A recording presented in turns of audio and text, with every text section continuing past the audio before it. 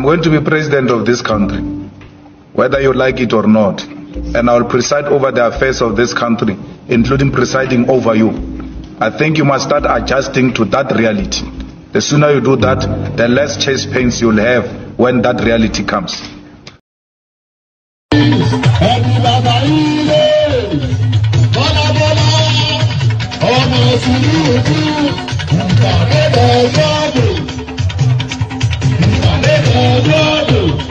Come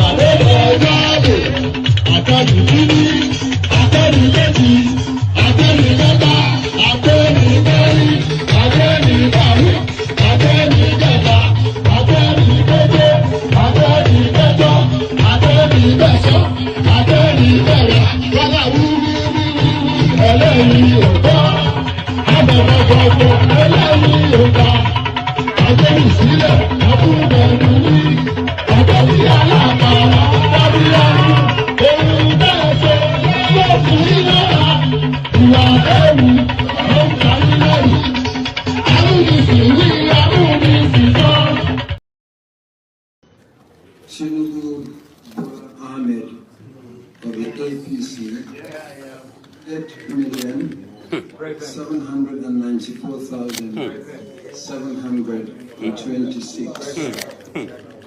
Miadi Peter Nana Chukwudi of Abga, 61,166. Thank you. You have to be fast. Ahmed of the APC.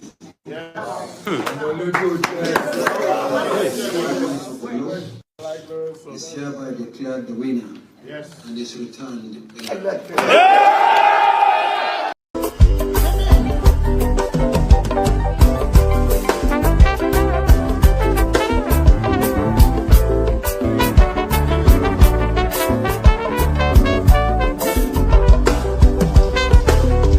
I don't suffer, no be small. But say I get sense. Poverty no good at all. Now it make I join this business. For one night, no be it's once again. Everybody be there. If anybody follow Mugu, my brother. Chopper. National Airport, National Stadium, President, my sister, brother, I be the master. Oh, Iboma, I go chop your dollar. I go take your money, disappear. For one time in love it.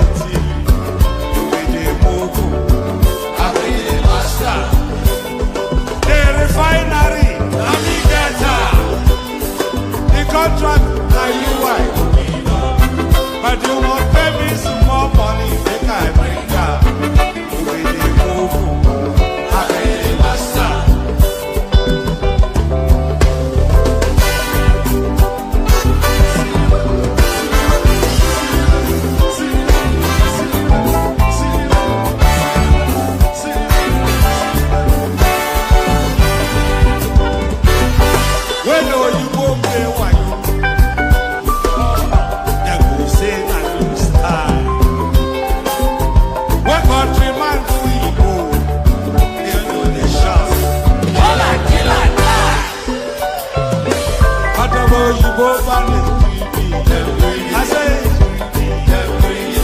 I don't see them fire.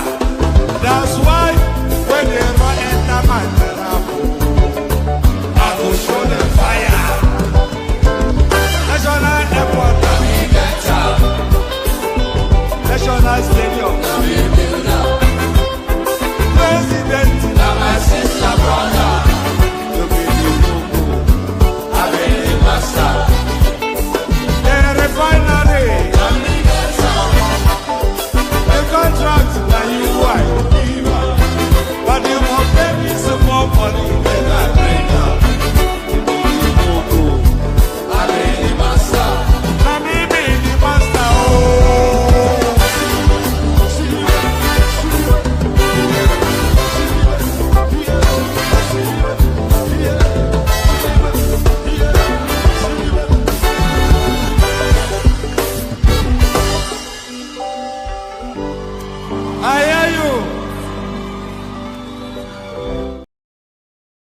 And there it is right there. He hears you, but can you hear me?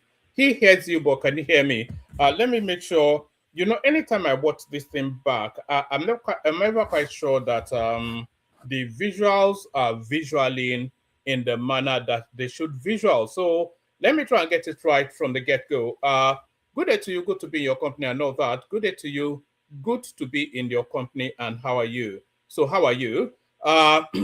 So we have a very It's a singular focused session, this particular session now, and we're looking to speak to one, we will use the Chimamanda Adichie. We will use her unfortunate incident to delve into the Nigerian healthcare system and to see really what the fault lines are, what was gotten wrong and what was gotten right. So we will look at that incident, and there's a slight element of politics into it as well. As tragic as the incident is, there's somewhat of an undercurrent of politicization going on, and we want to go into that space as well and ask if even the loss that so painful, the loss that Chimamanda Adichie, so painful that loss, is it still something that should be leveraged for political purposes? And is there nowhere there's off limits to be politicized? So we're going to go into that as well. So we're going to go into a whole raft of all manners of everything. We will touch base with the Wike Fubara situation that is fast developing. Fubara has come out to speak, but he has not said anything significant. Tinubu is wading in yet again, but for how long will Tinubu continue to peacemake these two factions that shows no intentions of having peace between them? So we'll be going into that as well. Fubara versus Wike, and we'll be asking the question: is it now time for Tinubu just to pick a winner and back that person? You know, because he can't in perpetuity be asking them to make peace when clearly, patently, the knives are completely sheathed, you know, and the blade is sharp, and these guys are ready to slash each other to pieces. So Tinubu really has two options. He either picks a winner or he just ignores them and lets the blood flow in that particular. So we're going into that space as well. We'll be going into a whole myriad of everything. We'll be going into Kano State politics as well. And we'll be asking, is Kwakwanso still as relevant as it previously was? Or is it living off old glory? Because if you strip Kwakwanso of the influence of the governor of Kano State, if you strip him of having been the puppet master of Kano State House, then what potency does he have? What's the potency of Kwakwanso? He has the Kwakwansia movement, but I'm not quite sure how firmly that movement still stands by him.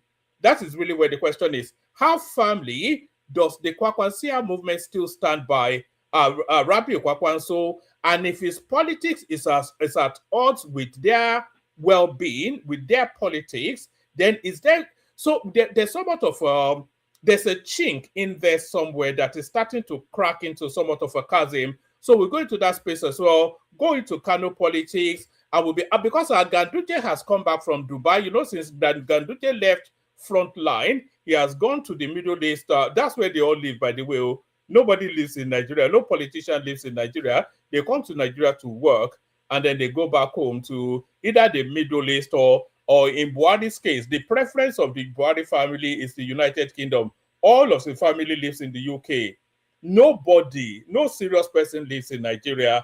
You know, they just go there to take money. It's only barbarians, it's only savages like you people that live in Nigeria. People like us don't live in that place, in a place like that. God forsake. Look at Chimamanda Adichie now. She went on holiday. She went as 5.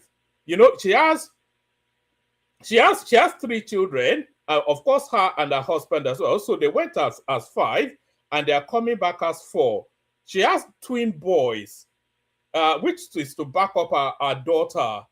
So they went as 5, and they are coming back as 4. So that's why civilized human beings like myself would never live in a place like Nigeria, but barbarians like yourselves can live there. But that's a joke, of course. Good day to you, good to be in your company and all that. Good day to you, good to be in your company, and how are you? Hope you are having a gloriously wonderful day so far as we launch into yet another weekend.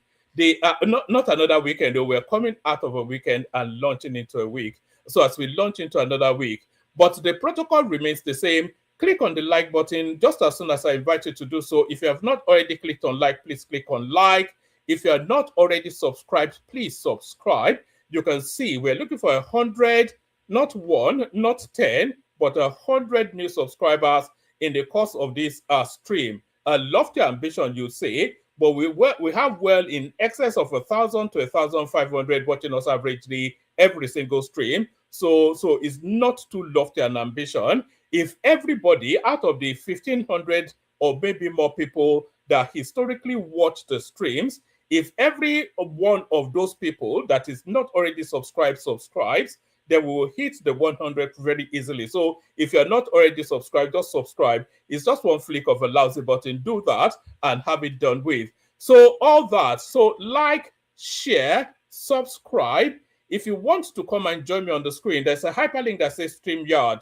That's your ticket to ride. So if you want to ride on the Juggernaut train, that is the one man went to more experience, click on that hyperlink that says StreamYard. It will pop you into a studio space. As soon as I finish doing my opening monologues, then I'll invite your thoughts. So you all know how the system works anyway. I don't really need to introduce how these things work to anybody. If you want to come and talk, click on the hyperlink that says StreamYard and then come up. So we'll be wrapping the conversation essentially and especially around the Chimamanda Adichie narrative. Like, share, and please make sure you're sharing.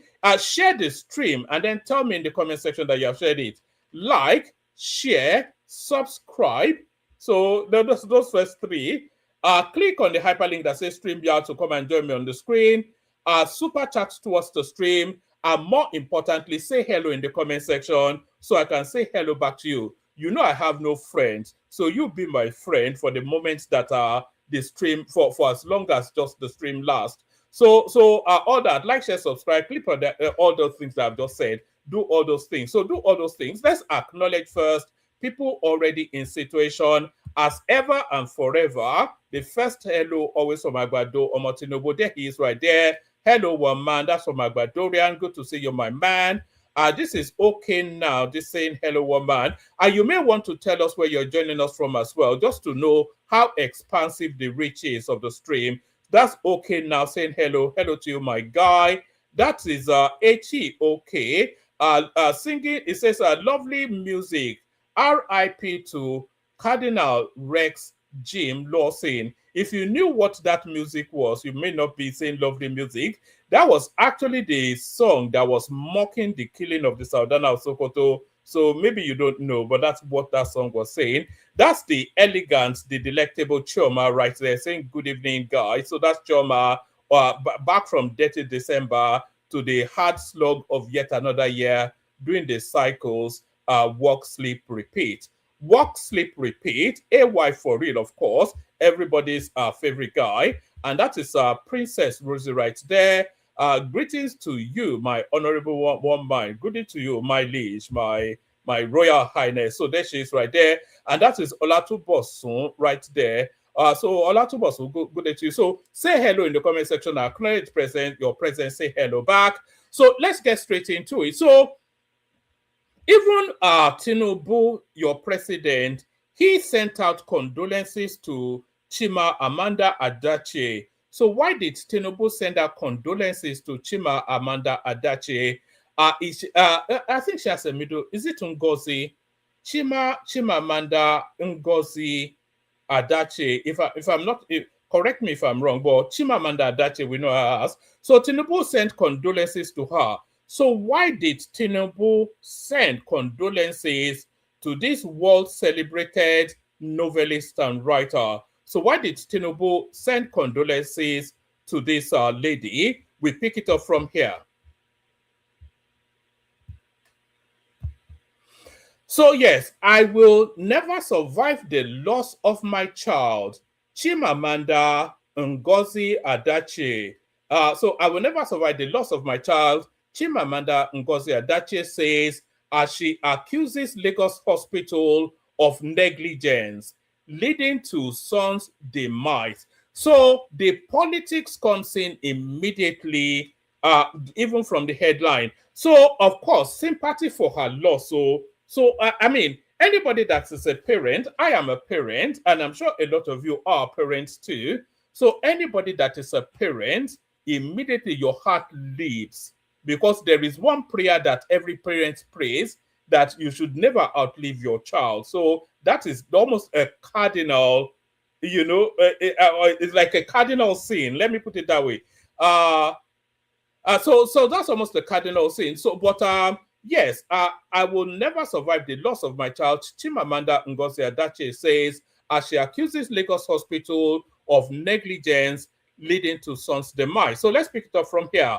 Renowned author Chimamanda Adichie has accused a Lagos-based hospital of negligence leading to the demise of her 21-month-old son, Nkanu. So Nkanu is the name of the boy. In a personal statement released to family members and close friends, Chimamanda gave a detailed account of the circumstances surrounding his death. The statement reads, "My son will be alive today if not for an incident at Eurocare Hospital on January the 6th. We were in Lagos for Christmas." You know,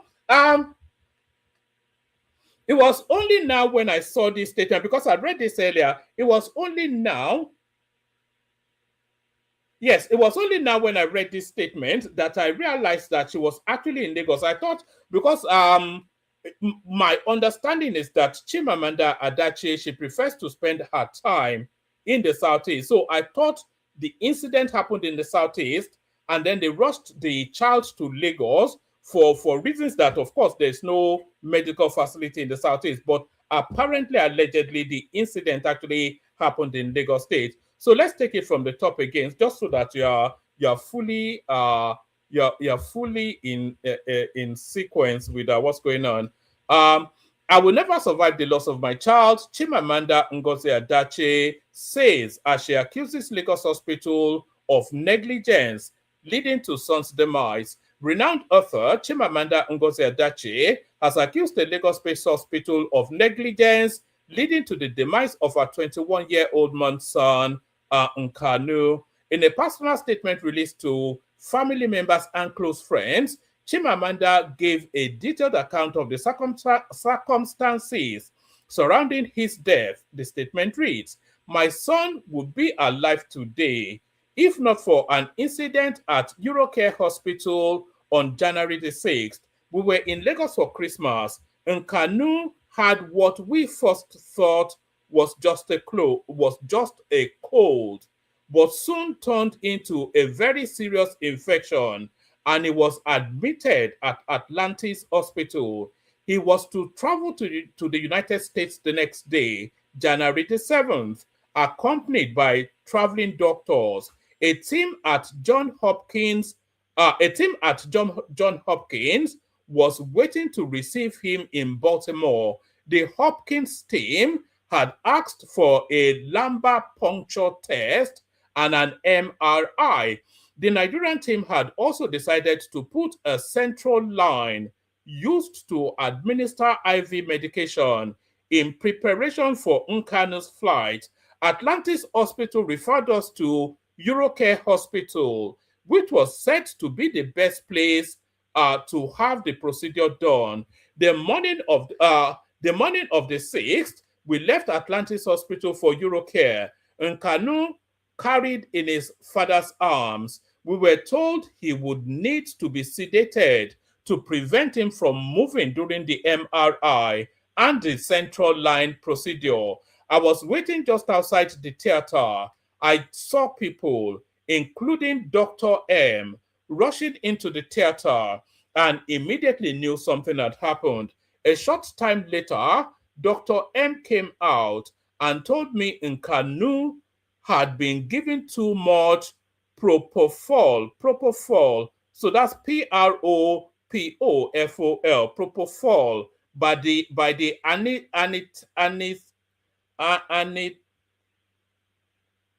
all these long words, all these long medical words. A short time later, Dr. M came out and told me Nkanu had been given too much propofol by the anesthesiologist, by the anesthesiologist, and had become unresponsive and was quickly resuscitated. But suddenly, Nkanu was on a ventilator. He was intubated, that will be incubated, and placed in the ICU. The next thing I heard was that he had seizures, cardiac arrest, All this had never happened before. Some hours later, Nkanu was gone. It turned out that Nkanu was never monitored after being given too much propofol. The anesthesiologist had just casually carried Nkanu on his shoulder to the theater, so nobody knows when exactly Nkanu became unresponsive. How can you sedate a child and neglect to monitor him? Later, after the central line procedure, the anesthesiologist casually switched off Nkanu's oxygen and again decided to carry him on his shoulders to the ICU. The anesthesiologist was criminally negligent. He was fatally casual and careless with the precious life of a child. No proper protocol was followed. We brought in a child who was unwell but stable and scheduled to travel the next day. We came to conduct basic procedures, and suddenly our beautiful little boy was gone forever. It is like living your worst nightmare. I would never survive the loss of my child. We have now heard about 2 previous cases of this same anesthesiologist overdosing children. Why did Eurocare or Euracare allow him to keep working? This must never happen to another child. So that's the backdrop then of how Ngozi Adichie announced then what happened to her child to the world. So we pick it up from here. So this gives us now a more detailed breakdown of exactly what happened there. So let's pick it up from here. Chimamanda Ngozi Adichie.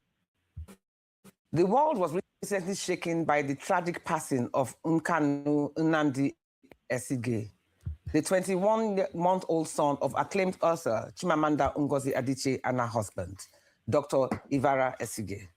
Beyond the headlines lies a family in deep pain. Now, joining us to share this very painful loss and matters arising from it is Nkanu's aunt, Dr. Anthea Ezike Nwadu, a dual board-certified internal medicine physician with over 30 years of clinical experience, who is speaking out both as a family and as a medical professional in a call for transparency, accountability, and urgent healthcare. My condolences, first of all, and great to have you here on Perspectives.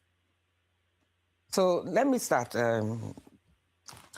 We just heard the shocking news that your nephew's death was due to medical negligence. So please, can you tell us what exactly happened?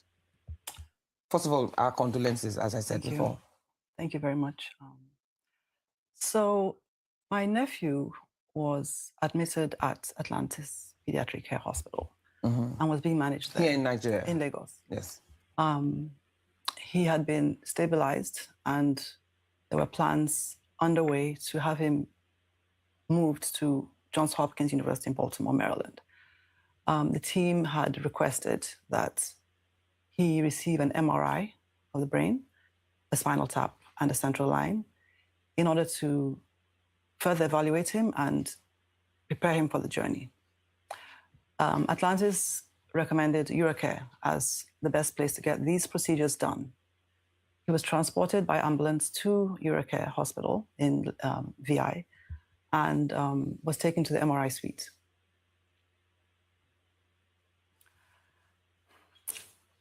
At the MRI suite, he was reported to be restless.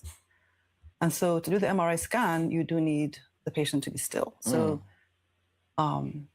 he received IV sedation. He received what? IV, intravenous sedation with propofol. Yes.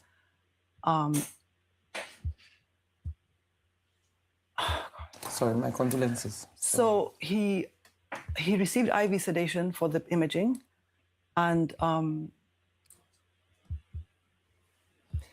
There's a part of me that, you know, I don't want to be insensitive or anything, but there's a part of me that feels that, because I've watched this previously, there's a part of me that feels that this lady is milking it a little bit. I'm not quite sure what his relationship with the child is.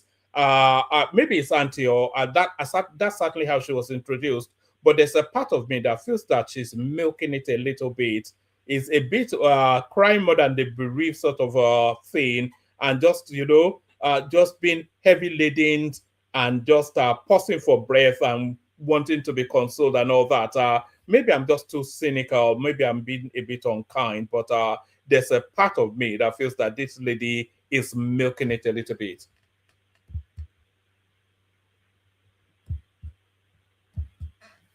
The medical director, shortly after that, affirmed to Chimamanda that he received too much sedation. Wow. Between the MRI suite and the cardiac cath lab, where he was to receive the second procedure, the spinal tap and the central line, he was unmonitored. He was supposed to be on oxygen. He was not on oxygen. And so reportedly arrives at the cardiac cath. This was in the same hospital, in the same building. Reportedly arrived at the cardiac cath suite, pulseless. And so CPR was instituted. He was placed on a life support machine, mechanical ventilation. And of note, he was transported, a critically ill baby who came in on oxygen. That was, at that time, not breathing. That at the time was found to be pulseless and transported in a way that was not according to standards of practice, and was found to be pulseless in the cardiac cath lab. Reports, as we know, investigations are still ongoing. What happened in that interim is yet to be determined. So three things. The medical negligence happened between after he got over-sedated, as affirmed by the medical director. And in addition, he was transported by the anesthetist on his shoulder, unmonitored, not on oxygen. And that is pure and total medical negligence. Wow. In a critical... all right, we'll pause it there for a moment. We will listen to the rest of it, but we'll pause it there for a moment. So when she was describing now this procedure, this negligence, lack of professionalism, you will think it was some sort of backwater hospital that they took this child to. But this clinic that they took this child to is one of the preeminent clinics in Nigeria. So let's or hospital, even not a clinic. Let's have a feel. This is the Eurocare, and this is one of their advertorials speaking to the quality of service that they present. So let's find out exactly what this organization is and who is behind it. Yeah, my formula for patient care is really around trying to give the patient what they want. So that becomes the centerpiece for what I do as a surgeon or a clinician. Having said that, I need to sometimes try my hardest to establish truly what the patient needs. And that can be a little bit in the conversation, in the consultation. Hopefully what they want and what they need are in harmony and synchrony, which means we're all happy. But occasionally I sometimes have to change the plan of the patient because I don't think it's what they should have. The other thing that is really important to me and to my practice, of course, is that patients go through any intervention safely. None of us are magicians, and I understand surgery has risks, and my job is to extract as much information to understand the nature of the patient, any pre-existing conditions, any maybe psycho-emotional restrictions, compliance issues, bad habit issues, substance abuse issues that can help me, obviously. All right, so that's just the flavor of the sort of people that are in charge of that that hospital. So that's just the flavor of the sort of people in charge of that hospital. And that Eurocare hospital is not just a Nigerian hospital; it's an international brand with its roots tracing back all the way to France and its ownership tracing back all the way to Japan. So it's an international brand. based in Victoria Island, which is to tell you that it's a high-end brand. Do you understand? And then the patient itself, the boy herself, he is the son of a preeminent Nigerian and an international figure. So how those are things that we know as factual. The clinic, the Uracare Hospital, is an international brand geared towards high-end individuals and based at Victoria Island. So that already it gives you a demography already. And then also the personality that they're treating is an internationally renowned author. So if you take those two, it doesn't correlate with what the storyline is.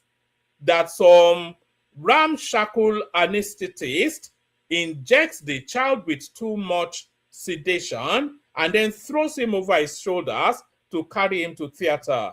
It doesn't correlate. It doesn't. It doesn't synergize with what we know. But let's listen on.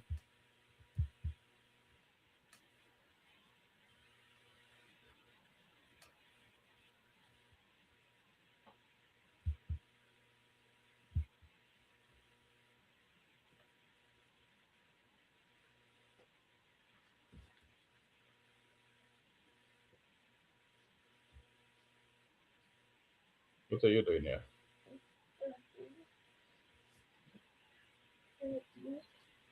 Hmm?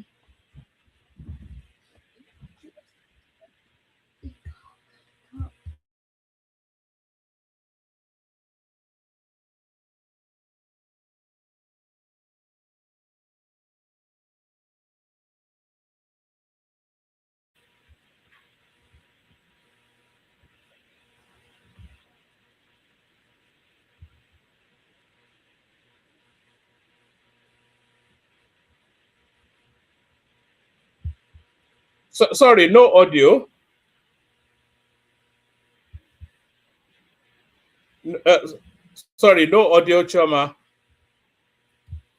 I mean, I can hear you. But you can't hear the woman speaking. Oh no, I can't hear her. All right. Okay, hold on. All right. All right. It looks as though let me see if I can actually pick it up from somewhere else. Let me try this one.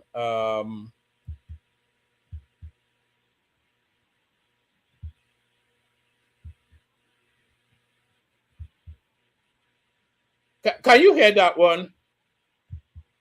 Sorry, Chioma, can you hear this one? No, I can't hear it. I was able to hear it before. Yeah, I'm not quite sure what happened. Are you doing the like the intro, or are we just analyzing this No, I was topic? doing the intro, but if people can't hear it, then I think this is enough. We already read the whole gist, all of right. this. So all right. Okay. Let me introduce just one more storyline, and then we'll. So just for the benefit of Chimamanda Adichie, she lost her son to what she claims it was clinical negligence by a high-end hospital in Nigeria. But the way she describes the process, I personally felt unconvinced, because you can't have that top tier level of medical care and have them act in the manner that Chimamanda is describing. So there is something off in the narrative. Lagos State has instituted an investigation. The hospital itself, they've not yet come out to give a narration, and we don't yet know the fullness of the story of it. But already people are leveraging it to slaughter the Nigerian healthcare system. So that's the Chimamanda Adichie backstory. Apologies that you couldn't hear any of that anymore. I'm not quite sure that it got stuck in a funk, I suspect. So that gets stuck in a funk. Let's just do this quickly. Kwakwanso's influence overrated in Kano. can't affect Tinubu's votes. This is NMPP distancing itself. You know, they tried to suspend Kwakwanso once from that party. All right, National Secretary of the New Nigeria, National Secretary of the New Nigeria People's Party, Ogoni Olakosi, that's not a Yoruba name, surely, has declared that the influence of the party's former presidential candidate, Rabiu Kwakwanso, is overrated in Kano State. Olakosi said Kwakwanso's influence as a former governor of Kano State is long gone, stressing that it cannot affect Bola Tinubu's votes from the state in 2027. In a statement he signed on Sunday, Olakosi said the party's ticket is open for 2027, unlike 2023, when Kwakwanso was the sole candidate of the party. He said anti-party activities by some members of the Kwakwansia movement after the presidential election led to the expulsion of top members, including Kwakwanso, Elder Bubagaladima, and others, which has not been reversed. I did think that they had suspended him. The NMPP tickets for the 2027 elections is open to all members, unlike in 2023, when it was solely given to Kwakwanso. Already, we have intending presidential aspirants, including 2 from the NMPP diaspora, and we're open to more, including alliances. The NMPP is open to collaboration with sister political parties that have similar ideologies in 2027. Kwakwanso does not have the selling capacity nationwide like President Bola Tinubu, with his alleged 1 million votes in Kano State. Kwakwanso's influence in Kano State is overrated at the moment, because many strategic members of the Kwakwansia movement have already defected to the APC. President Tinubu and the APC's selling point for 2027 is based on performance as the ruling party and not on due influence. Kwakwanso's influence as a former governor of Kano State is long gone and cannot affect Tinubu's vote in Kano 2027. So yes, it looks as though Kwakwanso may have been, it may have somewhat overplayed his hand, I suspect. Let's just get started. I've got Choma here. I've got Prince Daddy here as well. So let's just get started. Kick it off and then we'll see where it lands. Please, people, make sure you are subscribing, you are liking and all that. So Choma, we start it off with you. Good to have you back from your dirty December excesses. Gee. Are you there, Choma? Prince Daddy? All right, this may well be a short-lived session if nobody wants to talk to me. I'm here, but where's Choma? I thought I heard a voice earlier. Yes, I'm here too. Can you guys hear me? Yeah, we can now. We were calling you, but you were somewhat... Hello? Yes, can you hear us? Prince Daddy, can you guys hear me? We can hear you, Choma. Can you not hear us? I can hear you. I'm not one man. Can you hear me? I can hear you. Yeah, I can hear you perfectly fine. Yes. All right. I think it's one man's connection. I think he's the one messing us up. Can you not hear me? Can nobody hear me? One man, are you there?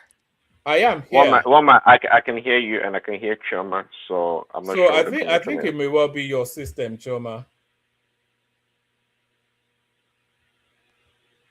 All right, this is going well, isn't it? I can't hear one man though. Do you want to go out and come back in? Yeah. Let me type it to her in the comment section. Maybe she'll see it. Go out.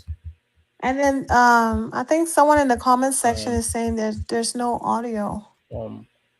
So I'm not the only one that cannot hear one man. So one man said go out and come back in.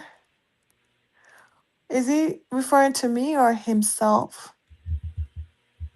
Hey, one man. Choma said somebody in the chat said they can hear. No, that was for the video that was playing earlier on. They couldn't hear that, but I think they can hear me.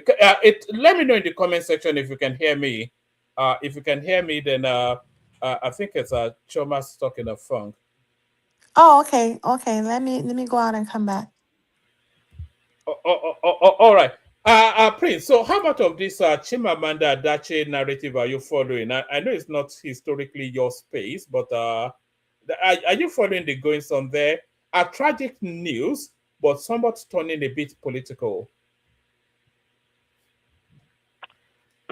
Yeah, I only heard about it from you, woman, from your headline, your caption for the show. Hello, everyone. I guess hello, woman.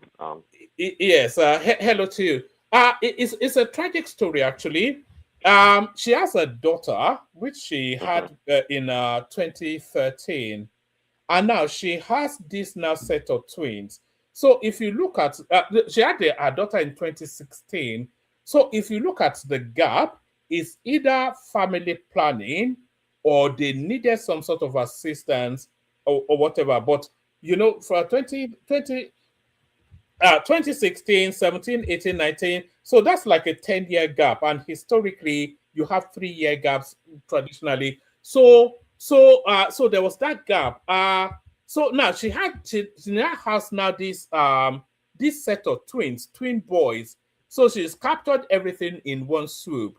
One, she's gotten the gender balance, and two, she has 2 sets of children, 2 sets of boys to match up with her already daughter, and that's a family completed right there. So now she goes to Lagos for Christmas. This is what she says. And then the boy develops what they thought was a cold.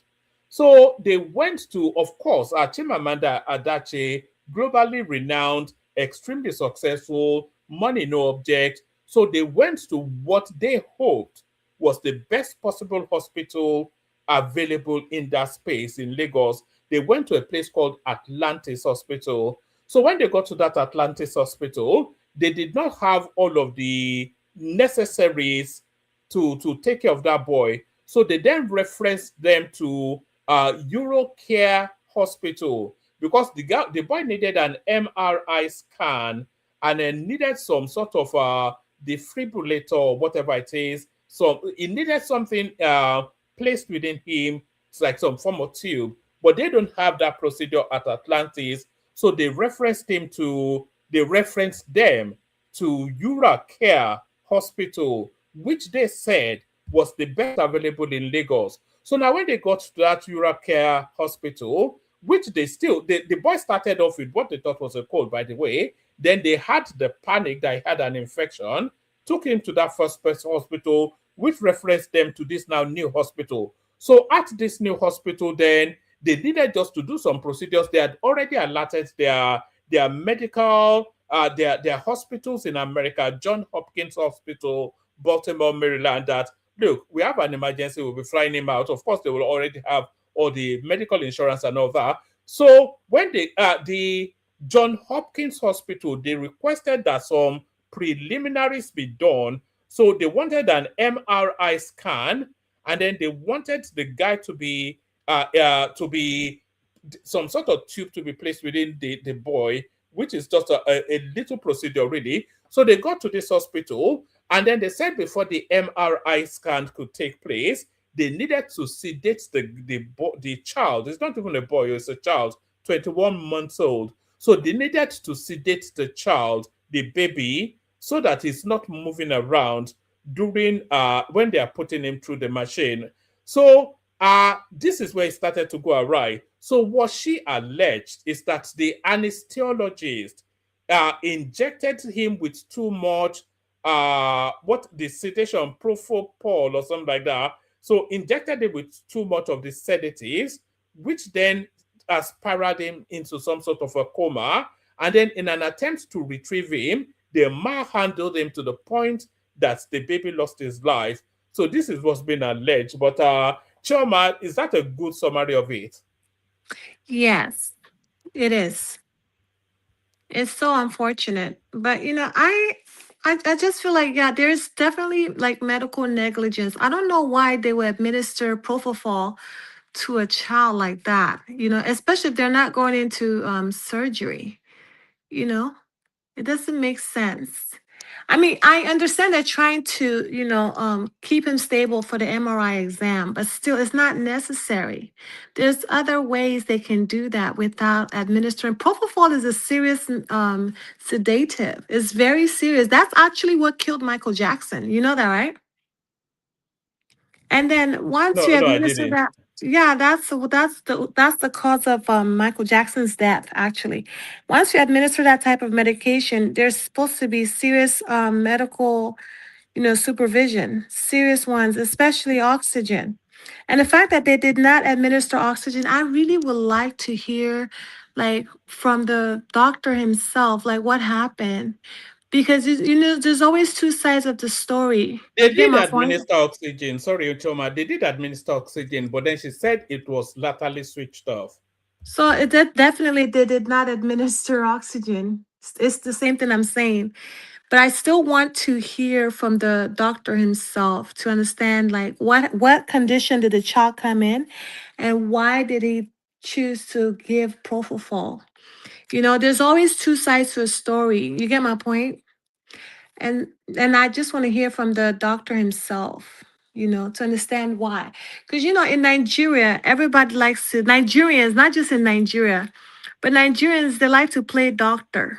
Even some of our panelists here, they call themselves doctor, but they're not doctors. You get my point? So that's the issue. If people can stop playing doctors and nurses and like really be professional, and get some education, serious education, and be called a doctor and then perform your duty, then the world will be a better place. We don't need people playing doctors, you know? Do you believe because if you look at the hospital itself, it's an international hospital. I looked them up. It's part of a French international chain, and it has its ownership reaching all the way to Japan. Yeah, but it's And Nigeria. yeah, but it's based in Victoria Island as well, and it gets towards the high end of society.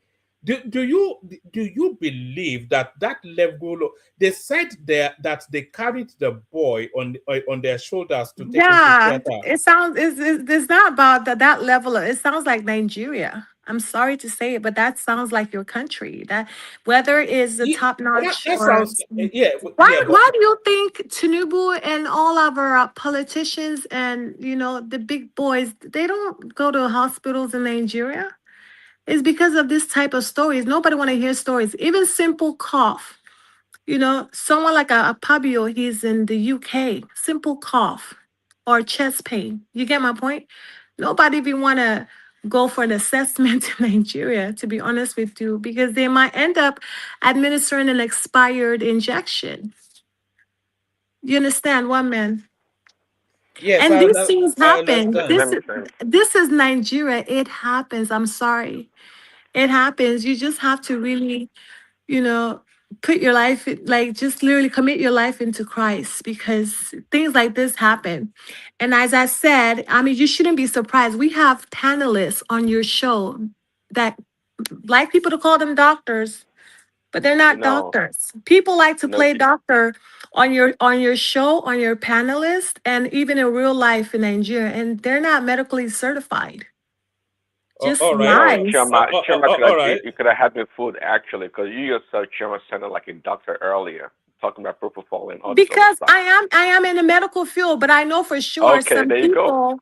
Yeah, but that's a fact, I mean, in America, licensed in America, but I'm just saying, like some Nigerians that I know, even on the panelists that want to play doctor, they're not doctors. I hear the way they sound ignorant.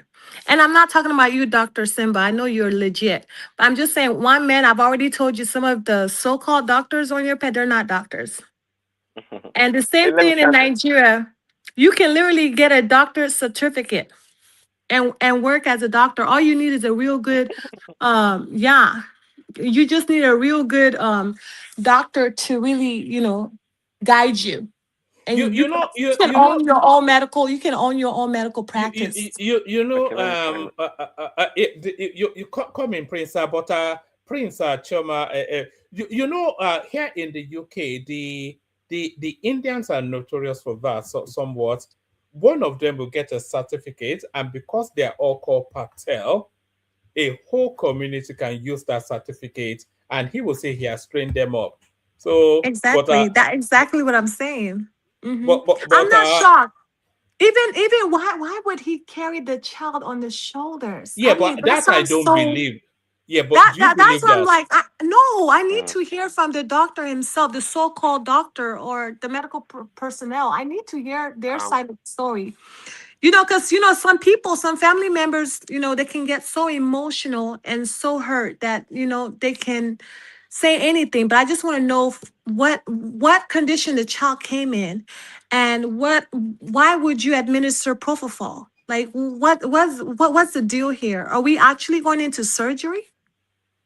All right. Let Prince Daddy chime in, and then Baba, you want to chime in as well. But we'll navigate quickly to Simba, who is the doctor, but Prince. Yeah, woman. Medical negligence is not new here in the West. Actually, you'd be surprised in America the level of medical malpractice that goes on in this country. I had a family member had a surgery done, not in the Quark hospital, but the doctor forgot, was a cotton bud in their body after the surgery. Americans, hospital, they shell out like millions of dollars every year due to medical malpractices, and it's a reality. So it can happen anywhere. Uh, but I don't buy into your narrative or your line of thinking that, well, because this hospital may be a prestigious hospital, therefore they can make mistakes. Of course they can make mistakes. They're human beings working there. Okay. And to Chairman's point, I mean, I'm not a doctor by any stretch, but propofol for a little, child to do an MRI or whatever, it's to me sounds like excessive actually. If I'm not mistaken, I would think there'd be a different approach to calming the little boy to have that test done. So it's yeah. So far, I mean, we listen to one side of the narrative, but it sounds like it may be medical malpractice actually. So far being communicated. So the hospital name means nothing. Again, we have really prestigious hospitals here in America. If BT is on here, can probably tell you also, they make a lot of mistakes. These are human beings at the end of the day. Sometimes they overwork this medical personnel from the doctor to the nurses, and they make mistakes. And given the little baby anesthetic, um, it's everything so far that I've heard, not being a doctor, seems to be excessive in the approach to trying to treat this little boy. So I would like to lean a little bit maybe towards the Adichie's family in what they're saying, because I don't know why they would lie really. Let me hold you to that spot for a moment, Prince. So you are alarmed that Choma is saying propofol is not even something that you should be using to sedate a baby, a 21-month-old baby. So she's in the medical space so much. She's not claiming to be a doctor. Simba will come in a moment. So that's one. And then they said they did not monitor after that sedation. That's two. And then they said they did not give him sufficient oxygen. That's three. And then they said the anesthetist just carried the child casually on his shoulder to take him to theater. That's four. So now look at all of those things, and then look at the quality of the hospital that they're saying that happened in. Does he? Is there? Yes, well, man. I see your point. Again, your line of thinking, but just like Chairman said, propofol for an 18-year-old boy, baby, to me is excessive to that point. So that's one big red flag right there. And the notion that there wasn't enough, you see, it doesn't matter what your age is. Just like she said, Michael Jackson died from, overdose on propofol. Yeah, that's what he died from. So no matter what your age is, you have to be monitored like really 100% if you are on any such medication. You have to be. So the notion that they would not monitor a little boy, it behooves me. I mean, I'm perplexed for that reason. I hope that was not the case. If that was the case, that's the highest level of malpractice in the medical field. That's crazy. So one man, and they dropped the ball. Forget about the name of the hospital, high-end hospital. They dropped the ball so far. That's what it looks like. And you said it yourself. Propofol is a red flag. Not monitoring the little boy is a big red flag. So I mean, I think they're digging themselves into a big hole. Exactly. And they're supposed to have tested his breathing to see if he could even breathe on his own before removing the oxygen. Otherwise he would have to stay intubated. You can't just remove the oxygen. You can't even breathe on your own on propofol. You get what I'm saying? So you have to test if the patient can breathe on his own before you even put him on regular oxygen. Talk less of removing the oxygen entirely. That's like crazy. I want to hear from the doctor because I don't know. There's always two sides of the story. I want to know really what happened. You know? Yeah, I think at this point, if I Propofol, may, propofol, fentanyl. These are really, really um, classified drugs. It's not to be administered, flippantly. You have to monitor the patients at the highest level with the best medical care possible. So again, I think the hospital may be at fault if that's exactly what happened. All right, let's bring Baba in. If you know that, then surely the doctors will know that. But Baba, what are you making? There's no all I have to say logical consistency. at this Yeah. point is that I think we should all just be very calm, like the two panelists had said. Emotions run high at this point, particularly from the points of the parents, because the doctor who spoke, Dr. Esege Nwandu, that's the sister of Chimamanda's husband, and she's also a medical officer. You see, when this kind of thing happens, we parents, we rage. You understand? We don't even know what we are saying. You understand? I mean, I'm just 8 months ago, I lost a 43-year-old son, a very bright star. I lost him to cancer of the liver. You understand? And I still rage against all the hospitals,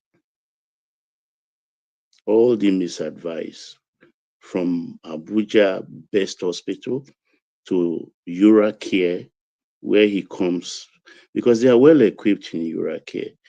He came 3 times from Abuja to do a special scan. I can't remember now, except I go through my WhatsApp. Something scan. That's the only hospital that has it in Nigeria. It cost about, I think, about 3 million.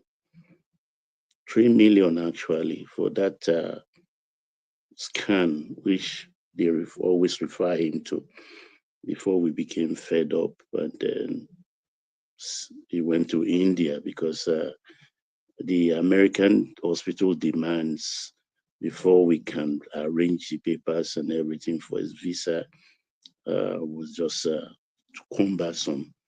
And we were running against time because he was also misdiagnosed for a very long time in the Abuja Specialist Hospital. It's sad. I mean, I can understand Chimamanda's situation. I rage. And if I must confess, even there is a special, what do they call them, this cancer doctor. I want to kill her. I plan in my head, and there's nothing. It's just a painful thing. But then when you start to calm down, and the pain is never less, but it locks in the background, because it's something you think of every moment of your life. Like you said, losing a child is not something, though mine was even an adult child. You understand? And I think because the story from the family, like the story you will hear from me from the beginning against yours. So is it the time that before he even went to India? Because yeah, he flew to India twice for cyber knife surgery, non-invasive surgery. He went to do this this I'm just confused now because it's something I do enjoy saying, but I've said I will share my experience maybe 1 year later from now so that people can learn. The most expensive hospital, where they have to take a sample of his liver, and they took that sample and they kept him in the hospital, and we were monitoring him from America here because the sister also is in medical line, and he was complaining that he's hungry. And I said, "Where's the doctor? You didn't tell them you are hungry." So at the end of the day, the sister was the one that was monitoring everything, and I think she managed to have a handle of one of the nurses, or was it a doctor? I can't remember now. And she was shouting at them that, "Look, this guy is there in the hospital after paying so much millions. Is hungry."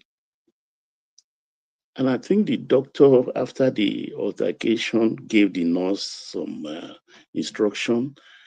And I don't know what happened. They brought him, according to him, they brought him jollof rice. He took just one spoon before he could swallow it. He lost consciousness because they cut his liver. So they took a sample. So he's not supposed to take anything peppery. So an expensive hospital hired an inadequate nurse. These are the kind of things you experience. But I think the Esege family should just keep calm and less full, because the story they are saying too is incoherent, just like I'm incoherent even now, 8 months later. It doesn't add up because the doctor, Chimamanda said, came to her. No doctor will just come to you and talk about propofol immediately and open up to you as to what exactly is happening. No, they will not do that. They will just only maybe keep you reassured, run away from you, and continue whatever they are doing to resuscitate the patients. That's their standard procedure. They will be avoiding you. But she said the doctor talked about propofol and everything. Like the guy gave him an overdose of propofol. No, I don't. I think I just want to keep it to incoherence, because I don't wish it for my enemy to lost a child. I don't wish it for my enemy. The pain, you choke when you want to cry. I think Simba can help us in this. I can understand their pain. I'm so sorry for your Yes, loss, Baba. hold on, Choma. Thank you, Baba, and stay with us. I was aware at the time, as you know, Baba. But obviously, it's not something I would say publicly. I didn't know you were quite ready to share it. It was a big loss, but I just understand her because I've read several accounts on the issue, and I sympathize with her. And like she said, how can she live? For me, my experience, I don't fear death anymore. I just don't care. I don't care because it's difficult. situation. I can understand what he's going through because I born, even as I'm speaking, I'm burning all over. So it's not a very pleasant experience. So I just want everybody to keep calm until the true story start coming out. Because we will hear the true story of things because they said they were supposed to take the guy to John Hopkins. The following day, they were supposed to run a line. How MRI came into the picture, I do not know because if it's ambulance they are using or regular flight, it's still maximum 10 hours. It will be in John Hopkins. And they can do all the MRI, everything in one fell swoop. I do not know. So let's just wait and don't let us rush to judgment. That's all I have to say. Thank God that a doctor is amongst the panelists so he can help us shed some light into it. All right, thank you, Baba. There's still a few questions about, but sorry, Choma, I think I cut into you there, Choma. Is she there? All right. Simba, yes, this is your space. There's a lot of things that doesn't. Of course, the loss of the child overrides everything else, but there's a lot of things that is not, that doesn't cohere. That doesn't align in logical consistency. They said the child started off with what they suspected was a cold, and then from that cold, suspect then an infection, and then from a cold and an infection to an MRI scan. So now, I have no medical training. All I know is that you take Panadol for a headache. That's the extent of my medical understanding. But I understand enough that an MRI scan is to scan the brain for activity. So I don't see the correlation between a cold and an infection and an MRI scan.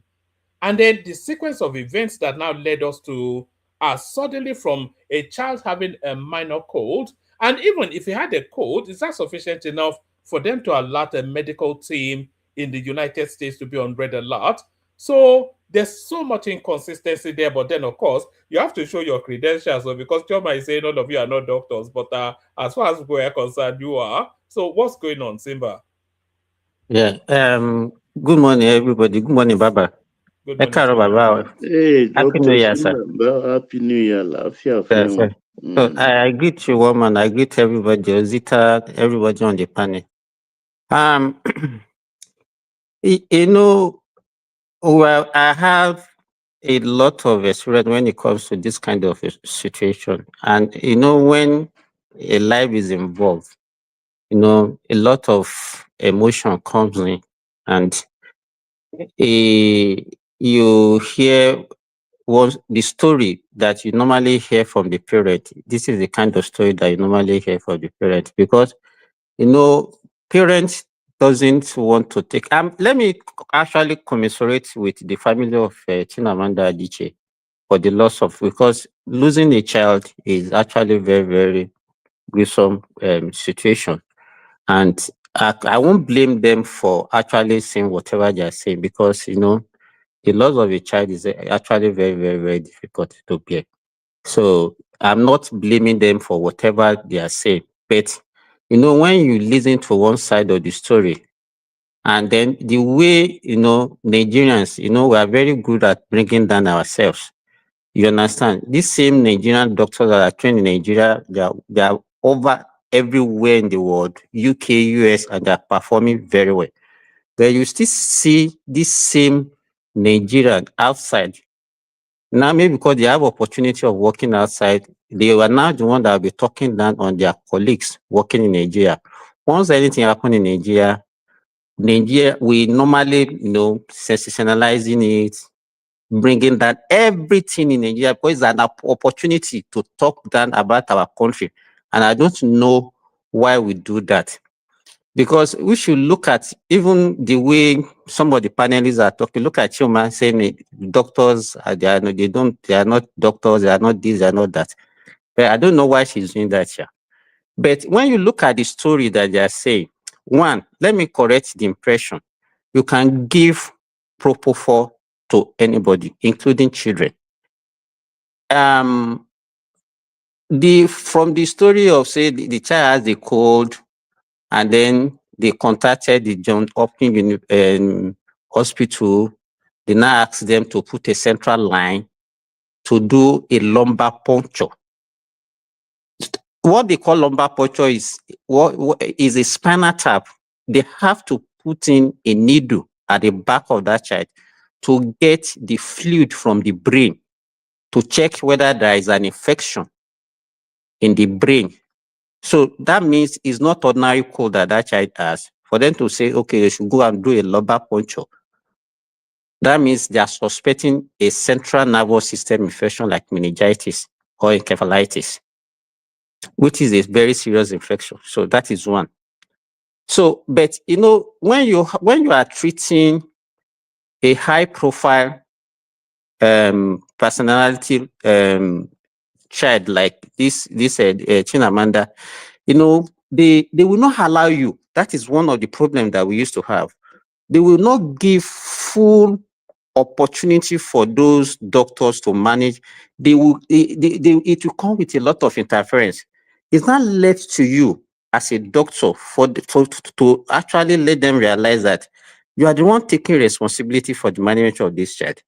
They should give you time, give you that opportunity to take full control of that management, because they will be calling doctors, because now these people actually, they don't have belief in the health system in the first place. That is the background. So whatever you are doing, they are suspecting you, they are watching you. And for them, because it's not, from what they said, it's not the doctor managing that child in that hospital that actually requested for that procedure. It was the doctors in Johns Hopkins University. They don't have the opportunity of seeing this child. They don't even know what is happening. Giving them story, okay, this is what they are thinking, is even from you as a doctor, seeing and evaluating a child and take a decision on yourself. So there is a lot of pressure that I'm very sure that they are putting this medical personnel into. So now, propofol, when you want to do a procedure that will actually take up, because I'm very sure for them to say they should do MRI and do a lumbar puncture, that means that child, they ask for MRI brain, which on a normal day can take like 1 hour. So you need an agent that can act rapidly and that can also withdraw rapidly and makes the child to recover fully after the procedure. So propofol is one of the best agents that you can use for that procedure. The only side effect of propofol in that kind of procedure is you have to manage the respiration of the child. And I heard that they said the child was on oxygen at a time. Then at a time when the child went for, I've forgotten the procedure. They said, okay, they removed the oxygen. I don't know what happened within that. So I cannot actually say, okay, whatever they are said within that period is. Then saying that the doctor carried the child on the shoulder to run to where? That is, so we have to actually wait, as other panelists said, that, okay, let's wait and hear from the side of the management of the hospital. There another thing I don't believe any medical personnel can do is for the medical director of the hospital to just come out immediately and told you, we are sorry, we gave overdose of propofol to the child. A doctor will never do that unless there is a problem within that hospital. For them to just come out and say, oh, we admitted that we gave overdose of a medication to your child, because as a child, as a pediatrician, we don't just give a dose. No, we calculate per kilogram body weight of a child. So I apologize to Simba, because I do you know that Eurocare hospital? Do you know it? I don't know that hospital. Actually, you know, that Eurocare is not even the hospital that they admitted that child to. It was Atlantis, yes. So they went there for the procedure of a central line, and that is why they actually refer the child to that hospital. They were not the hospital managing the child. Where was Atlantic is at Obalende, so it is the same proximity as VI, where you have Uracare. Uracare is the best equipped, not just a hospital, but a diagnostic center where they have all the modern in Nigeria. equipment. Yeah. Even what it's Baba not said cheap there, too. Even what Baba said there, Simba, how possible is it for an anesthesiologist to overdose a child, a baby, propofol or whatever it is that you called it, and they also said that same person has done it several times previously? How possible is that?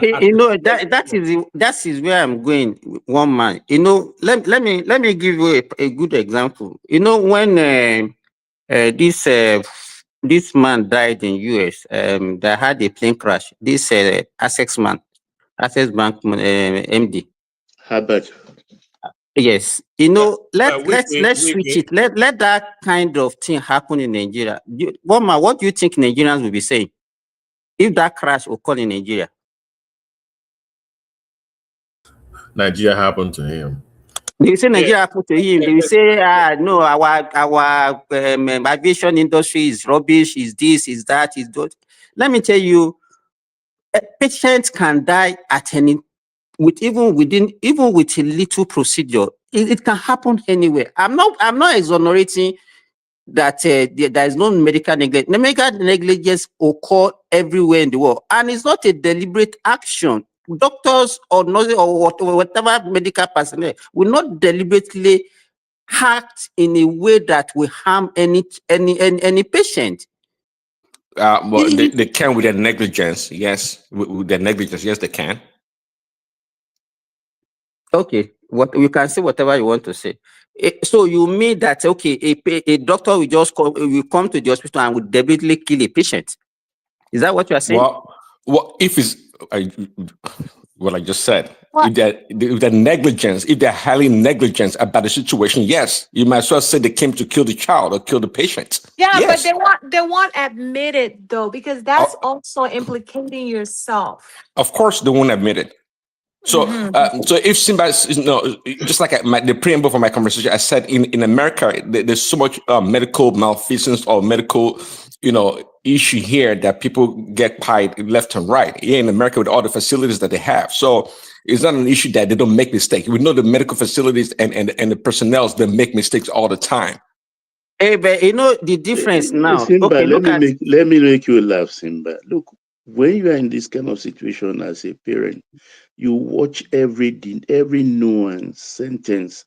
Do you know the doctor was talking, and when my son was having swollen stomach, you know how it is, so they have to take a lot of fluid every 2 to 3, 4 days, and she said, is part of the palliative. We have that palliative.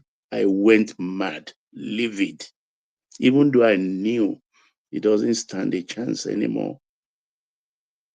That was why I flew him home when he started vomiting blood after one of the chemo sessions.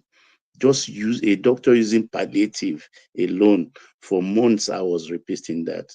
That's just to tell you how we feel as parents. So carry on. Sorry about that, doctor. Yeah, carry on, Simba, but also speak to the standard of healthcare in Nigeria. So you've already said Nigeria has a lot of brilliant doctors. Yourself, Babati, prime examples of that. But does the system actually support excellence? And does the proper procedure, is there a standardized procedure that is enforced by some sort of authority because it should be a heavily controlled environment, and the level of casualness being described by the Adichie family is just it's totally unacceptable. So what checks and balances is there for this anesthetist to be pumping a 21-month-old baby with excessive? What's going on? What's the standard for your profession? There's no standard. I'm sure they don't have board of medical How can you see that? How can you see that? Because They do have one. one man, I can be a doctor. I promise you. All I need is just a license, and I need Dr. Simba to guide me. I can open my own practice today and call myself Dr. Chi. It's not possible. And You can be doing it it's legally, possible. and then when you are A lot of taught, then you face the music. Stop saying what you are saying now. It's not possible. one man though. This is reality. This is Nigeria. Anybody can play doctor. All I need is Dr. Simba behind my back to guide me, and No, I'm good. yeah, You no. can To woman, Simba, you before can you hide answer the under question, somebody. to Wait, woman's you question. To woman's question. See, Exactly, under you. we have two parts in the medical, I guess three parts, and when it comes to medical institutions, right? You have the personnel. If they're well-trained, qualified personnel, then you have the hospital itself and its administration. Now, the hospital, if it's well-equipped, now the reason why a place like England or London in America will get a pass is because people believe that they have the facilities and they have the equipment, to address situation when things go wrong. There's no, I mean, just like Dr. Simba said, they have well qualified Nigerian doctors. My brother just had a heart operation done like a week or so ago there in Nigeria. They had to open his heart, to do a whole bunch of stuff, and it was successful. It was a successful operation. But again, when people look down on Nigerian healthcare system, it has to do more so, if you ask me, with the availability of equipment and resources to take care of patients, apart from the doctor qualification itself. So Dr. Simba can speak on that. Yes, I totally agree with you, Prince Zaddy. If you are talking about the equipment facilities, we are nowhere to be found, because I think I've said it on this platform before. Health is very, very expensive. Healthcare is very, very, very expensive. So if you can't put us in the same pedestal with what is obtainable in UK, in US. Look at, okay, let me give you, for example, I work here in Saudi Arabia. The healthcare budget of the whole Saudi Arabia for healthcare only is more than the whole budget of Nigeria, federal and state combined. You understand? So we cannot take, nobody can defend that. We lack facilities to actually give the best quality healthcare to our people. We don't have that facilities. So, and without the facilities, a lot of things could go wrong. So there's no doubt about that. There is no facility. We don't have enough facilities to do that. But, with the kind of highbrow hospital that they went to, I expect that, I think they will do the best, to save that child. There's a lot of things that are not adding up in the story. There's a lot of things that are not adding up. Doing a lumbar puncture for a common cold, do MRI for a common cold, putting a central line for a common cold. Simba. And I don't also believe all those things. propofol. You're Simba. not even going into surgery. You're administering propofol. They can give propofol. No, unless you're going into Can be surgery. given. Hold on, you don't know. Can you hear me? It can be given. Not just anyhow. No. What do you mean by anyhow? What do you For mean by simple, anyhow? You are not simple there. MRI. No, there's other Yes, in ways. fact, it's the best. It's the best you can give. It's one of the best agents that you can give. You are not an anesthetist. Kolata actually just confirmed that by text that you can administer propofol, but the question is, like you said, Not for MRI. it's the problem is that there's other you said ways. for a common cold, and they have to do all this procedure. That's the problem. That's why I think propofol is excessive. Have any experience in medical field. You know that suggestion is not actually coming from the hospital. It's coming from John Hopkins. Not the propofol. But Simba, according to Nigerian Medical Association, if they have one as such, why would an outside medical facility overrule the operation of the affairs of I said local? it earlier that as a doctor, you should not allow, if you are the one taking responsibility for the management of that child, you shouldn't have listened to whatever suggestion is coming from anywhere. But because of that Simba, you know that happens all the time in Nigeria, where somebody's uncle, auntie abroad will call and say, That is what I'm saying. That's what, when it goes well, everybody will keep quiet. Now they are the one calling doctors from everywhere because they don't believe in you. And now if you don't listen to them, if it goes wrong, is a problem. They will say, they call them, we even advise them to do this, they didn't do it. Now it went wrong now. Hello, can you people hear me? But Simba, though, why would a doctor carry a patient Can over you his hear shoulder? me? Don't say that. That tells you that he does not know what he's doing. No, God, no, we're not doing that. Can you hear me? Yeah, we can hear you. Okay, that's all I want to know. Zita. So yes, carry on with your thoughts, Simba, and then we'll bring Zita in. Bit is here as well. Choma, when you are talking earlier, you also say it's a one-sided story that you have listened to now. Why are you not acting on it and start beating yourself as if? Why do you believe that? No, I agree with you. I just want to hear from the horses, but I want to hear from the doctor. What made you wait now? So why are you still emphasizing it? Something that is have to wait and listen to what they will say. Hospital has not released any statement. No, because you're arguing on the point that they're reaching out to people, doctors from Johns Hopkins. And I'm like, yeah, because he probably doesn't know what he's doing anyway. But I still want to hear from him, being that he's a medical professional. I want to hear like his own take on it. Okay, so just wait. Oh, all right, Simba. Yeah, I'm gonna wait.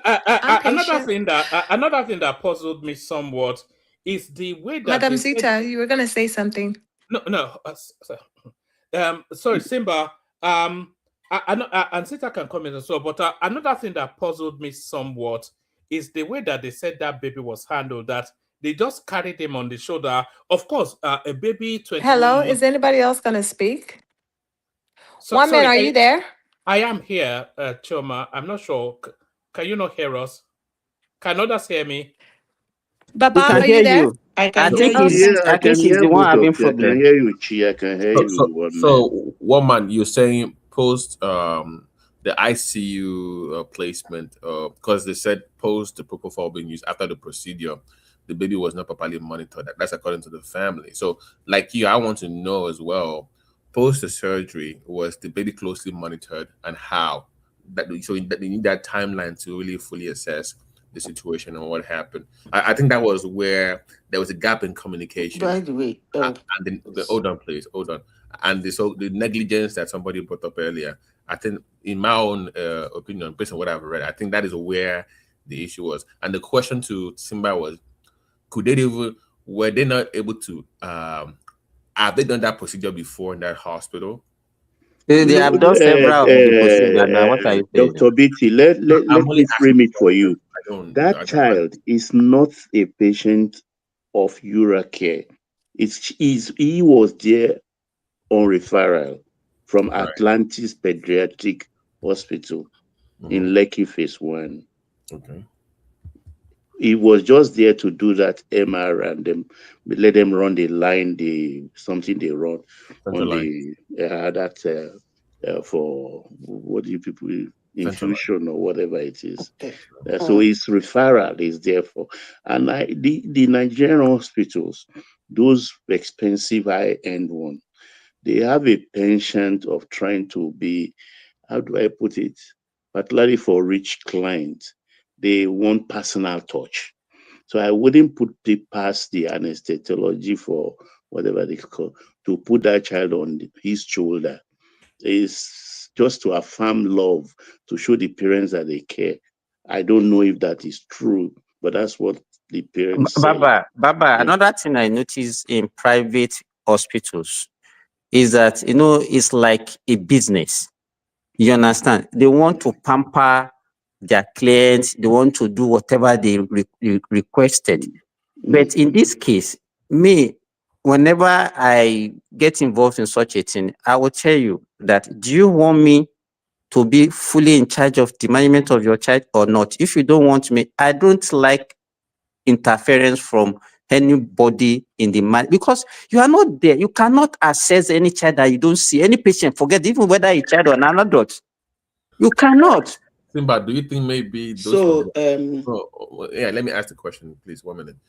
if like maybe perhaps the primary care team of the child was that hospital. You know, sometimes people call into primary care of a patient to find out about their medical history. Do you think that's maybe why they involved? The another thing that we are not sure of, did he have a comorbidity?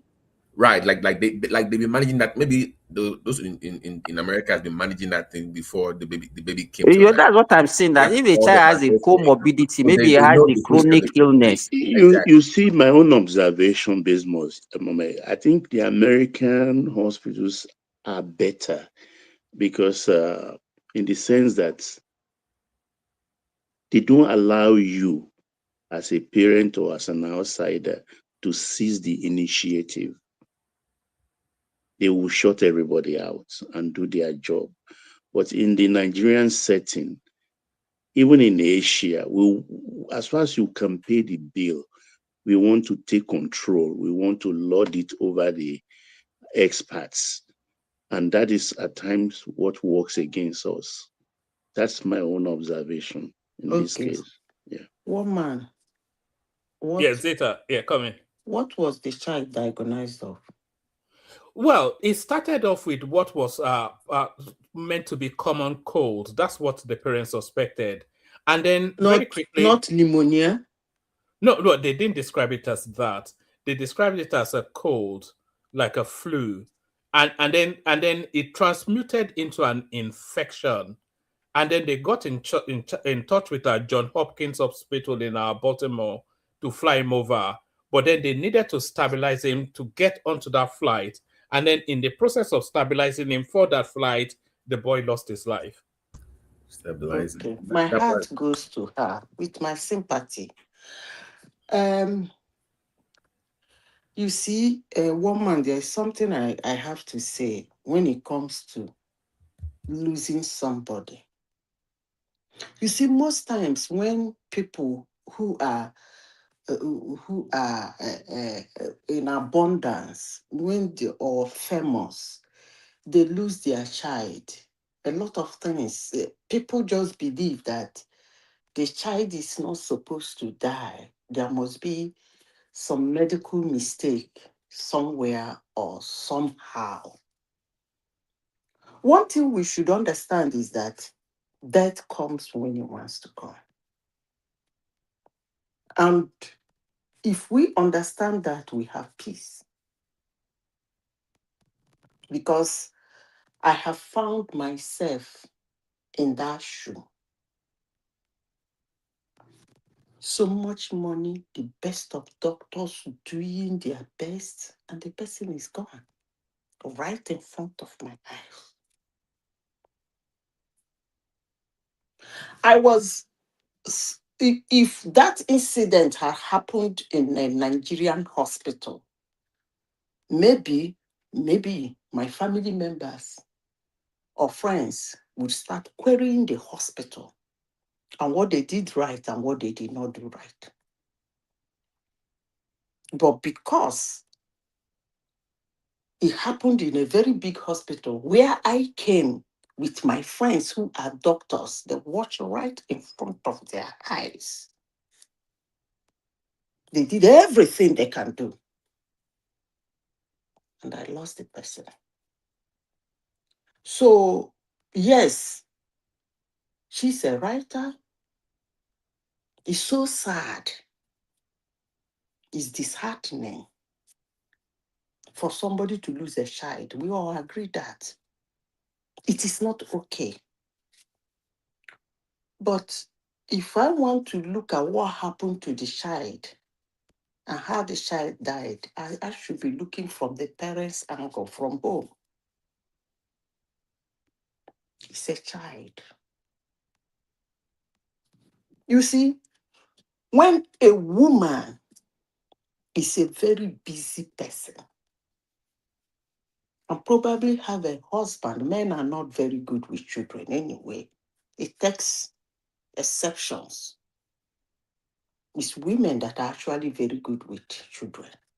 They monitor their kids a lot.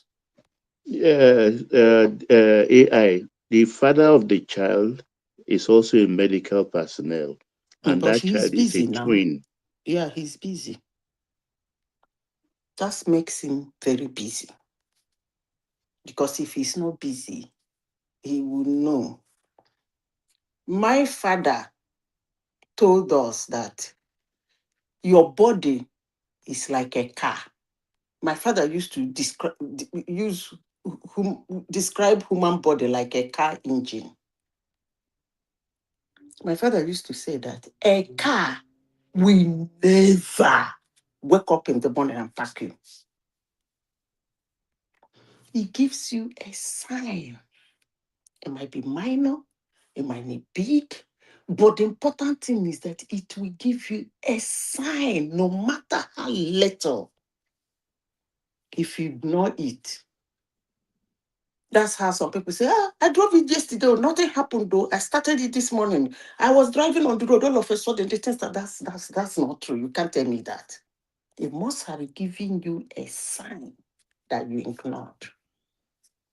So she's a very busy person. Her husband is a very big person. I will not blame the hospital. I don't know what anybody is saying. Are you suggesting that because we're talking about a 21-month-old baby, by the way, Yes. Zeta? Yes, that's why I'm concerned. Are you suggesting that they were not paying sufficient enough attention to have picked up the signs? Yeah. Yeah, that's what I'm suggesting. Let me paint You you might this. not, the people might not like it, Hold but on. please. Let me tell you why you may be wrong, Zeta. They had a child, a daughter, in 2016. Do you understand? And then they now had this this child that passed away. It was one of a set of twins, two boys. So they now had this set of twins about. Sorry, Mama. I think surrogacy too, even though Chimamanda will not accept it. You think? Did they have the child through surrogacy? Yeah, she will not admit Is to that it. known? Is that known, or you suspect? No. It's no. She didn't carry. Nobody saw her with pregnancy. Yes. And it was through surrogacy. Yeah. All right. So a lot of complications went into it. I don't want to speculate to her body or her capacity, but certainly, if they had a child in 2016, and then the next set of children come, what about that's nearly 10 years later, then that is to tell you then that there was a process before those children were born. So having gone through whatever it is that they have gone through, and I think she must be in her late 40s, thereabout.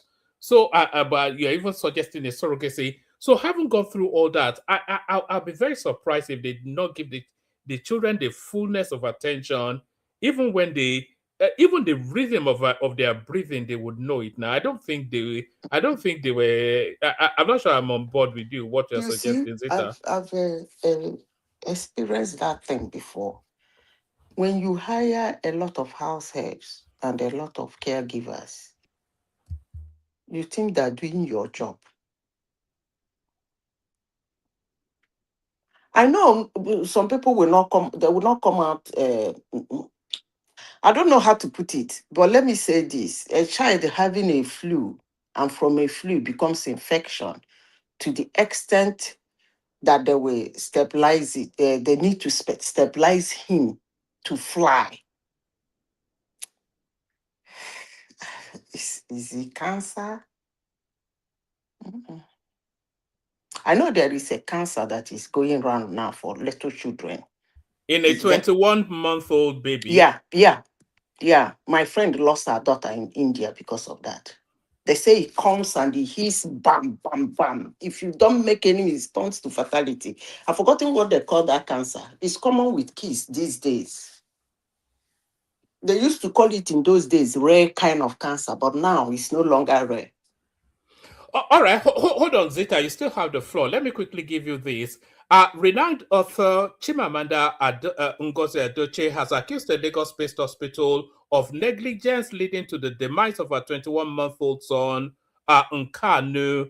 In a personal statement released, Chimamanda gave a detailed account of the circumstances surrounding his death. The statement reads, my son would be alive today if not for an incident at Eurocare Hospital on January the 6th. We were in Lagos for Christmas. Nkano had what we first thought was a cold, but soon turned into a very serious infection, and he was admitted at Atlantis Hospital. He was to travel to the United States the next day, January the 7th, accompanied by traveling doctors. A team at Johns Hopkins was waiting to receive him in Baltimore. The Hopkins team had asked for a lumbar puncture test and an MRI. The Nigerian team had also decided to put a central line used to administer IV medication in preparation for Nkanu's flight.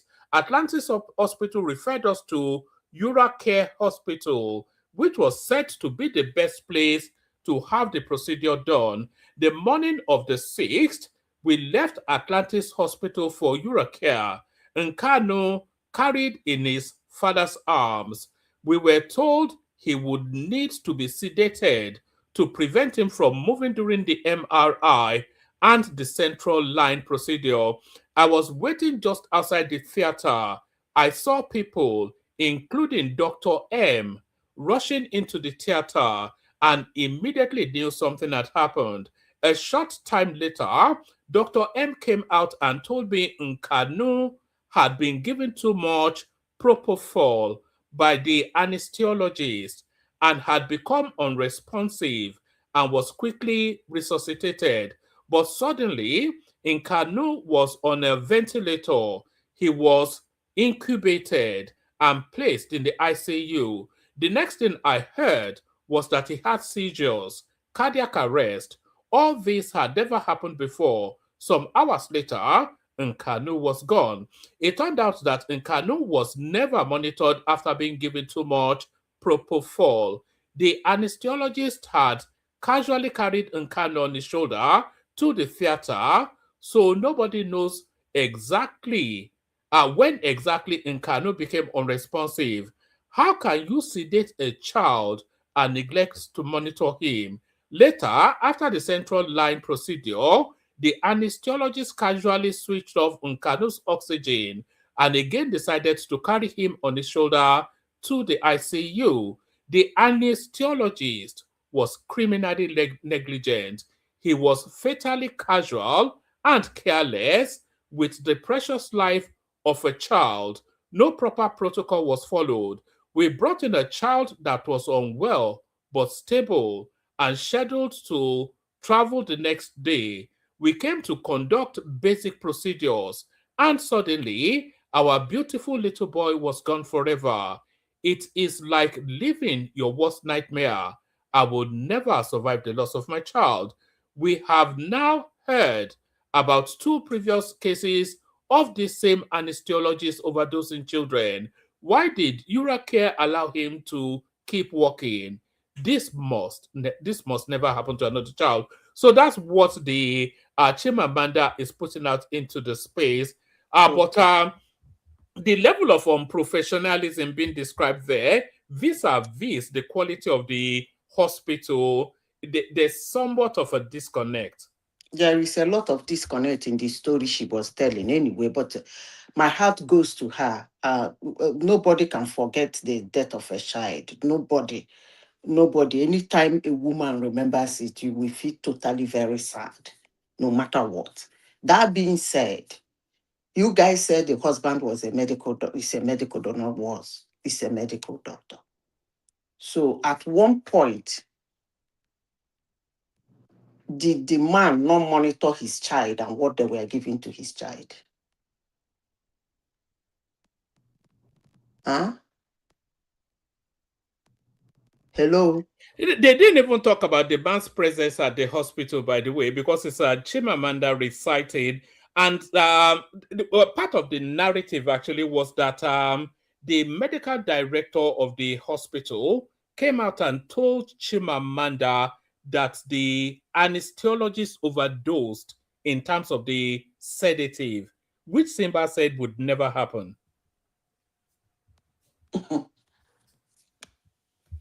My sister, my brothers, You see this story that is being put out. You know, when you talk about death is a very bad thing. It's a very bad thing. So the way the story is, she's told the story, there are a lot of spaces in the story. You came to Lagos for holidays. Did you come alone with your husband? The child was rushed to the hospital. They referred you to another hospital. How did you transport the child to that hospital? Who was there that a doctor will overdose a child? That is even the annoying part of this gist. What kind of a doctor that overdoses a child be Kokwana? You know, Zita, Zita, I didn't want to break you up, but I'm with you also with, this is not just it's not, I did go to a general hospital now. It's an hospital in Victoria Island gets towards the top echelons of society. And it's One not. man, No, it's not. It's a hospital don't in over, Nigeria. Hold Stop on. it, one don't man. overestimate Stop human it. error. It's a Human error. hospital in No, Nigeria. I can't Stop. accept. I can't accept human error. It's not also. It's not also the son of Baba Sule, the meat seller. Yes. It's the son of an internationally renowned Now, author, somebody that is always on CNN. yeah. Because they know the quality of the person they are treating, Bam. and then some anesthesiologists will just Overdose a child. and then they will just throw the child on their shoulder and be dancing to the child. I mean, Okay, That's what I was trying to tell I don't understand you. Hello, Hold on one a man. second. I don't understand your There are narrative. 5 stages of grief. One man. We all went through. She's going through the 4th phase. Look, the 5 stages are I think denial, anger, bargaining, depression, and acceptance. So That I think they are in the depression 4th state stage might be at the the worst. moment. That's the 5 stages of grief. One man. I can understand. My condolences to you, Baba. Yeah, thank you very much. Thank you. So, Baba, but my one man, condolences. I heard as I what was happened to saying, you. so one man, right? I told you this is Nigeria. Stop making it like the hospital is a big deal, Chioma, because, huh? there are things you say that, yes, there might be medical errors, but overdosing a child? That's what exactly. A lot of people play doctors in that country. I know what I'm saying. Honestly, sincerely speaking, if a doctor do not know something as little as the dose, come on now. Well, it's not okay. Let me chime in. Let me chime in. No, one man, you guys you're stretching me too much. Why do you put so much freaking confidence in a freaking human being? Like they can make mistake. Of course, an anesthesiologist is not a doctor per se. Okay, they are their own specialized area. It's a technician, medical technician. That's probably the proper but that's word, their right? specialism now. That's their Yes. specialism. Yes. So, and just any like Dr. Simba wouldn't administer the job of an anesthesiologist. He wouldn't do that. But the point here is that look, why are you guys talking like like human beings don't make a freaking mistake? What does it even matter if the hospital was here in America, the best hospital in the world? Does it matter? Like humans don't make mistakes. You guys bogged my mind saying that. Actually, I would like to hear from the hospital. Me too. Honestly, I want her to sue them, and let's hear from the hospital, because humans make mistakes, but if somebody who has been working as simple as giving injections and administering medication do not know something as small as those, it can make a mistake in it. The person is supposed to rot in jail. At that point, that is not supposed to be a mistake. personally, Zita, sorry, just give me 1 They're minute. not even supposed to it can be administer easy. By the way, it can be easily determined. Chioma, Prince Daddy, please hold on, Well, hold on. let's just all agree that Anesthesiologists, wait now. If you are displaying Nigeria. a lot of, you are displaying a lot of ignorance here. I'm very sorry to say guys, this. let's hold on for Simba. Let's hold on. You people are displaying a lot of ignorance, and I think we have to be mindful of whatever we are talking about here. Anesthesiologists is a doctor. They are not technicians. They are not. They are qualified medical doctors. They just specialize in anesthesia. And they have basic knowledge of everything before they specialize. So you people should just stop all this rubbish that you people are talking. No, I disagree with you. Hold on. Let me chime in. Listen, let me chime in. Hold on a second. You can have anesthetic technicians, but let me hold on, everybody now. Okay, let me chime in. Let Simba make that point, and then I think you want to push back against it, but I'm not sure on what authority you are pushing back, unless you have the credentials to match Simba. But Simba.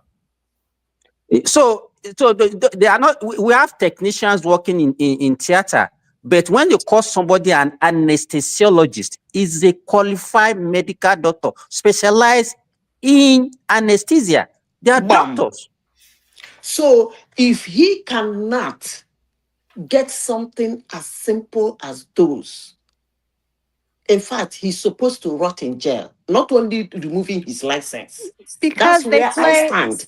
If you are making a mistake, according to one man, this child we are talking about is not a roadside. Can I clarify your point earlier? Miss Madam Zita, please, right? let's Babati talk. Chima, please. Very important. Sorry, let's just establish some. So, Babati, and then Prince wants to push you, and then we've got Professor Data O with us as well. To Niger also. So we're going that order. Babati, Prince, Professor Data O, and then the Majestic tonight. So just briefly, I'm listening more. An anesthesiologist is a medical doctor, MD or D. Okay. So when people say a technician, even a technician is mostly a nurse that has 3 years of graduate degree. So they must have at least an MSN in that field for 3 years after having it. So using the word tech like they came from the street is not really accurate. So they are also with 7 to 8 years of education, coming from maybe nursing or a PA that has to then spend 3 years in grad school to work under a medical doctor to practice that. So when we use the word tech, we make it look like some kind of 2-year degree or 1 year college. That is not accurate. So that is very important. Just to clarify that I think people will just look confused about what a CRNA or does. So let's just stop using the word tech. They actually qualify people that have the medical credentials. Thank you. Well, the point is they still play doctors in Nigeria. They're not real medical professionals. They are. No, they're not. Don't rise to that bait. Prince. This is Nigeria. I mean. Okay, yeah, we all have access to Google and AI to do a search, right? Okay, I did my search also, and it says emphatically, yes, anesthesiologist is a doctor. Okay. But the point I was trying to make is because I do have a friend that's not a medical doctor per se. He went to nursing school, then went to the school of anesthesiology, right? Yeah, for 3 years. One. Yes. Yeah. No. But they still, like I said earlier, they have 3 years of advanced degree, but they still work under a medical doctor during procedure. They don't work alone. Is a chiropractor a doctor? I mean, for Trump said yes. I'm asking you, the doctor. No, that's what Trump said. According to Trump, they are now doctors, according to him. So that's what, okay. The point I was trying to make is that the label or the designation as a doctor or the MD is not what I was trying to debate. Anyways, I'm just trying to say that based on it. I always speak based on experience of what I know, not just because I want to talk.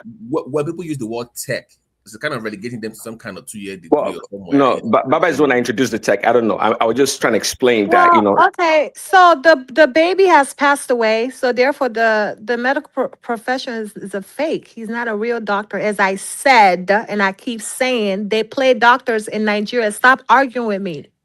Oh, all right, brilliant. Professor Datao, good to see you. You don't read 2 years now, Prof. Yeah. Hello, are you hearing me? Yeah, we can. Good to have you here. Okay, bear with me. I don't know why the system I'm having is not showing my picture. Yes, it's a long time, my brother. It's a very long time. Alpha, let's hear from fine, you. though. I'm fine. No, it's the topic that just caught my attention, and I said, let me join. Yeah, my brother, it's a very sad thing that this happened to. Yes, over and above everything else, it is a sad thing. Yes, very sad. Yeah, because I'm beginning we that are parents know what it means. Your kids is just dash, before your eyes gone. And to me, I see this thing that happened to her as a result of I'll call it negligence, and one failing to, will I say it, be attentive, because this overdose of a thing, what was the guy using the anesthesia using to measure the dose or what? I know it's not proper, but one thing is clear: a mistake can happen to anybody. That one is very clear. But at the same time, we all know what the profession of medicine, that whole field is. In that field, errors are not tolerated that much. It's a kind of field that you have to be very, very cautious. So, I'm very, very sad hearing this. I'm very sad because me as a parent, before your eyes, just coming for holidays, and this will happen. We all heard what happened to Tony Joshua. It's a bad thing, and it's high time the system in Nigeria should recognize. We have to live up to expectation. The world is looking. This thing. My dear, I'm just too sad hearing this. And then, mind you, the doctor casually removed oxygen from the patient. So obviously, he's not a real doctor. All right. Okay.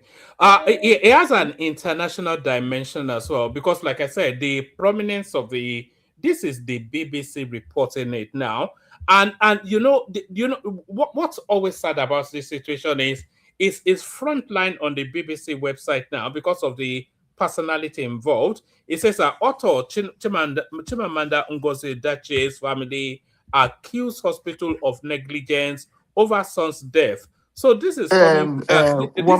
Sorry. Let me hold on. Let me just. This is coming quickly off the heels of the Anthony Joshua situation. So this is two heavy hit bad news coming out of Nigeria, that Lagos space, over that Christmas period. So they won't follow through this story because the BBC moves on after this story. But then this story is now in the global consciousness as a reference for the Nigerian medical system. So this is the impact that things like this can have. Sorry, carry on, Zita. Yeah. You see, one man. You see this thing BBC wrote now. That's actually what I was avoiding. I have this thing of, if something happened, our institutions are being destroyed. Most of Nigerian doctors that are overseas today working, and they're extremely good, they studied medicine in Nigeria. They didn't study medicine overseas.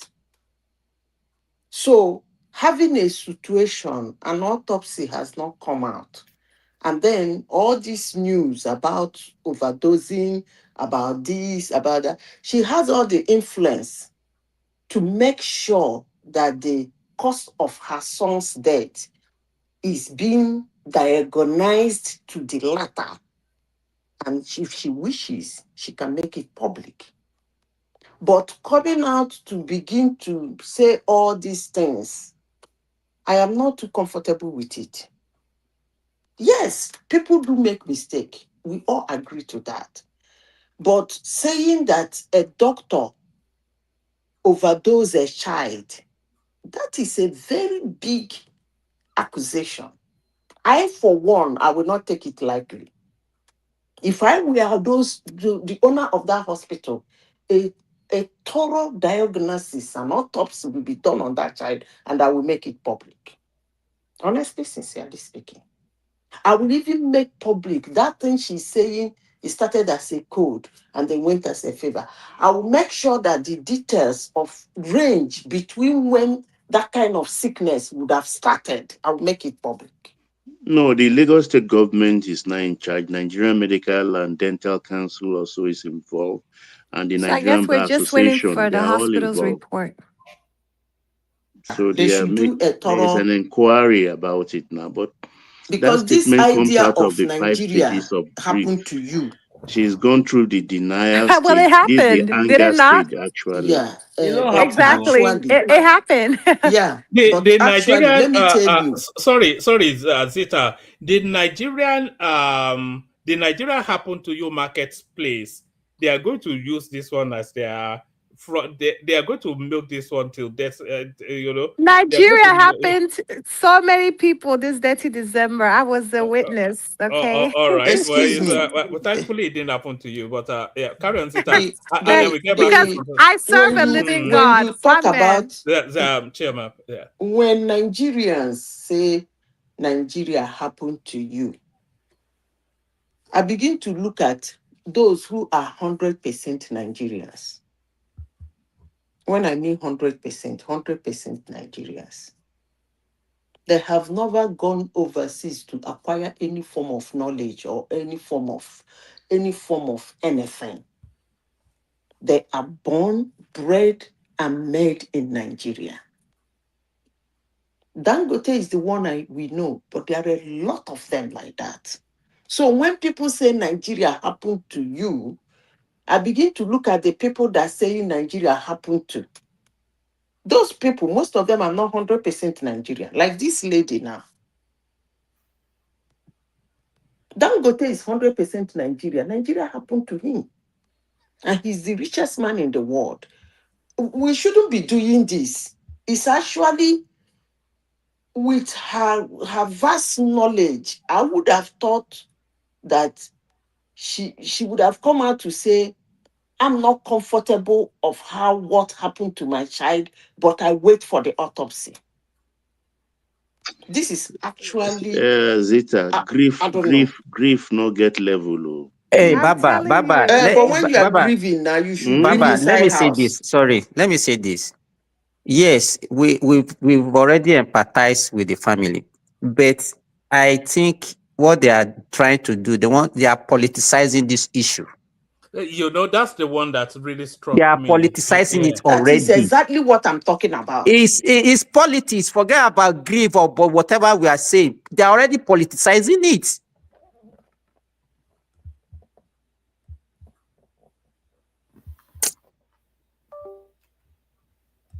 So will you blame the APC or PDP? Hey.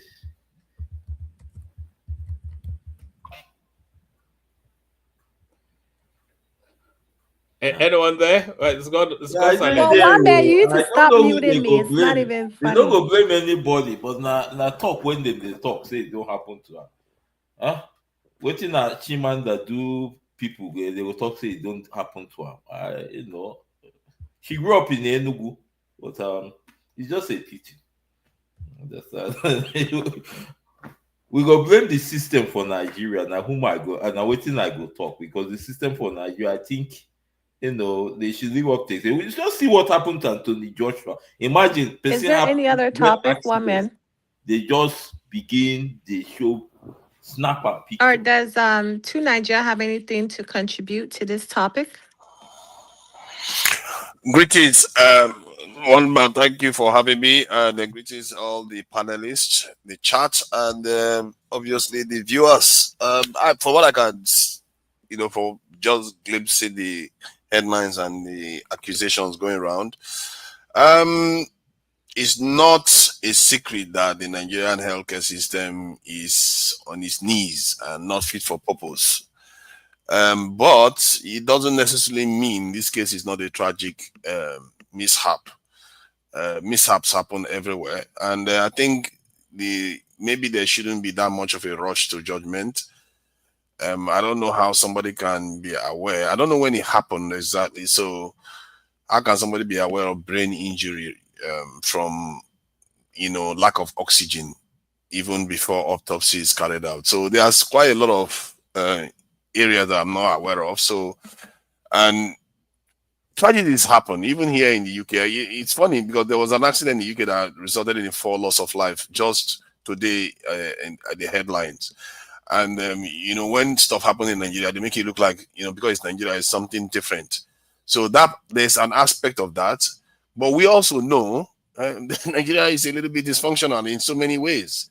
And I don't know why some people, if somebody wants to highlight something, they start saying they want to politicize it. Yes, it's politics. If somebody is running the country and the country is not performing very well, you better be ready to take an element of blame to it, because if the country is performing well, he will get the credit too. That is what it is. That's what being a leader in a country does to anyone. So I don't know why some people jump to defend and say they're. I don't want to be brutal, but he would have flown the shy to Anambra. Look at that. That's not the solution. How is that a solution? Yeah, you said it is politics, and if a country is what kind of talk is that? Blah, blah, No, blah. it is politics I will call anywhere. it as being very brutal. She would That have is been ridiculous. on that holidays in Anambra. So and she you would have mean flown taking her child to any hospital in Anambra State?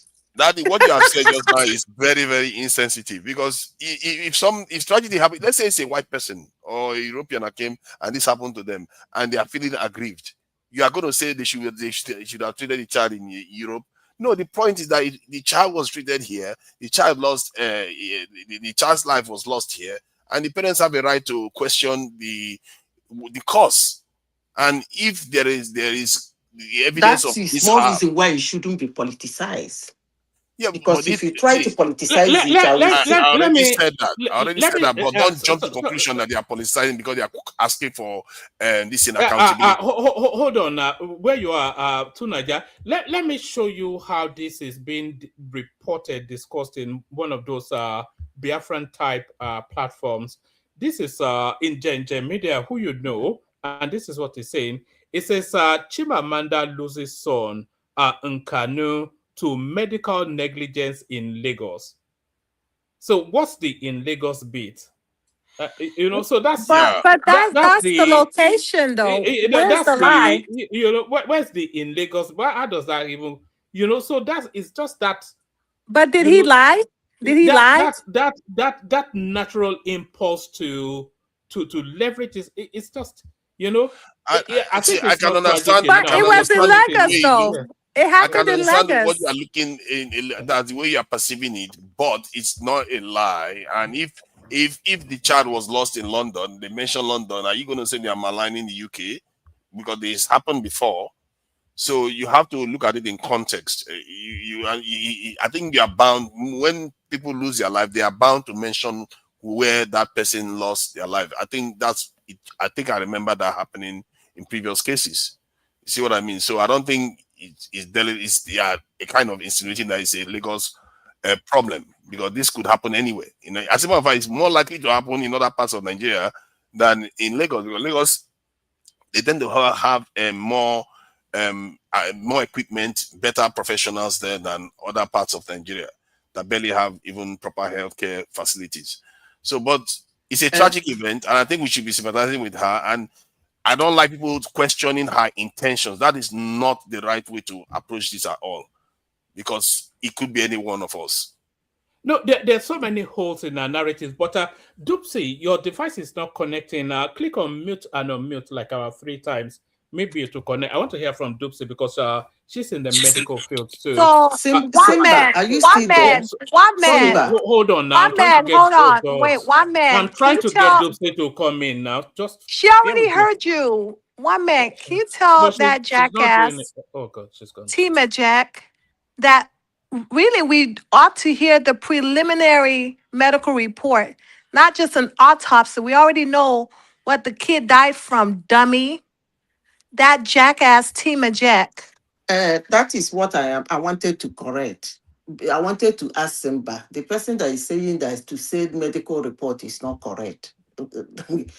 In the medical report, Because we Simba, need to know the initial encounter. That's the medical report, not autopsy, jackass. in the medical report, is Simba still there? No, Simba is not there. Now, when he's not been allowed to speak, he just built. But carry on. Okay. In the medical report, they will write how many doses they're supposed to give to the boy. It will be there now. And then we will know whether that is overdose also. Because when they say overdose, it ran jitters all over my body. Because I'm just sitting down here wondering a doctor who will walk into a hospital bed where a child is and take an overdose of anesthesia on the child. I mean, that doctor is supposed to be in jail. That's my stand.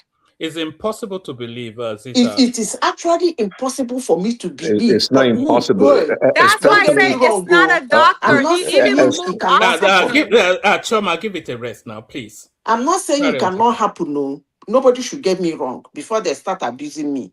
What Well, I'm it sounds like you're saying saying is that. I'm struggling to process it. Okay, he's not a doctor. Not just any child of a caracella in the street of Nigeria. What does that matter? I'm just saying that if this report is true, that they wrote 0.01 ml and somebody gave the child 3, that doctor is supposed to rot in jail. I mean, life imprisonment. Well, It's not a doctor. maybe through the autopsy, right? We can tell, the concentration of that medicine propofol in the child's body. I think that will help.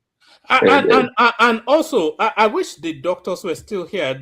Bitty and Seba have dropped. But my understanding is, and Duxie is not able to get in, her device is not connecting. She's a nurse.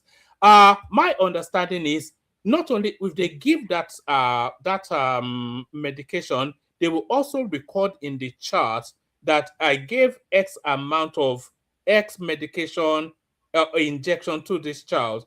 So No, one man. At this point in time, I will not believe the medical record coming out from that hospital. But I would not. one man, let me ask. Hold on a second. From a preeminent Lagos hospital. Please. One man, these people that you carry on a high horse, preeminent and this and that. I mean, it's cracking me up. One man, let me ask. If you give a child overdose of anesthesia, is he not supposed to sleep and never wake up? No, that's not true. It all depends on the overdose. Because it's meant to make him sleep, right? See, okay. So if it is an overdose, it's going to knock his heart. So I don't understand. I'm not in the medical line, but I have seen that happen. Okay, so the one key word that Kolata mentioned and also Dr. Simba was comorbidity, right? So it isn't see, of course, you have to use the baby's weight and some other factors to determine the quantity of the dosage that you have to administer. Now, it is a comorbidity involved. Perhaps they may have to use a lesser dose. So a lot of things were missing. And that's why I was asking Dr. Simba earlier, that how can a doctor from a different country be calling the shots for a local doctor here in Nigeria when they're not there? Because at the end of the day, any negligence or error that occurs will fall on the lap of the hospital, and which has happened. So there's some missing parts to it. At the same time, the notion that they can't make mistakes because it's preeminent hospital and all this stuff, Woman, is for the birds. I think you should quit saying that. All right. So sorry. 1 second. Adupsi, I know why you are not able to come in. You are coming in via Facebook, but we're not streaming to Facebook. So that seems to be what seems to be. So if you're able to come in via YouTube, then maybe you'll be able to get in. I can see your thing is on our Facebook. Sorry, Zita. A woman, you see, what I was trying to say is that when you have a sickness that is called, you people should not get me wrong, go. I'm somebody who query everything. That's my lifestyle. But don't get me wrong. If you have a sickness that is called minor cold to infection, it get to the extent of a hospital not be able to manage it to refer you to another hospital. It is a serious health. That's all I can say. It's not a minor. What All happened right. to that child is not minor. All right. Over and above everything, a 21-month-old baby just passed away. So that is never a good thing. So I think on that we all agree. But I think maybe she should have kept us. Her cousin or whatever. She's been straddling all the news platforms, doing all this grieving something. Heavy laden voice, paused sentences. Oh, do you need a tissue and all that? So they've been doing all of that all over the media space, and then they are now launching at the space, asking that. Of course, there's a lawsuit coming, but the hospital is actually in a difficult space. They can't come out to defend themselves aggressively, but just because of the nature of the incident.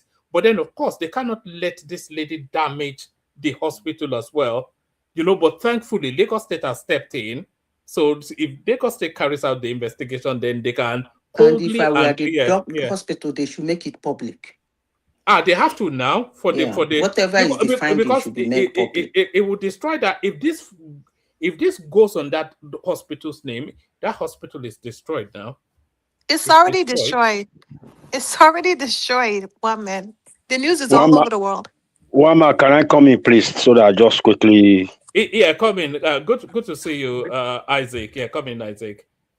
Yeah, Wama, first of all, make I first give my condolence to the bereaved, the child. It's very painful.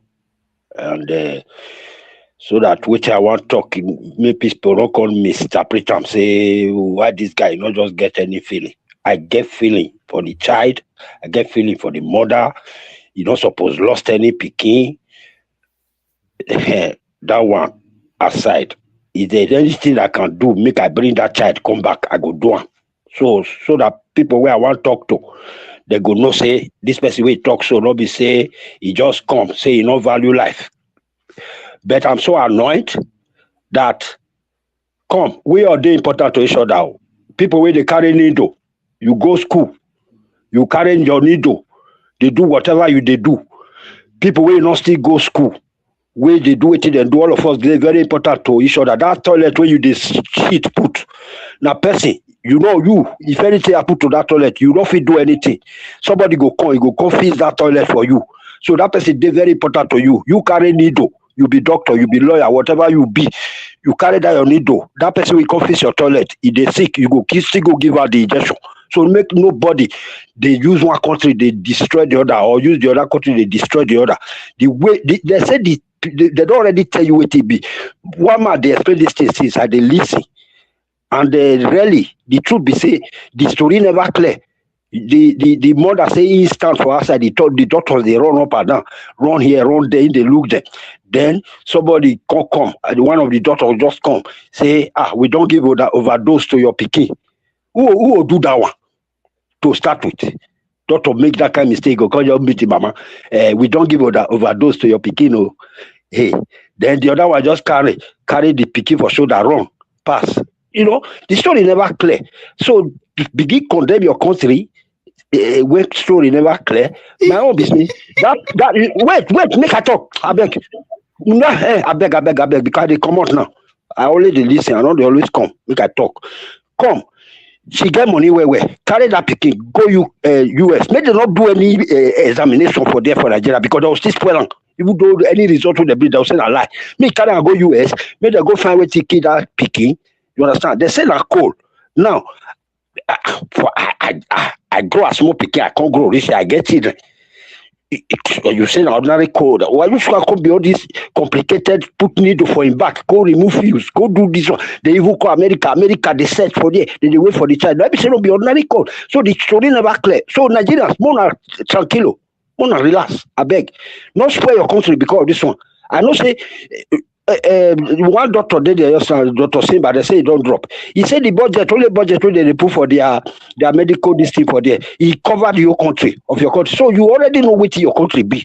You understand? That hospital we did there. So I know say some people did there, they survive. They will still survive so good. For Spain, where they here, about 5 people this week, Nigerians, then die. And they hear say Spain are one of the best medical district. 5 Nigerians, 2 Igbos, 2 then die. But we know say their hospital is one of the best here. You understand? That person died. Not come me say Spain hospital now, he don't die. You understand? I beg. One man, thank you. Bye bye. You know, Isaac. Well, we're just talking about the nature of God the bless you. practice. Yes, Isaac. A lot of what you said, I have to agree with. You can't. They cannot just be common cold. I think when the story starts to develop, they will start to find out maybe that child was actually carrying more serious ailments than what we were originally led to believe. Yes, one man, please, if you can use your platform.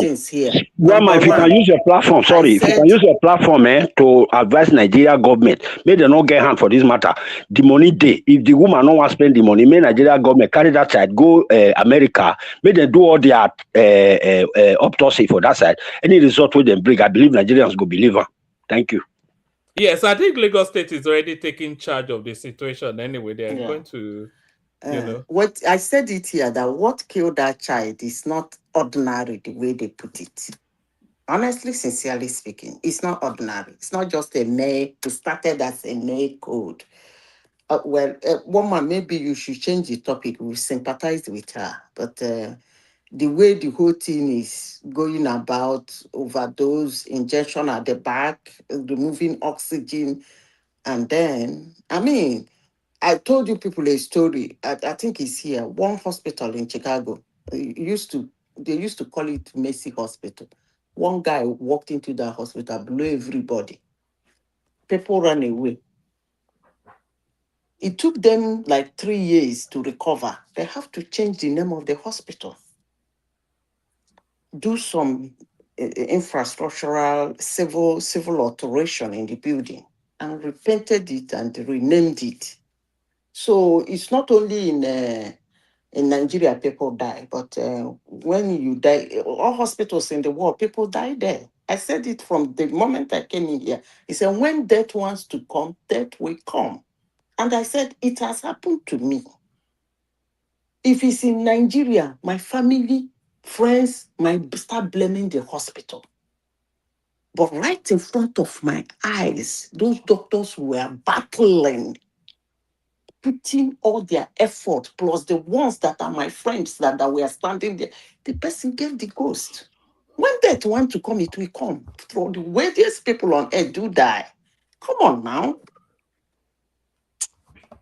All right, brilliant. So I'm going to Bill. Tunaja is there, so you shut it down when you're done. I was waiting for Dupsy to come in because I wanted to hear Dupsy's perspective, but I think Dupsy is maybe she's not with the device to come in.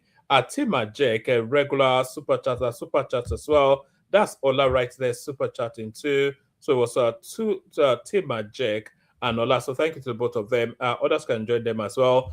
So we were also discussing the Wiki Fubara saga, a never-ending saga. So there's that as well. And Kwakwanso, people feeling that he's overplaying his hand somewhat and losing his political relevance. One man, are you there? Yeah, I am here. Are you not hearing me again, Choma? Can anyone hear me? We can hear you. Yes. So I heard Tinubu went to I guess France to receive medical treatment. So sorry, Choma. Is he back yet?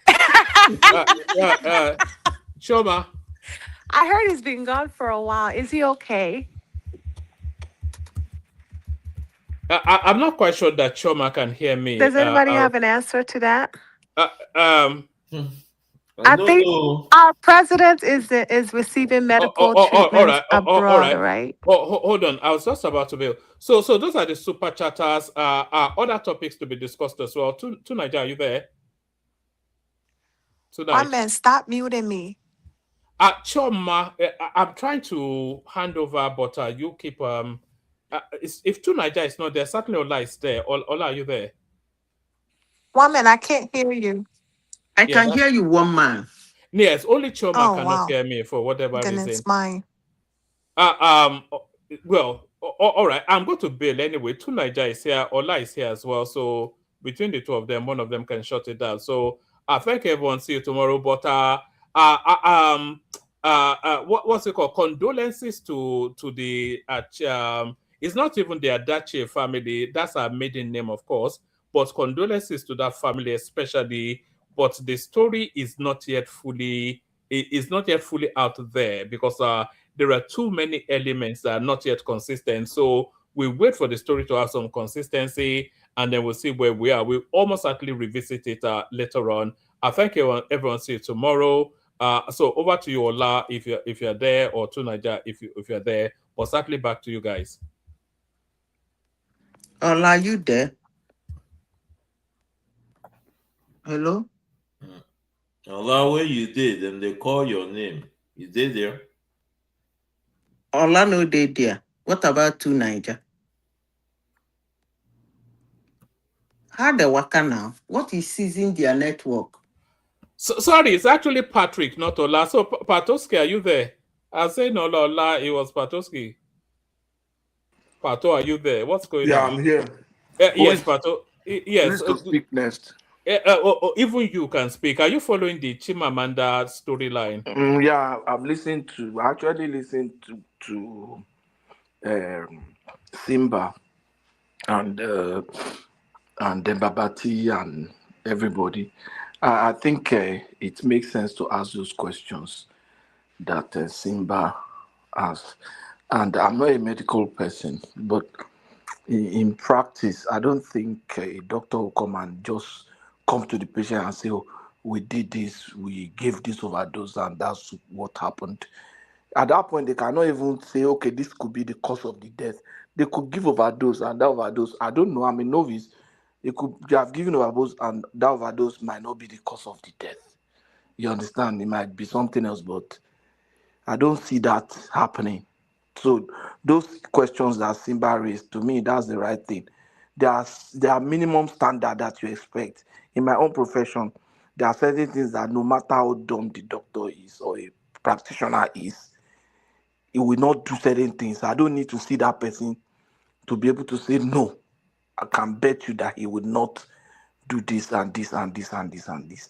So I think it's too early to say anything. You understand? But I also take the same position with Zita. You see, death comes anytime. You understand? Our prayer is that we live long enough to be able to take care of our kids. You understand? That's the essence of it, and that we outlive our parents. You get it? So, but that's our prayer. But people die every day, and people die everywhere. It can be people die in London, in Europe. Look at AJ, for example. He had an accident. Say Nigeria happened to him. People have accidents in the UK now. In Canada, here in the US, people cars. The number of accident that happens in the US on daily basis, I'm sure is higher than what happens in Nigeria. You understand? Relative to the number of cars that are out there, and if you look at it, so people, their auto crashes and even plane crash and everything will say, "Oh, Nigeria has happened to you." That's what Nigeria happened to AJ. That because the guy ran their vehicle ran into a truck. And people say, "Why is the truck there?" Yeah, there are times trucks break down and they clear off the road in places. That's why it's an accident. It's not something that is planned. You understand? It's something that nobody expect would happen. You understand? So that's the logic. The only argument I see there, oh, if it's a truck, was there, did the truck driver, did they put the signs? Did they put, you understand, all those the triangle and other stuff? Yeah, to me, that's where we can begin to start asking questions. But to me, that might not be Nigeria. That might be the driver who is negligent and didn't put the sign and everything, and it will become a problem of Nigeria if after a road safety person passes it and sees it and does not insist that they should put did not insist that they should put the triangle and signs and be redirecting vehicles in that place. But it's not everything that I just say, oh, the country has happened, Nigeria, this and that. Just because some people hate their country so badly. Some people, I don't know how people live with that kind of hatred. You hate your country, you hate your neighbor, you hate your this, you hate other tribe, you hate. The only people that you don't hate is yourself and people outside your country. You even hate them, it's just that you don't express it. Because you can. These people have hatred that's permitted everything, every aspect of their lives. And before you know it, they start hating their wives and children. Because it becomes second nature. And they are so negative at everything. And they blame everybody for everything apart from themselves.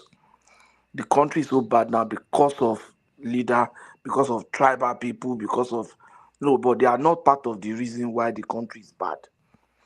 Whereas they will go there and sell fake drugs, they will go there and sell fake medication rather, they will go there and sell fake products, they will look for a way to cut corners, they will, you understand, adulteration stuff. No, but they are not seeing themselves as contributing to the failure of the country or anything. You understand? Pato, can I add to that fake medication? Because 3 days ago in Nigeria, we lost an 11-year-old child, and it was traced to they bought a fake inhaler. So the inhaler he was using in Nigeria was found out to be fake, and it killed him. So so it's gone that bad where it's concerning when you are losing pediatrics to this kind of madness. Is that Prince Daddy? Sorry, Baba T. Yes, sir. Baba T. You see, fine. It might be, it might not be. So where that news came from, you have to investigate it very well. To really know that it was a fake inhaler. That's what they, because some people are because right now me I know they believe anything when Nigerians they talk. I know they believe. So you don't believe that fake medications? No, because I know there are fake medications, but that very particular person where he come from Europe, he buy inhaler for Europe, they use them. No, it's not Europe. This one is they live in Nigeria. Okay, they live in Nigeria. It's not Europe, it's Nigeria. I'm talking about Nigeria now. Where and then one thing, let me tell you one thing too. Sorry, let me tell you one thing. You see, that inhaler you are talking about, there will be some sort of authentic places like shops that he will go and buy the original. He will refuse to go there. He will cut corners to go and maybe buy somewhere. Then you will not be blaming Nigeria. You understand? There are people like that. They don't want to do the right thing. You will know that this shop is where they sell that thing, that you will get the real thing. But maybe because of the price or whatever, then you will want to go and shatter from Inewi. Yeah, but you understand? I'm saying that the government, why do we have those things in the market anyway in the first place? I know you're saying about pricing, but that shouldn't even be available to the public to even price at a cheap rate in the first place. It shouldn't be available in the market. So that's my point. Not that because somebody decided to go buy cheap or fake medication. Why are those medications available in the market in the first place? You know Nigeria now snake knife food there. So any forest where you enter, say snake food. You go dey careful. You understand? You go dey careful. All this fake medicine, the food there. Another person is accusing the hospital though that that's what I said. Even in America, I said if it is an overdose, the child will not work. A lady is accusing that same hospital. That happens everywhere in the world. If you go to any review page of any hospital, you're going to see the same complaint about medical negligence. That's nothing new.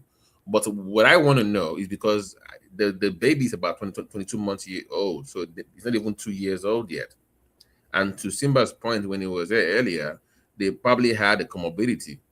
So, and if you have any respiratory comorbidity, that means your level of care at the ICU has to be very, very high. So, do they have, because even within the ICU space or SICU space, they have pediatric SICU for pediatrics away from the general ICU population. So, do they have any space for pediatrics to cater for people with comorbidities in that hospital? That's the question, because that is a very special case when you have comorbidities as a pediatric patient.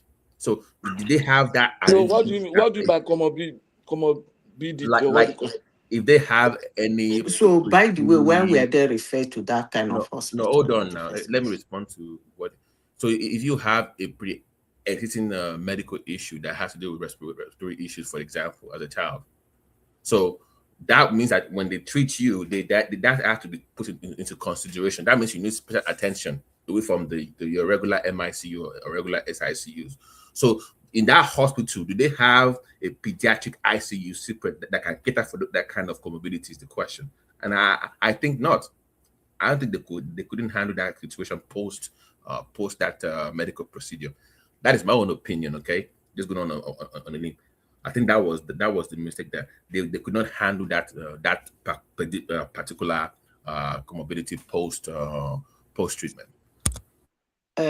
What I want to ask you, from the narration of the lady, do you think that sickness of that little child was a mere cold?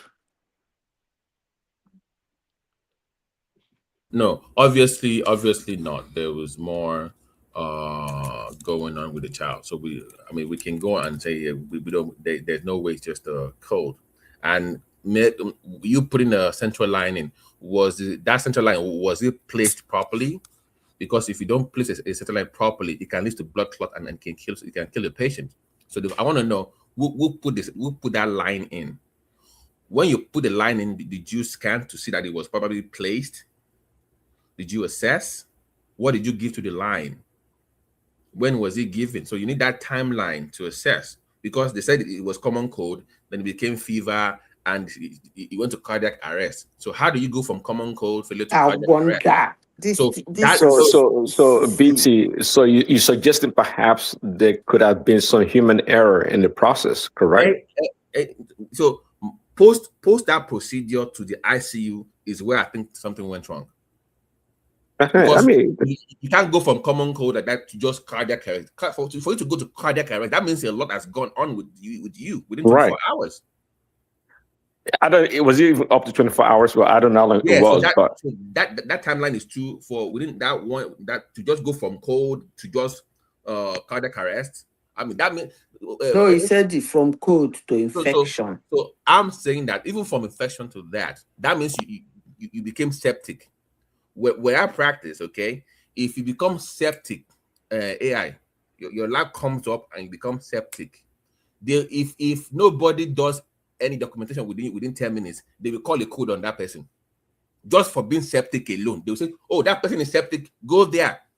They will call overhead, like, "Is that person?" Because to my point, that baby was septic. So if you had common cold and you had fever and you had infection, that means for you to have a cardiac arrest, you became septic. So what happened to that baby for being septic to having a cardiac arrest? Why nobody was? So the baby was, in my opinion, was not monitored for that time period. Where was the mother?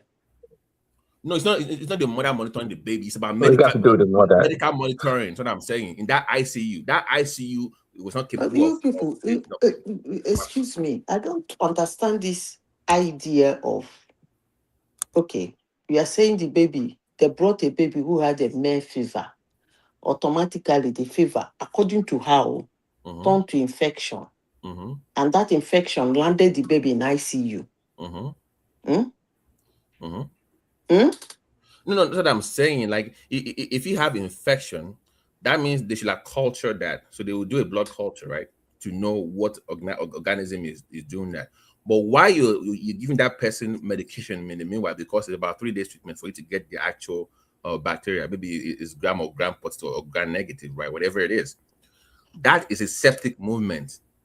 That means that baby became septic, which you should have caught. No way you go from infection to cardiac arrest. That is it's sepsis. That means the baby became sepsis. So how come nobody caught that sepsis for that time period? Babati, sorry. So that sounds like a okay. Yeah, Babati, please. Baba, one time in this very discussion, told us that even the father is a medical doctor. I don't know if that is true, but if it is true, I want to ask a question. Those of you on that line, now the father was there. I think they said that's the lady said that it was the father that carried the child alongside with her to the hospital. The father was there, a medical doctor. Can a medical doctor maybe present your credentials and say, this is my son? Would they give him permission, like maybe can I be permitted to be close to him? Like other, see, they already saw his ID and all that. Can they give him that permission? Like, okay, you can stay here, you can be here. Can they? No, it can be around the child. Of course, now, even in the ICU, Well, they wear you some. Why is Papa come there as medical doctor? They will not to put on participate as a something doctor. in the ICU for you to Not stay to there. participate as a doctor in their process. I don't think so. Even though he's a doctor, I don't know how they'll work. Yeah, it can contribute, but it cannot be in charge of the care. It can say, okay, maybe this and that. It can give suggestions, but it cannot be part of, like the way you describe it. It cannot Right. call them and start telling them do this. What to do. Yeah. That's not gonna... Okay, to your submission earlier, BT. So if that child or anyone was determined to be septic, right? Obviously, we're talking about a bacterial infection. So if they do the test, is it the next thing would be to administer antibiotic to the child? Correct. No, even once you culture them because they were showing signs, you should have started antibiotics already. So when before you determine the actual I guess variant of the bacteria. Yeah, something let's say you do cefepime, for example. That is standard. You do cefepime. So that is just done. Meanwhile, you're looking for the actual, because it has a very broad spectrum, right? Gram negative. So you will do that. So once you figure out what it is, you then switch it. If it aligns with that same bacteria, you keep it. If it's different, you then change maybe vancomycin or something else, you will change it. But I'm saying that septic period, there are warning signs. Your vital signs will show that. If you're septic, you will see the vital. Something is wrong with it. You will know the vital. Something is different. Lab work, CBC, BMP, you will see it. So there's no way you go from infection to cardiac arrest and that nobody got it in the middle. Okay, now it's safe. Just when you say they will see, meaning that it will show up on the monitor. Yeah, there are signs you can even assess. Right. The fluids are different. The blood pressure is right. off. The fluids is off. The kidney function is down. You will see so many signs that will tell you this person is declining. So do you think the hospital or the people in charge were starstruck?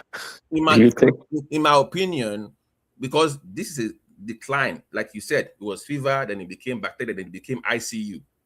You see that step is declining. That means they don't know how to handle their ICU is just not up to par. That's my own conclusion. They don't know how to handle pediatrics, because for pediatrics at that level of intense care is different from the regular ICU population.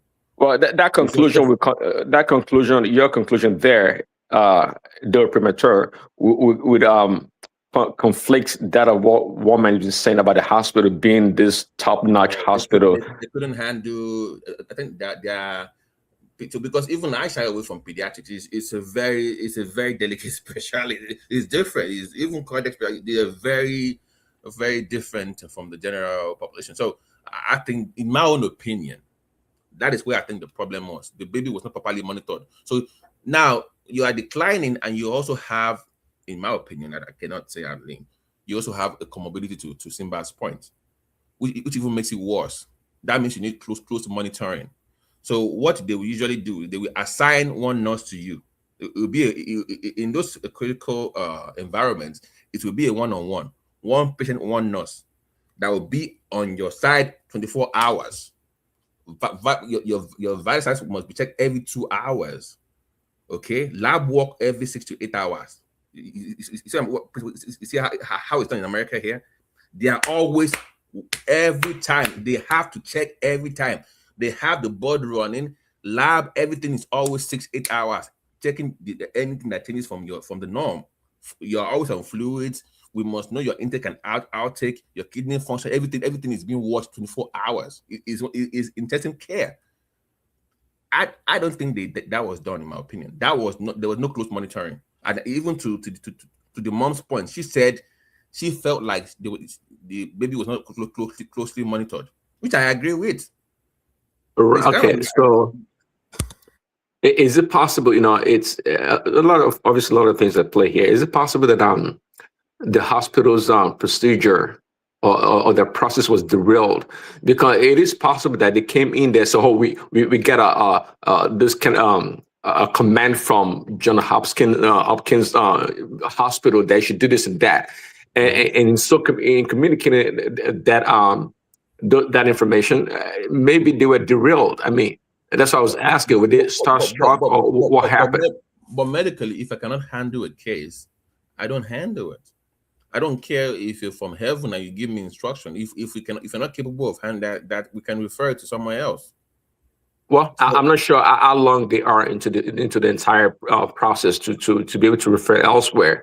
But we're talking about here in Nigeria. I mean, you're not talking like in America, right? So, but again, if it's a top-notch hospital, then they should have their own standard procedure, and they should know what they can handle. But that's to my earlier point, Prince. I think they did everything right except to monitor the patient. That is where I think, to your point, the negligence is. That ICU is, to me, it's a red flag. Yeah, it is. At the end of the day, it is highly unfortunate, to lose a child. So, yeah, I mean, of course, we have to wait for the other side of the narrative. But you think by now the hospital will come out. Can I add a point too? Because here, if you scan any medication in a hospital, they can track the batch where it came from. Sure. Yeah, the NDC code. So how do we even know what was given to that child is even original? It's not even fake. Well, again, to that level of a hospital, what we call it, that type of hospital with the level of clientele that go there, you would think that they are up to date in terms of their drug supply chain monitoring. Also, that they don't administer fake drugs or expired medication. So, because one man really give this hospital a high mark in every area. So you expect them to perform at the highest level. And that's why I'm saying that regardless of how important or known the hospital is, people do make mistakes. I mean, we're human being at the end of the day. I agree. So like my two concerns are the ICU stay and whoever put that central line in, because that is a very high risk thing to introduce bacterial infection into a child. If they didn't wash their hand or they didn't clean up or do something, you might quickly introduce bacteria into that boy's heart. So those will be the two things that I will investigate. They can they can always swap that area and test that line. If that line is positive, that's what we call it a CLAPC. So if it's a CLAPC, then I know that is what killed that child. Because you can literally test that line for bacteria. If that line has it, then you know where that came from. And if that happens in hospitals, the difference is that, once again, Prince, it happens in America to where you have a land that is infected, but they catch it early. Once they catch it, sepsis intervention comes. They have a procedure for. My thing is, in American hospitals, they have a process for sepsis. Once somebody is sepsis, everybody knows what to do. So that's what I'm questioning here. That did they have any idea of how to handle that in a pediatric patient? I'm just asking the question, okay? I'm not rushing to conclusion, but it raises more questions now about what really transpired in that ICU. So, is it clear that because on reading it at BBC, I didn't see anything about sepsis. Is it clear that it was that's the child passed because of infections? Yeah, if you have infection, if it's not that septic, how do you then go to cardiac arrest? It could lead to cardiac arrest. Yeah, but no, but to get the cardiac, that means that infection must have spread all over your system to affect your heart to the point where it dies off. Somebody said the dad or the child's dad was a doctor, actual medical doctor. Yeah. The father, I believe, is but yeah, it might be. I think it's endocrine or something. I think it's endocrinologist or something. Yeah. Yeah, but then he must have an idea, because if the child came in, the idea that the child has a cold is not necessarily diagnosed. The child could already be infected, may have already suffered some form of infection before getting to the hospital there, and then the infection got worse. And I don't, how long was the child in the hospital? And no, it was a day. No, I think they went somewhere else. But when they came to this particular hospital, it was just barely one day, because they were supposed to fly the next day to. They already had them leaving the next day, I believe, right? They were supposed to fly the next day to America. So for further treatment. Yeah, so they were somewhere else. They were somewhere else before. We don't know how long they spent that first hospital before they moved into the second hospital. So that's what we need to know. That first hospital, how long were they there for before they moved into this one? There's a lot of unknowns on this one, because the child could already have been infected. Because infection, sometimes they can spread fast, but not this rapidly within a day. Yeah, but I'm saying even when it spreads fast, as a competent ICU office, there are signs that you should have spotted. True. They should have been able to tell that. Because that's a 3D that's a decline. Now you can see the decline right there from 1 to you see the decline. So that means you should have caught something in between. Like, what's going on here? Yeah, I think you are right. Let's say the child even came in with infection and cold, because as a result of cold, one can have complication and suffer infection. They should have picked up on that based on whoever diagnosed or checked the child. Then I want to ask a question. Sorry, maybe it might be off the topic, but you guys can answer. What's happening with Iran now? What's the US position? Prince Daddy, are you there?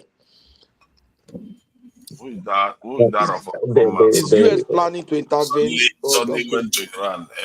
You want to? Why are you calling Prince Daddy now? What did Prince Daddy do you? Trump Daddy. Are you people planning to go and take Ayatollah? The president. Well, I think that's the mandate. The Ayatollah has to go. I mean, Israel wants him gone. I mean, and that's what I said on the show before. When they struck their nuclear facility and Israel was in that 12-day war, I think they should have gone for a regime change, but Trump stopped at the last minute. But that's what Israel wants, and the Ayatollah has to go, and that's what they're clamoring for. You can see already what is going on, almost like a color revolution. You can see the CIA blueprints all around Iran with the protests and everything that's going on. So one way or the other, I think, and if they don't go to war, if the Ayatollah goes away, then they may not go to war. But if he stays there, they're going to go to war. My suspicion is if, say, the Ayatollah falls, the danger America is likely to face is that whoever is going to take over may not be that friendly to America, for one, and may not have the fatwa to worry about.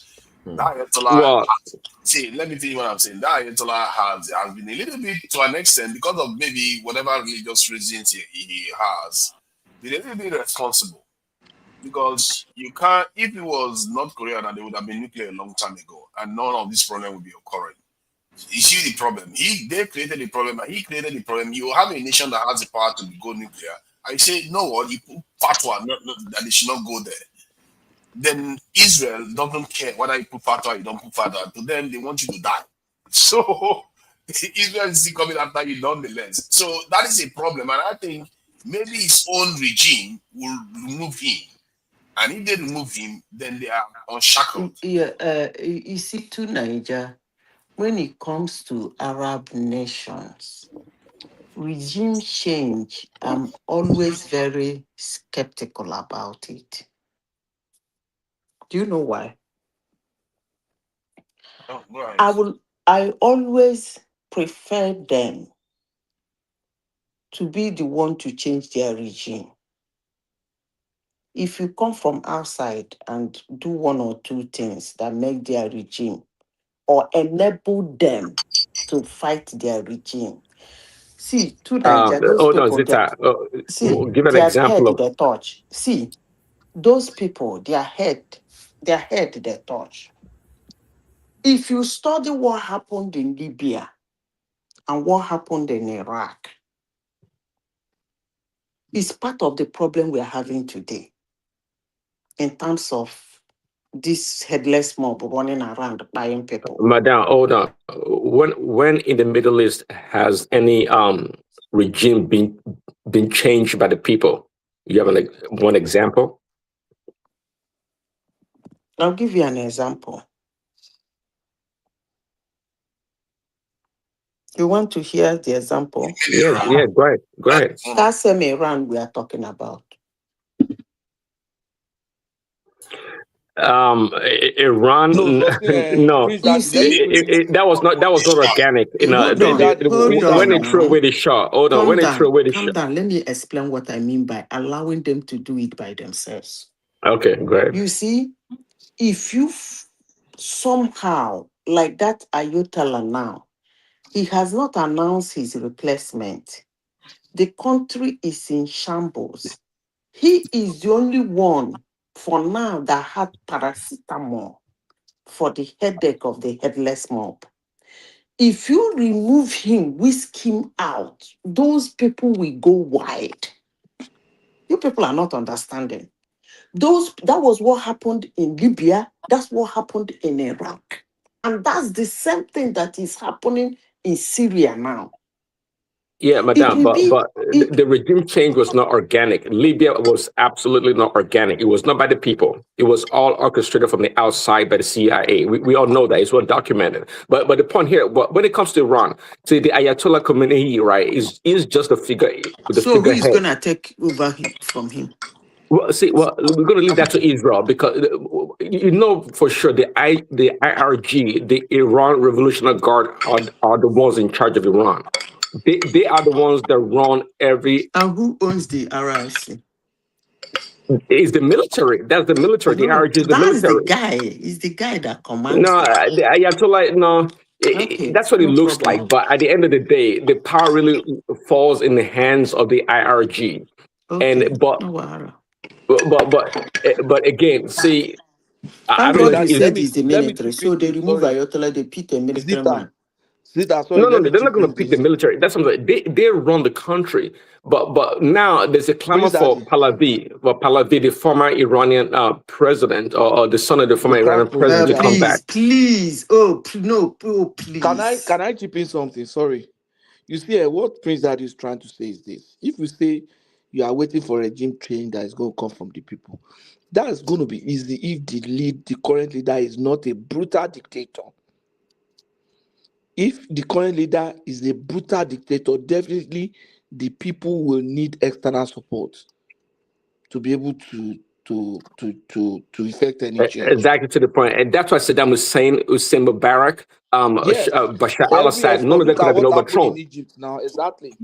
Nobody could overthrow those people. Nobody. Hold on, why? Because they use heavy hands to rule their people. So hold on. See, it's not fair to say that. It's almost as if we have all come to the conclusion the regime has to be changed. This regime has managed to keep their people together and relatively more advanced than Nigeria for sure, even when they have been sanctioned for more than is that a good comparison to Nigeria? No, Seriously? They are more advanced than Nigeria by a long way. But is Nigeria a good comparison? Come on now. Okay. What would be a good comparison? What would be a good comparison?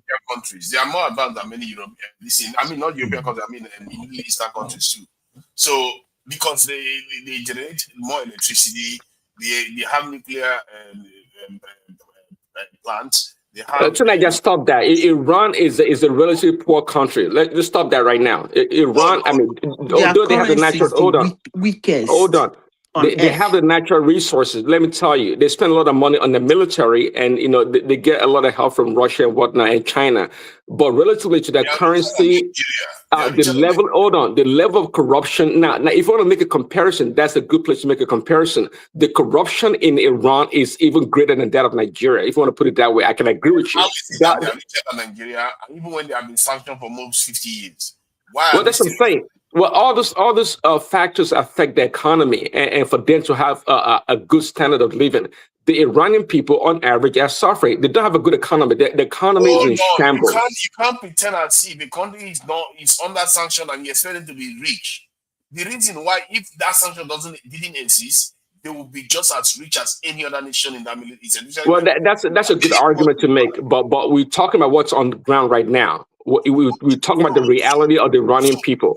Blaming the victim in terms of, because they didn't perform, you're blaming the victim for it because America did this thing. But No, the question is to Nigeria to ask you is that why are they being sanctioned? Because they are not friendly to the West. Because of the high-handedness of the regime. The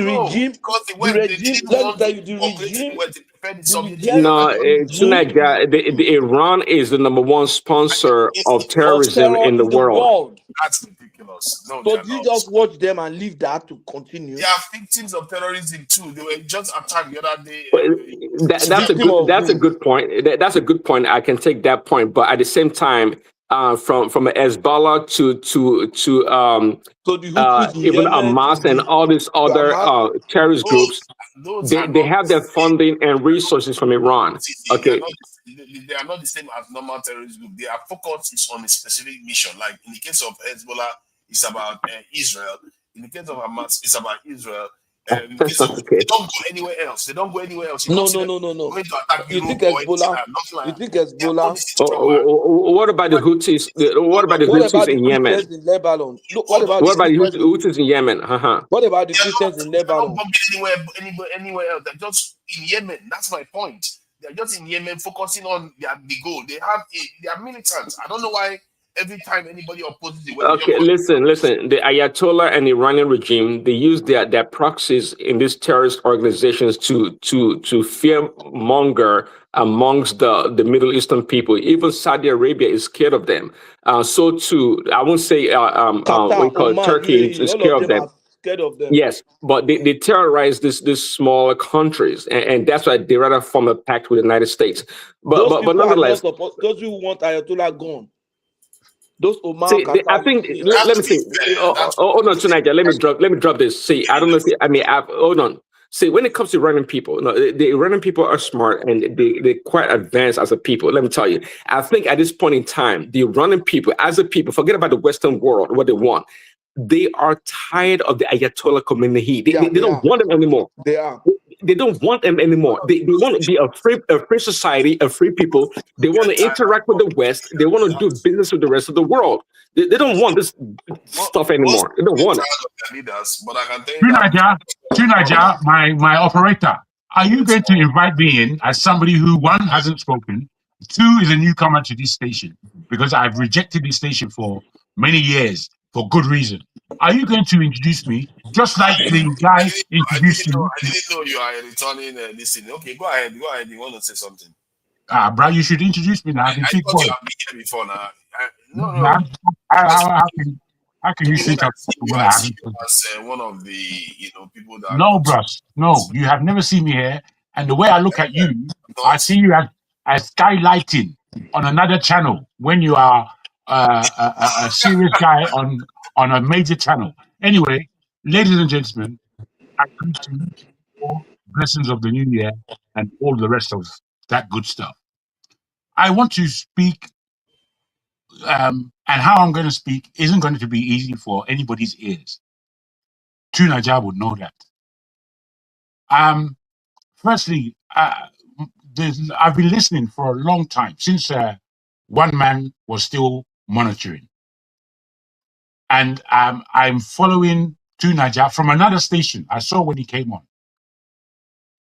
The thing is, wait, before I say that, my condolences for the first subject I came across when you were speaking. Chimamanda's experience right now, if you think about what this woman is feeling, only God knows. But it's too much to speak about such a subject, especially when so much is unknown. And I've learned a lot from the speakers here who have spoken on this subject already, because I saw the news, I didn't inquire. It's too much for me. The amount of bad news that has taken place in the 11 days of this year. That's what I have to say about Chimamanda. I'm happy you have verged to a new subject, and the subject of Iran. Iran is very much like Nigeria. Some of the way you guys are speaking, for me, is obtuse. I was at school with many, many, many Iranians and Arabs as a whole. Iranians are not Arabs, underlined. The history of Iran is a serious history. Serious history. They're Persians, they're not Arabs. I said that. That's what I said. They Madam, they're please, always madam. saying it. Please, madam, let me just land No, my... no, I'm just concurring what you said. Ma Shebe, don't do that, please. I'm okay in holding my own Who is ground. speaking? Who is speaking? Jagu, my name. Please look at it. Jagu by behavior. So please allow me to speak. I'm not interjecting you. Thank you, ma. I would like So to... why the trouble? Again, I would like to carry on, please, madam, without too much No, I'm not interruption. interjecting you. So why the You are flare up and interjecting if you are warnings? speaking. Please, madam, don't allow us to fight. We are Who newcomers is to this. fighting with you? You are. Now let's end For that. what? Why would I fight with you? I have no I idea. don't understand. Why would I fight with you? Madam Zita, please let him just finish his submission so that you can speak if you have something. I'm not speaking anything. You can go ahead. Thank you all. Thank you very much. Thank you. As I was saying, the history of Iran, as it is known today, the Persians before, and so many other names that they have had over the years, is a serious history that is world respected. The beginning of Iran, as we see it, was a lesson to the whole world, especially developing countries, most especially the trickery that the West, both England and the US, played with Mossadegh, the first prime minister of that country, was a shame on the US and the West in the bullying, terrorism, and single-mindedness that they disrupted that country for the last God knows how many years. Given this aspect, I agree with the person who said that the Iranian people are fighting for their freedom. That freedom that they're fighting for and the way that they're doing it, well, or the pressure that they're under, is exactly the same as what we have in Nigeria. It's only that we are not fully an Islamic country as Iran is. Given these aspects, we've got to speak with some level of perspective and circumstance about the nation called Iran. We are all supposed to respect that nation and the people of that nation. I would tell you that it is not the West that should dare to say that they are going to be the ones who operate a new regime in that country in front of all our eyes. We've seen what's happening in Venezuela. If we want that in Nigeria, if you think that they want that in Iran, I'm afraid you're wrong. The Iranian people are not Nigerians. They are not spineless as we are. They have backbone. They will take pressure because they don't have gun to fight their bad leaders. But you know what? They will go forward and die in their numbers in order to gain their freedom, which is a major difference between them and us. We will stay there being weak, talking nonsense, being polite, when we should be vociferously angry at the country called Nigeria. When I look at what Chimamanda has going through, when I look at what Anthony Joshua is going through, all this is Nigeria. I don't care if it happens in any other part of the world. This is Nigeria and the fault of Nigeria and the way that we have failed in the infrastructures that we need in that nation, both physical infrastructure and mental infrastructure. I'm afraid that we use all these things as talking points because we are free to speak if we had to pay to speak, half of the rubbish that are here on all these channels and all these platforms, they won't be said. They won't be said because what we speak of, we don't know how expensive some of the diatribe that we speak on is. It's expensive to us. We, as men and women, but particularly the men, I'm afraid we are using everything as a talking shop. We have no backbone. We have no courage. We have no fortitude. And this is our major problem, which is why we can castigate and talk about any other issue like we know what we're talking about. We have no idea. If people are fighting for their lives and we have news of it, we should be really, if we're speaking about Iran and any other nation, we should be really looking at the aspects that are going on and championing the people of that nation to rise, to rise, to rise. Because in this world today, as we are becoming a global village, my brother, we are all each other's keepers, or we are all each other's keepers. And the more we talk rubbish about each other, the more we go backwards. I'm annoyed, extremely annoyed at the lack of urgency we as Nigerians show. We as Africans show no urgency in the fact that the world is spinning and we are sleeping in real terms. What is happening in West Africa right now, where we have the AES countries who are back in their stance? But no, we're not doing that. What we're doing is looking how we can, in Tinubu's terms, invade the country when he was head of ECOWAS. That was his brainchild, or the brainchild of his operators in France and wherever else in the world. We've got to take serious note of what's going on around the world, especially of those of us in the diaspora, especially those of us who reckon that we are educated people.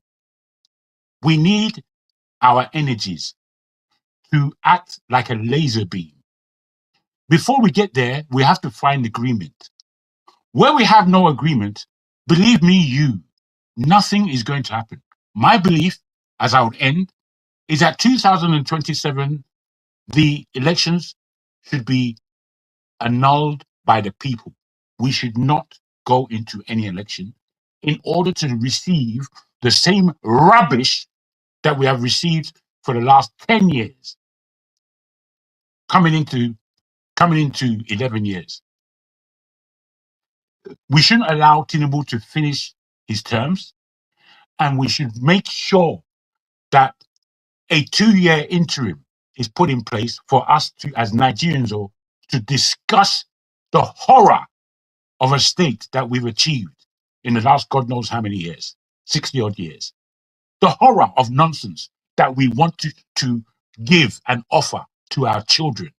Who wants to give this nonsense as an inheritance to our children? My brothers and my sisters, I will thank you for giving me your time. I will end there. Thank you. Madam Zidan, you wanted to say something? I never wanted to say something. I heard when he said he's special. I now said yes. I said they're specials. They're not Arabs. They never said they're Arabs. They will keep telling you, if you meet them anywhere, they will tell you they're specials. They're not Arab. Whatever that means, I don't care to know. Now, secondly, to Niger, I never knew this platform is now for activism. But let me register my voice. Now I know where the anger is coming from. I want to re-register my voice again in what I said. Number one, what I said is that when death wants to kill, it will kill. I'm talking about back to Chimamanda's case. When death wants to take anybody, it will take anybody. That is number one thing I said. Whether you are in what's that? The best hospital in the world, a Simo, the one that uses robot, take somewhere in California. Whether you're there or whether you are in Nigeria, when death wants to take somebody, it will take someone. That's the first thing I said. The second thing I said is that a case, a medical condition that has to be referred is no longer a mere code. It's a very serious medical condition. I'm not a medical doctor, but when you have medical condition to the extent you have to be referred, it's no longer a mere. If it is a mere, any doctor can handle it, any hospital can handle it. That is number 2. Number 3, the anger. Let me register the third thing. I think that's what brought the anger. This idea of when something happens, you start destroying the institutions without getting the result to confirm that at least the institution is wrong. I don't like it. And I will always say it. Why will I say that? Because 80%, let me not say 90%, but let me say 80% of medical doctors in diaspora from Nigeria are Nigerian trained. They went to medical school in Nigeria. So, in all, I'm not saying there might not be a mistake. And as I said, if a doctor will not know something as small as a dose, then that doctor should rot in hell, not even in prison, in hell. I rest my case. Now back to Iran. Prince Dad, what I was saying is that those people, their head no correct. If you monitor them, you will know that they actually do need a strong handle. I'm telling you, look at what is happening in Nigeria. Look at what they're doing in Nigeria. They really need a strong hand. But I'm not saying a strong hand in buying protesters and hanging people and things like that. But then they really need somebody who can put his feet down. That guy you are calling that ran away to United States, I don't think he has the capacity and capability to handle Iran. That's all I have to say. Thank you, Madam. Thank you, Madam Zita. Please, Madam Zita, you were counting some numbers. You said number 1, number 2, concerning the first issue you discussed. Me, I want to, if you stop at number 3, me, I want to add number 4. What I want to say about that issue is this. Following the story, the whole thing that one man read from wherever source that he read that report concerning the unfortunate thing that happened in Nigeria, the painful, death of that child. What I will have to say is this. You see, when I followed that, when Mama was reading it, when I followed it, that's why I cannot actually agree with the narrative that is already in the space. And then I will also want to say that those of us who said that this topic should be maybe taken further until necessary things are done, necessary investigations are done. Because if you really want to follow it, saying that they went to the first hospital, and then this is coming from the mother of the child, going to the first hospital, then referred to another, and then something in the US is waiting for them. I think they were almost going to the US, waiting for them to take it up from there. Sorry, and then Isaac, yeah. Who is the one doing the investigation? Is it the medical board or the state government, or who is the one doing the medical? I think they said the state government. The state government. But But so I don't really want the state government to do it. it should I be the want them medical board, right? in Nigeria. No, I No, want them to take it no. The abroad. medical board. Okay, the medical board as a not the hospital, but the like the Yeah, medical because board. they can come in and on behalf of the state and then do the investigation on behalf of the state. I don't know how it works in Nigeria or who does what, or I don't know if it's a criminal Yeah, act. well, let me just conclude my point. You see, with all the stories, it was like, let's quickly. I think the child was already like weak. Like, I think the mistake she made coming to Nigeria in December, because that child, one thing we are not asking, where is the child's medical report? I think the child should have medical history.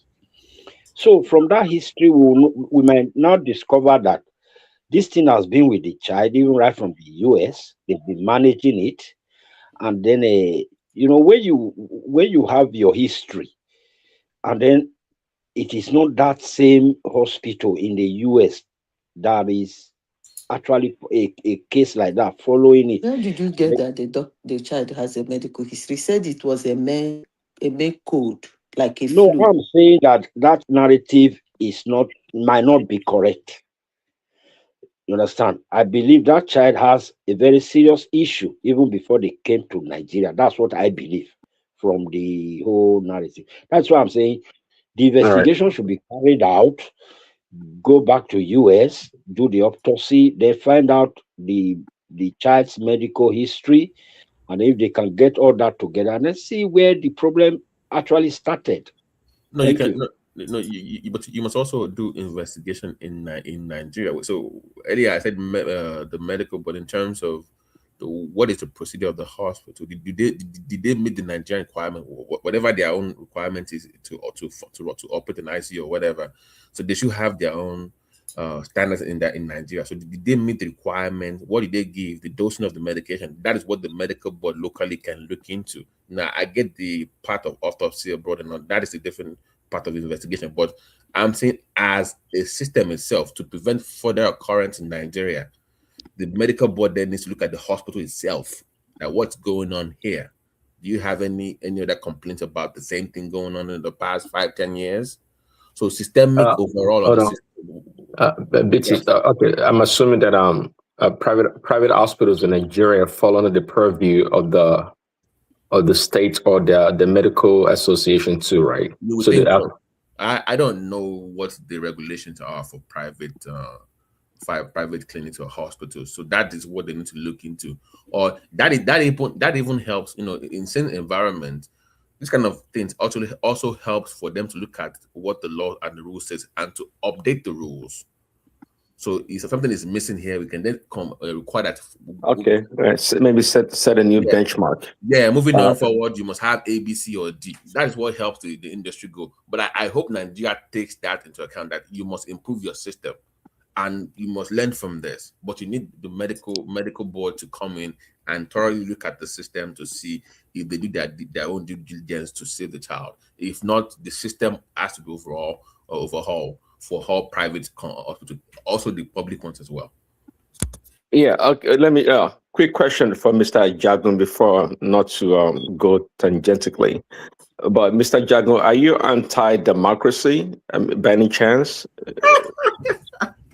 Well, I was expecting that. What kind of question is that? Okay. No, it's okay. It's okay. Allow me to Because of his answer. position now, it should be asked. He should answer. No, I can answer, please. I'm not anti-democracy. When I look at the politics of the world and the history of politics, it's very difficult to find a better way of managing governance. Having said that, it is not beyond the people to have a mindfulness that nothing is perfect, and least of all, democracy. I will put it to you that democracy at one time was probably, in the history that we know of, was probably a sanctified way of governance. However, the democracy that we have today, as is being shown, if you tell yourself the truth, is fake. The governments in this UK that I'm in, they are chosen and selected before any election is whether you believe it or not. I know because we come from Nigeria, and Nigeria is a very desperate place, desperate arena. Getting out of Nigeria, escaping from Nigeria is everybody's dream because of the level that we act. But because we can come to the West and switch on the light and the light actually comes on, that is not the be all and end all. We give too much reverence to the West in Africa, particularly in Nigeria. And I put it to you that whilst democracy is arguably the best way of governance that we see, away from socialism, communism, and all the rest of it, the capitalist regime with which we live under is not sustainable. I don't know if that answers your question.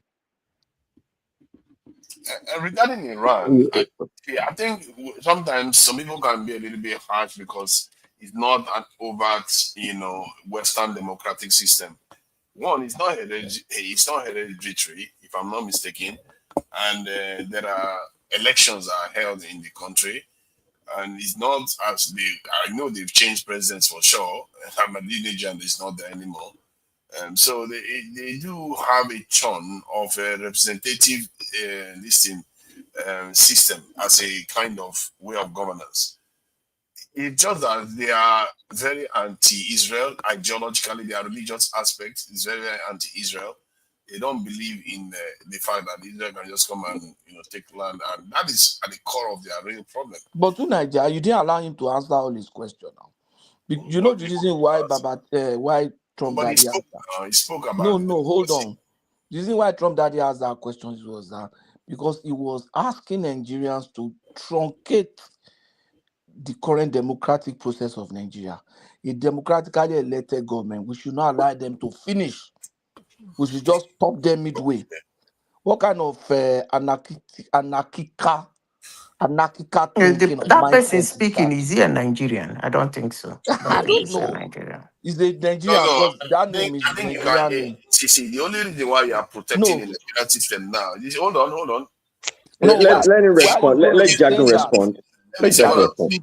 Can you let me talk? Come on. Nigerian democracy. Hold on. Let me finish not talking. allow him to finish. We should just throw This him guy, out. you know what? Let me see. Let me mute him because you have to let people talk too. See, the idea that you are defending democracy now, most of you are very, very hypocritical because if it's not your man in office now, maybe it was Buhari in office, you are not going to be this defensive of democracy. This is kind of behavior we have all the time. Like some people try to say that Chimamanda was, or the people there are trying to politicize this thing. Everything is to protect their person in office. That's all they care about, whether the person is performing well or not. Jago doesn't believe in the democratic system that we have, right? He believes that the whole thing is a sham.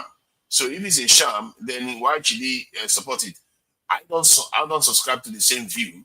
I actually think that if you have a continuous system that is relatively stable in Nigeria, this is the only stable system we've had for, I think, going to 26 years now more, that it is worth reforming, not necessarily truncating. But that is his view. And the only reason why I'm criticizing it, because I don't think you are criticizing it honestly. You are just being reactionary and defending whoever because you like the person that is in office, not because you are actually evaluating it dispassionately. If it's okay to Niger, allow me to try and sharpen my answer.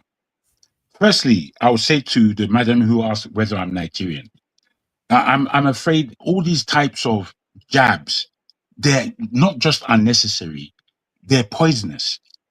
If you are not aware that Nigerians have been in the diaspora for 400 years, I have been in the diaspora before any of you people, so-called, came anywhere near the diaspora.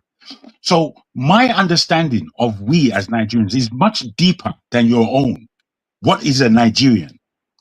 Do you know what a Nigerian is in terms of the physical space that we call Nigeria and who comes out of that country? The depth of knowledge that comes out of that country since the 1800s. I've been here since 1970. I was born in Nigeria, and I was born during the Biafra War, and my memory of the Biafra War is vivid. I remember those years of my life more than I remember 2 weeks ago. I remember the smell of dead bodies. I was in Sapele. I remember the aircraft that used to fly overhead. I remember soldiers going to and fro in front of our house. So I beg, don't humor yourself with the nonsense that bounces around your head, telling you who is a Nigerian and who is not. I think you made mention that a real Nigerian is a person who has never left the country. What a damn idiotic suggestion. Nigerians are global. Nigerians are needed in this planet. Nigerians, unfortunately, are deeply confused with the responsibility that they have to this planet. All we do is to pack ourselves into the church, believe in all kinds of hullabaloo, don't know what we're kind of, and feel that we can look down on people. You don't know that there's a human consciousness in me, which is why you can put that suggestion in front of your four. I reject it wholeheartedly. You know, people that think like you, they get in my way in this life. You're a person who gets in the way of progress.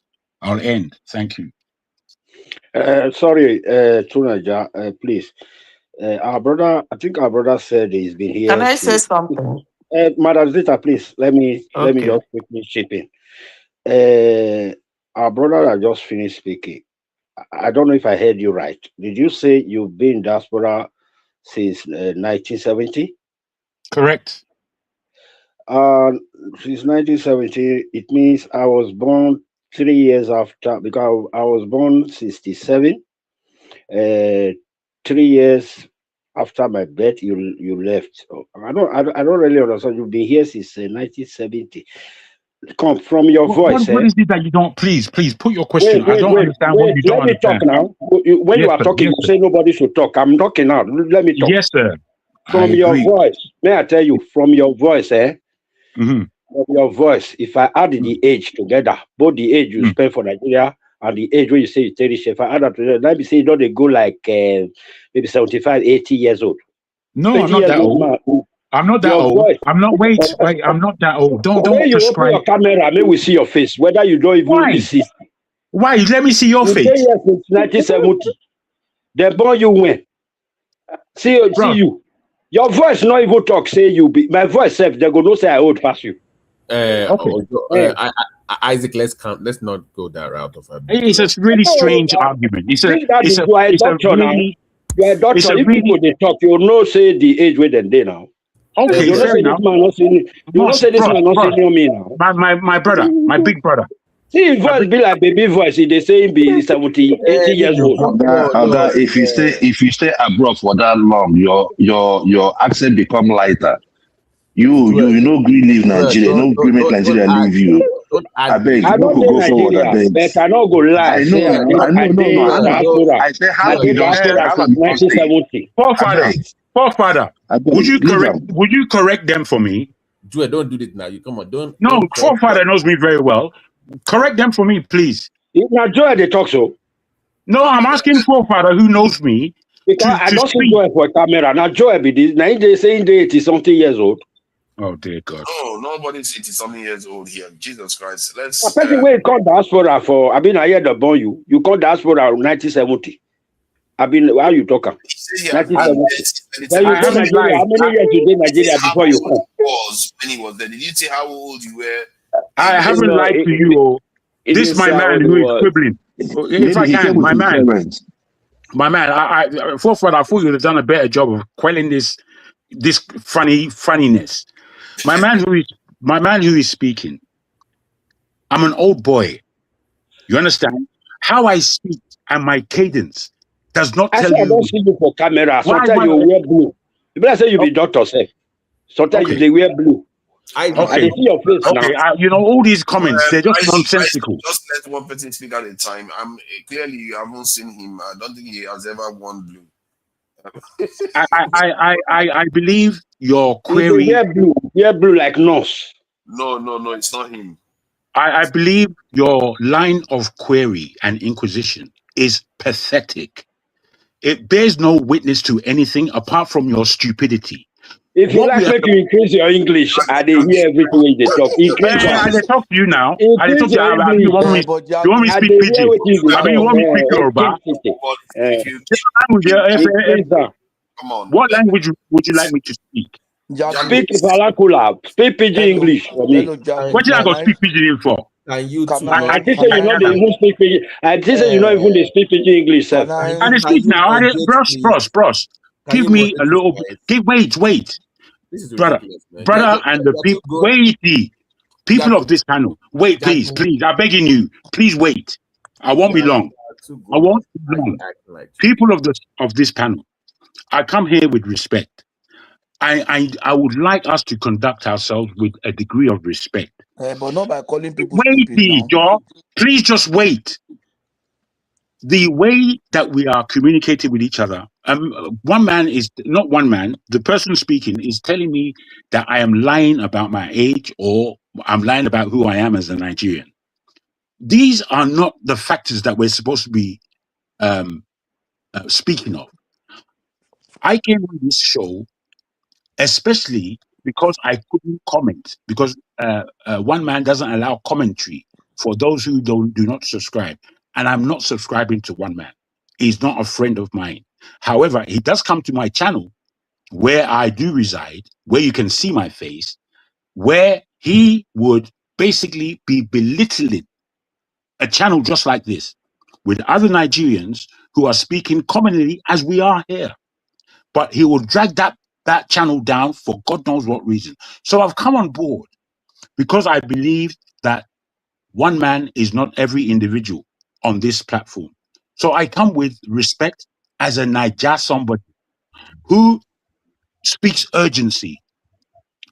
The lady who spoke and said, I didn't know that this was a platform for, what is it called? For resistance, or I beg your pardon, I quote you wrongly, but I know what you meant.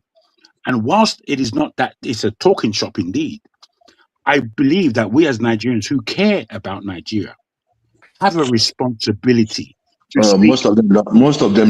Most of them don't.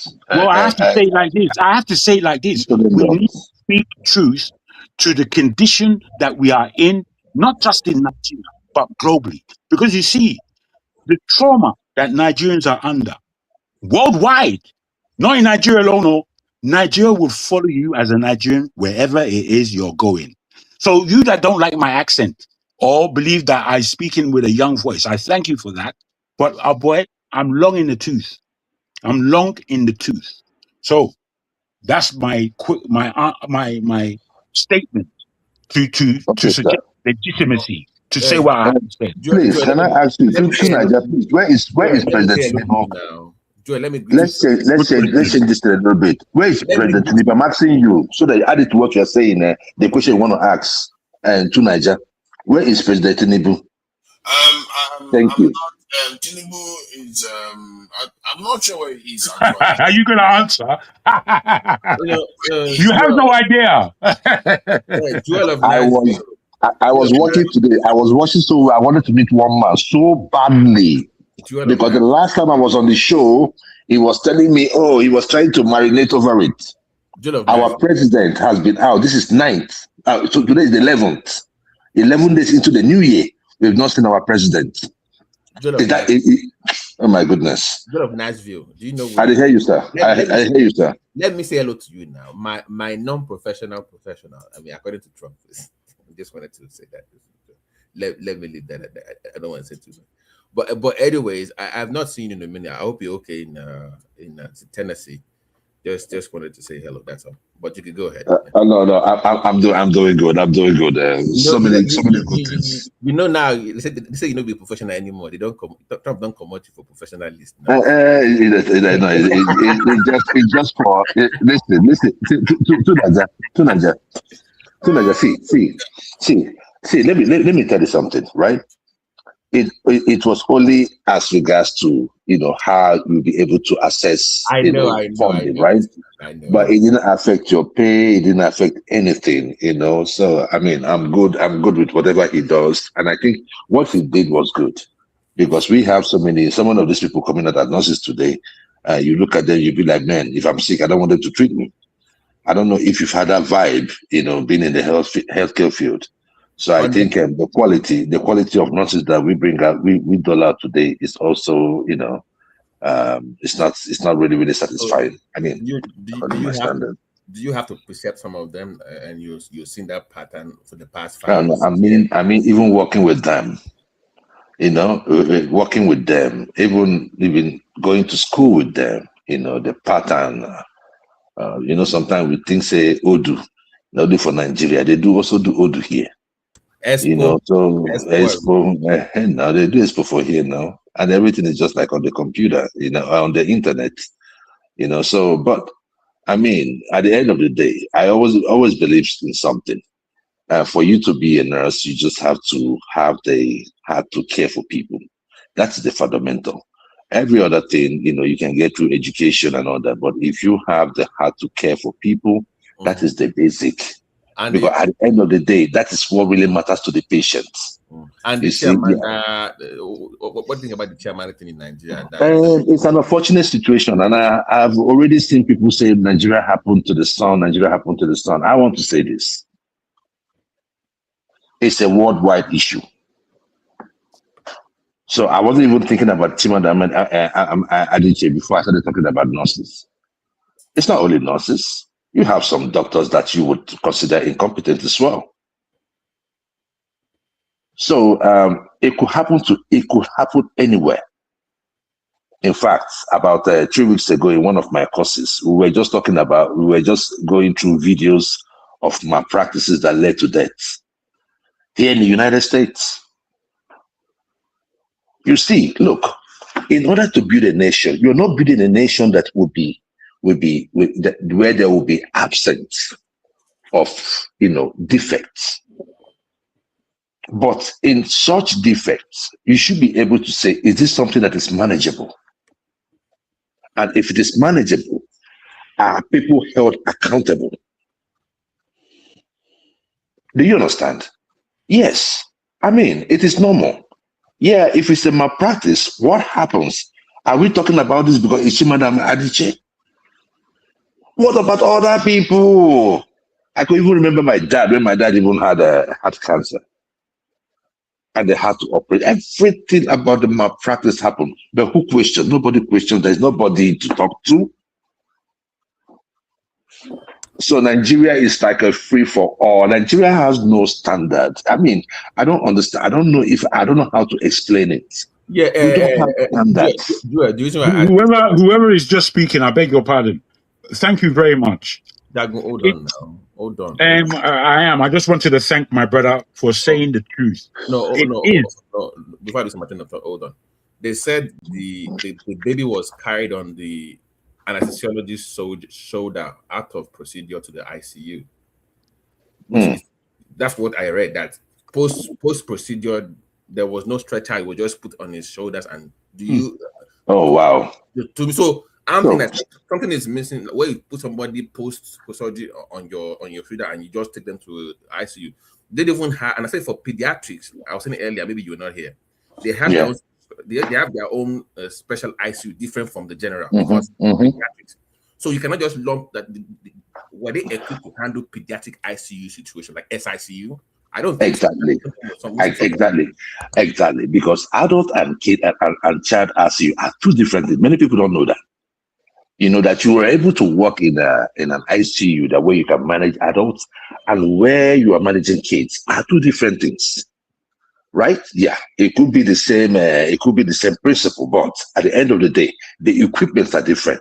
How would you carry someone post-op? It does not matter if it is Nigeria or anywhere. How would you carry anyone post-op on your shoulder? So that is why. Well, that's the thing now.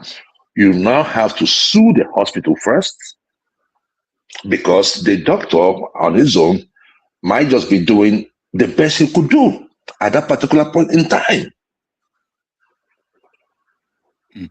He could be doing the best because if he doesn't have a stretcher, what do you want him to do? Leave him there? Or probably it could have been smarter and probably use a sheet and do like a log roll kind of situation and just, maintain that. But at the end of the day, a stretcher is a stretcher. And if you compromise that situation where they are in, anything could happen because, oh God, stretcher. Stretcher. Look, let me remind you. Let me remind you, please, before you go forward. Let me remind you. You know what killed Oliver the Coco?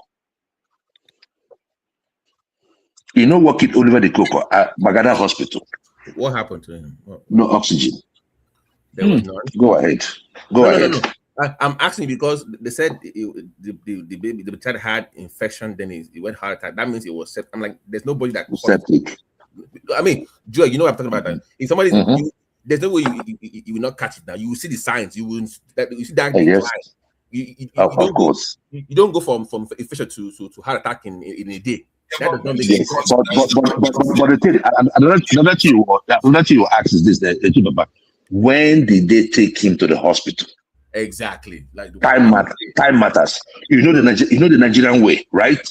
They go first give. No matter how rich you are in Nigeria, there's this thing about us in Nigeria. We and chemists, local chemists, something about us and them. You know, no matter how rich you are, I better go get tell this man, tell him stay chemist, tell him say headache, and they get headache. It's even worse if you go school more. It's even worse if you go school. You say, I know, yeah, they go and buy that specific one that where they work. Exactly. Exactly. So that is the thing. At what time did they take him to the hospital? And if it was late, we can blame the hospital now. We know the stretcher thing. By the way, Joel, that was the second hospital. It was somewhere and it was referred to that the one where he died. As a specialist now. The hospital not get stretcher. We are just concluding now. Say they not get stretcher. No, why are we behaving like this? Isaac, the how mom can said that caliber of woman? I be not be the person where they discuss the matter. So not be him, not be that they discuss this kind of woman. They don't the hospital where they carry go. You say you not get stretcher. Nah, no, we didn't say that. The woman said when the baby died, that there is no stretcher. That's what the woman said. Now, so we're not the one saying that. She said that our own child was carried on the shoulder. Not that is what she said, not what we are saying. The more that they tell you, say now what happened, you ask again. So to Niger, see, if there is one area, I would like to work in, it's in the Ministry of Health. Because I believe to Niger, most of these things can be tackled. It's not rocket science. Most of these things can be tackled. You see, the lack of inspection in our public life. There is no inspection. None. Look at the goods. Look at the prices of goods in the market. You see, it goes from immediately they say they put fuel, 10 naira on fuel. You see, the prices of everything will go 20. Nobody is there to say no. Even price gouging. Even we do it. You know what I'm saying? I think we have engaged in these micro corrupt practices or practices that are not standard for far too long, and this is all the results we are getting. What is actually alarming is the amount of people that have lost their life due to oxygen not being available, because I gather that this case has that oxygen element too. Oliver the Coke oxygen. I know somebody that lost their life last year due to the fact that they didn't have oxygen nearby. Exactly. And these are the people you know. Tunaja, let me say this. You know, I was recently in hospital last year in May, and I was there for 2.5 weeks in London. And although my situation was quite critical, it didn't stop me from observing what was going on around me. Do you know about 6 times every day the cleaner would come, somebody will come and spray the whole place, and the way that they were operating in a local hospital, these aren't any big hospital I'm speaking about. I asked them, why are you doing this? They said that a lot of germs are collated and people die in the hospital because of the germs in the hospital. Imagine the amount of germs that are going around in any hospital. If you are not, as my man said, inspecting and being really pedantic, if you like, about the cleanliness of a place called hospital, then you failed. You have failed. Two of my aunties, who should very well be alive, my mum's sisters, both of them at different points of time went to hospital for minor issues. They came out dead. This My auntie has a light. Wait, if I can just land. This happens to people. Somebody has already said. Anyhow, is it because it's Chimamanda? No, it's Chimamanda's present position and the position of somebody like Anthony Joshua highlight that this can happen to anybody. And with that, we have to push to make sure that we are heard. Otherwise, it just continues, bro. It continues. The road is a death trap. The hospital is a death trap. Yeah, my brother. They say something, right? They say that in Nigeria we're all poor. When somebody made that statement, I did not understand. I did not understand what they were talking about. When he said that, I was like, but when I now reasoned it, because it was the Anthony Joshua's death and accident, right? And I reasoned it. So I was looking at the emergency response. No ambulance, Joel. No ambulance in somebody's car. People are even recording. Nothing. Eroding the space. No private space for the victim. Everybody was just their camera. I'm like, what kind of people are this? Yes, hold on now, Tubaba. Then sometime around December 24th to 20, I don't know. I can't pick the dates. There was a fire on a building, and in Lagos, right? I think it's in the Balogun, right? And they said that there were people trapped, that they were making calls from the rebels. And we were celebrating Eyo. People were in the rebels. I have never seen anything like that before. And they finally died there. Look, there is a collapse of building over here, at least. There will be efforts to see if they could, excavate and save, even if it's only one life. Because in such situations, time matters. Time matters. You allowed it over the weekend after you enjoyed Eyo. And you came back on Monday to come and inspect as the governor of the state. That is to tell you, your life does not matter in Nigeria. It does not matter. It's the truth. Go ahead. I want to ask you a question, because you said you have interest to work in the Ministry of Health in Nigeria to change things. And you have cabals. For example, look at what, like somebody said in the comments, what Dora went to, even with NAFDAC. Now in the ministry, you're going to face opposition. If you have that chance one day, what would you do differently? What do you think to because you have all these cabals, and even with the fake drugs, the people corruption, how would you fight that in the ministry? You see, first and foremost, I always believe by leading by example. That is first. If you're clean on your own, then that is the first part of it. Secondly, you start bringing up innovations. And it's not like these innovations are something that it's not like rocket science. These laws are there. Those innovations you're talking about, you'll be surprised. If you go to the books of Nigeria, all this public policy, you will see beautiful, beautiful, beautiful things. Nobody is pursuing them.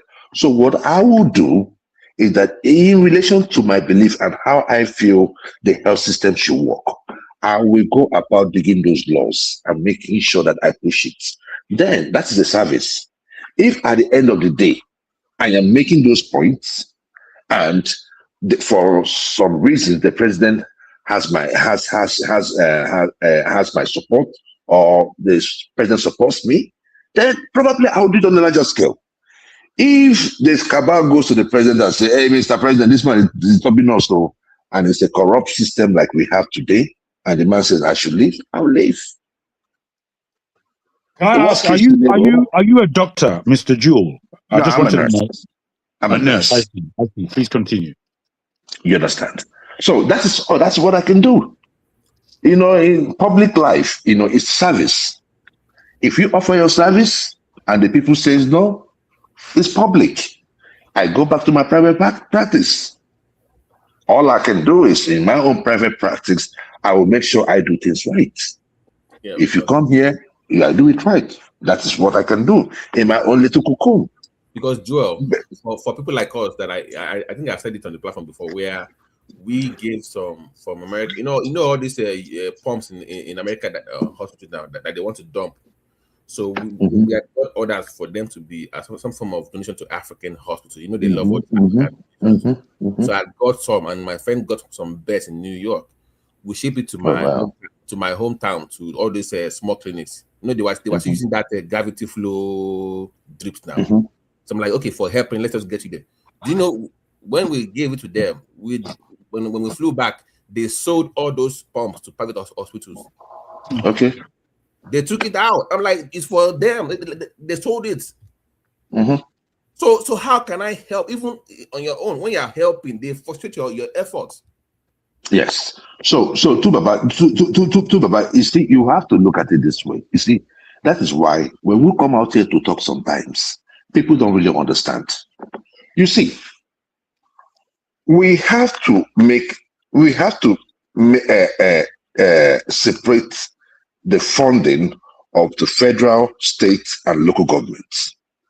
Let us have a functional local government, because most of these things we are talking about are the functions of the local government.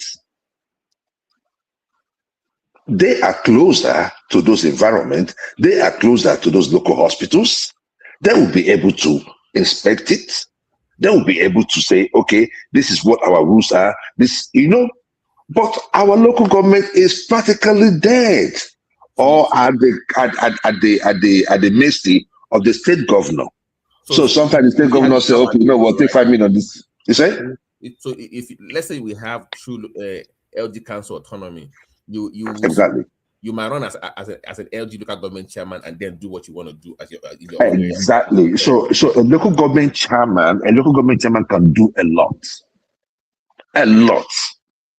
As long as you don't go in there, you know, looking for, you know, the next position. I would have just thought that, you know, public office in Nigeria should just be 5 years single term for everybody. After 5 years, get out. Because you see, I would have said, oh, we need experience. But you see, the psyche of the black man is different. It's not like that of the white people. There's something inherently wrong with us. We hate ourselves. You understand what I'm saying? Oh, no, I am not. I'm saying, look at everywhere. Look at every black country. Bro, Tell me which one that you will be I like. go even deeper than you. I call us stupid. That's what I call us all. Anyway, continue. I'm just laughing. No worries. You understand me? If you say, okay, all right, okay, come to the blacks in America. Go to the hood. Go and look at their life. Absolutely. Go to the city. Go to the city that they are running, because these are cities where the funding comes to them, they manage it and everything. Go there. You see that corruption. Look at what is going on in Minnesota. And these are like nothing compared to what billions of dollars. Billions.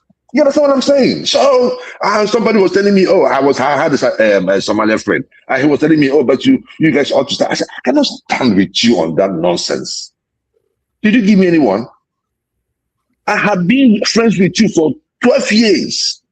You did not tell me anything like that is going on. Every time you tell me you're going to Minnesota. Every time you tell me you're going to Minnesota. They didn't hook you up, Nah, you don't hook me up. Now you want me to go and protest with you. I said, I cannot do that nonsense with you. What nonsense? Every time this guy will tell me they go Minnesota. I'm going to Minnesota. What happened? You know, that's where my people are. This and that. You come back every year, you go buy new car. You come back, you get better car. You understand what I'm saying? These guys were making a killing. And Joel, you know, somebody brought something. A friend of mine brought something today. He said, like to your point about black people, he said even Nigerians, we are big enough to actually have political influence in some cities. We In some cities, yeah. don't even talk to each other. We just like we don't even know Joel, the power of numbers. Joel, do you know why that thing came out like that? Why, ma? That's Happy New Year, by the Minnesota way. something. Happy New Year, by the way. Happy New Year. Oh, no, we sing the other day now. Oh, okay, not true. Okay, we said this here. Okay, go ahead. It's Dojo. Yes. Is I that know Doge? now. I know now. I know. The guy just connect all the network or jam them together. If I tell you people a story, that story I will tell it when you go offline. That Doge did a lot of things in the United States. If you see the do you know those boys we are driving Bethany? They were building malls. What did you say, Bethany? What is Bethany? They were building malls, estates. In fact, I heard that in the part of Kenya where they reside, it's like real estate galore. They are doing good.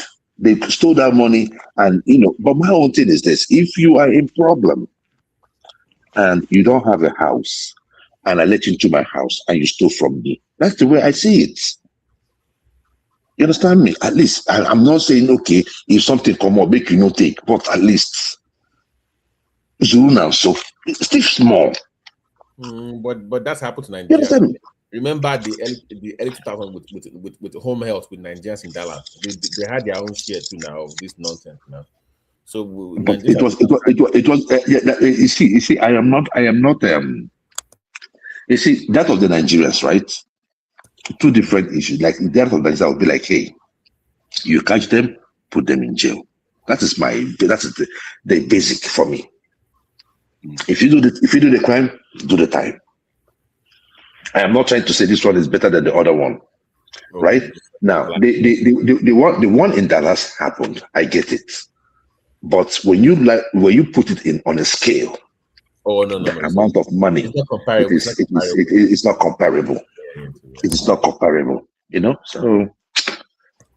Yeah, I wish you luck on your political journey. Honestly, if you run for, hopefully Tinubu, I know you can get this true LG autonomy thing, because I think many people like us can afford to fund local campaigns at that level. I think we can local government. He only has 1 year. He only has 1 year to do that. He must. As I said it, he must give me two things within this remaining 1 year: true LG autonomy and state police. If not, don't talk to me. I don't hear anything.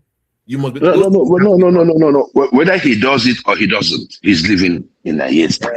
Go on with your there is no ADC for ADC. Are you ADC now? Where are you, Joel? Are you ADC now? Well, I will answer you. I will ask. I'm in Nigeria, so I'm going to answer you with another question. Where is P2B? I don't know. I mean, you tell me. If you know where P2B is, then that's where I am. Maybe he might leave for AM people tomorrow. We know the guy just. I will follow him there. If P2B goes, if P2B joins Christmas party, I will follow him to Christmas party. Look, let me tell you something. See, to Nigeria, there is something that happens whenever you meet somebody that you feel that cares. You see, it's not that P2B is so extraordinary, but amongst all the politicians I've seen, he is the one that has shown me that I care.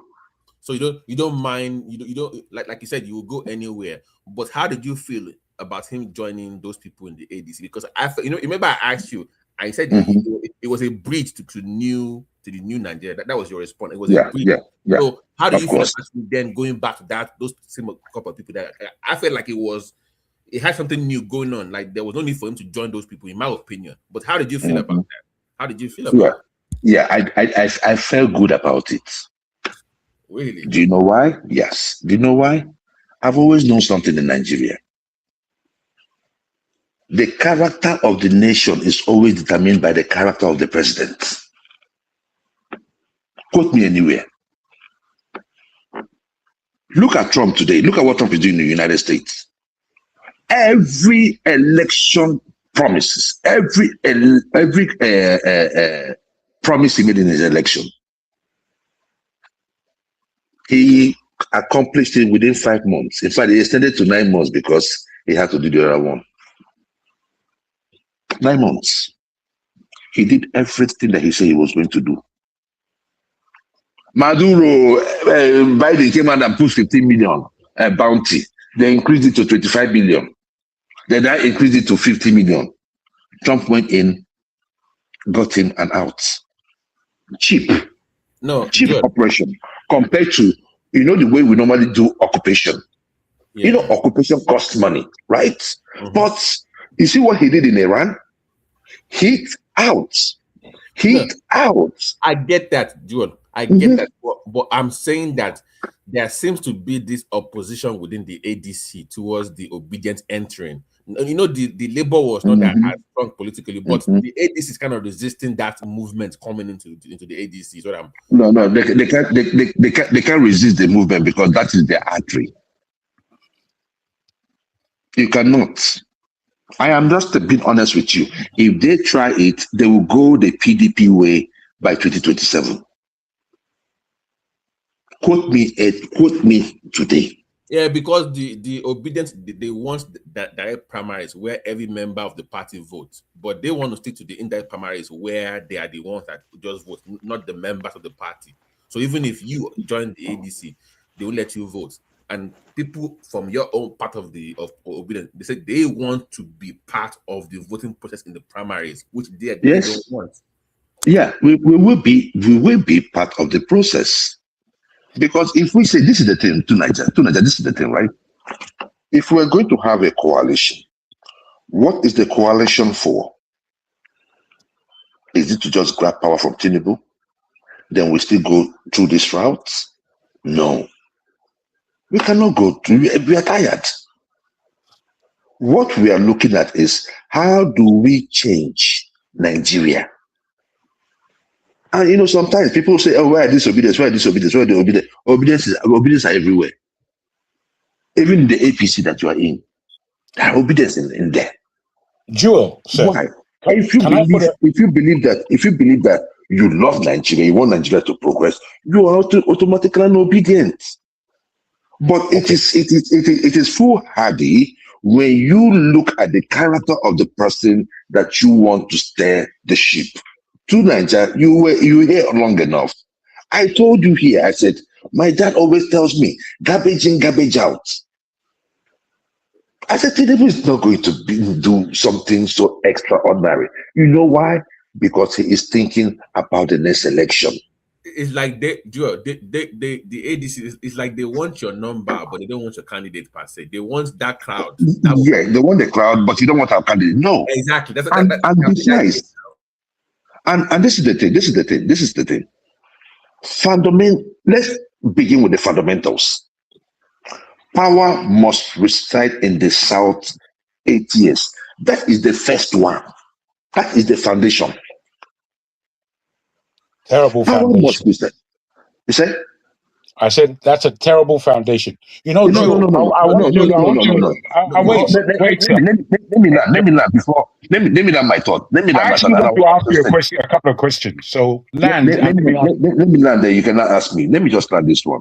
The reason why I say this is that we've had this running battle in Nigeria for too long. Far too long.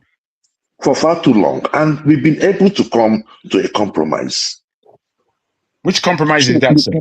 The compromise is that the South does 8 years and the North does 8 years. That's the same nonsense we've been doing. No. We just started doing it in 1999.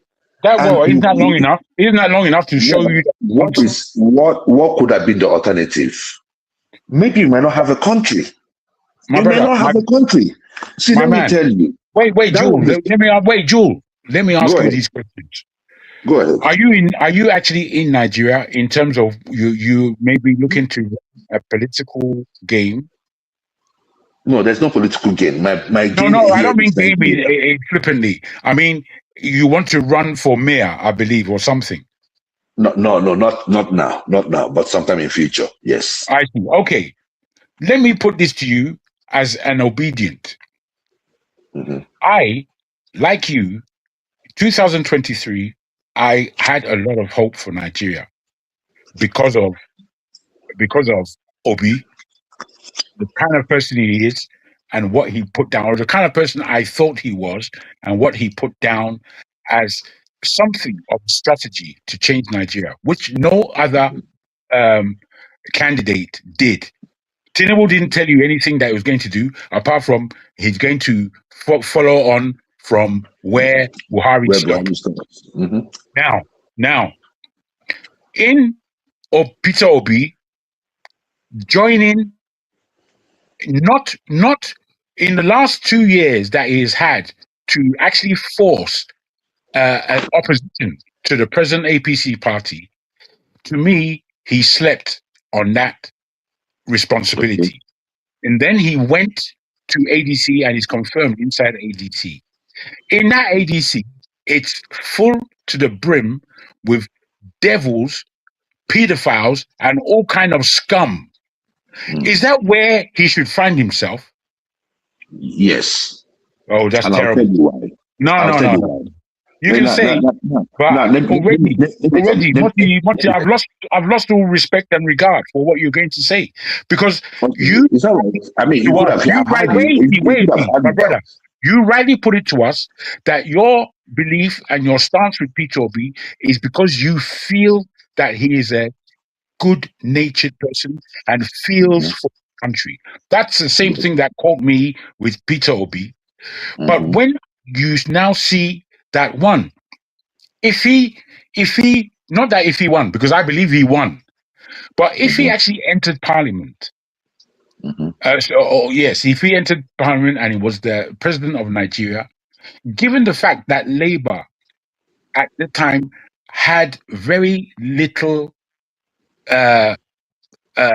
positioning in the whole nation, he would have found it very, very difficult to govern. Very difficult. One. The 2 years that he would have understood this, instead of him galvanizing the nation to really stand behind him for the next election, he didn't do that. He made mentioning here and there, and now he found himself with all the enemies that were pulling him down during the time of his election.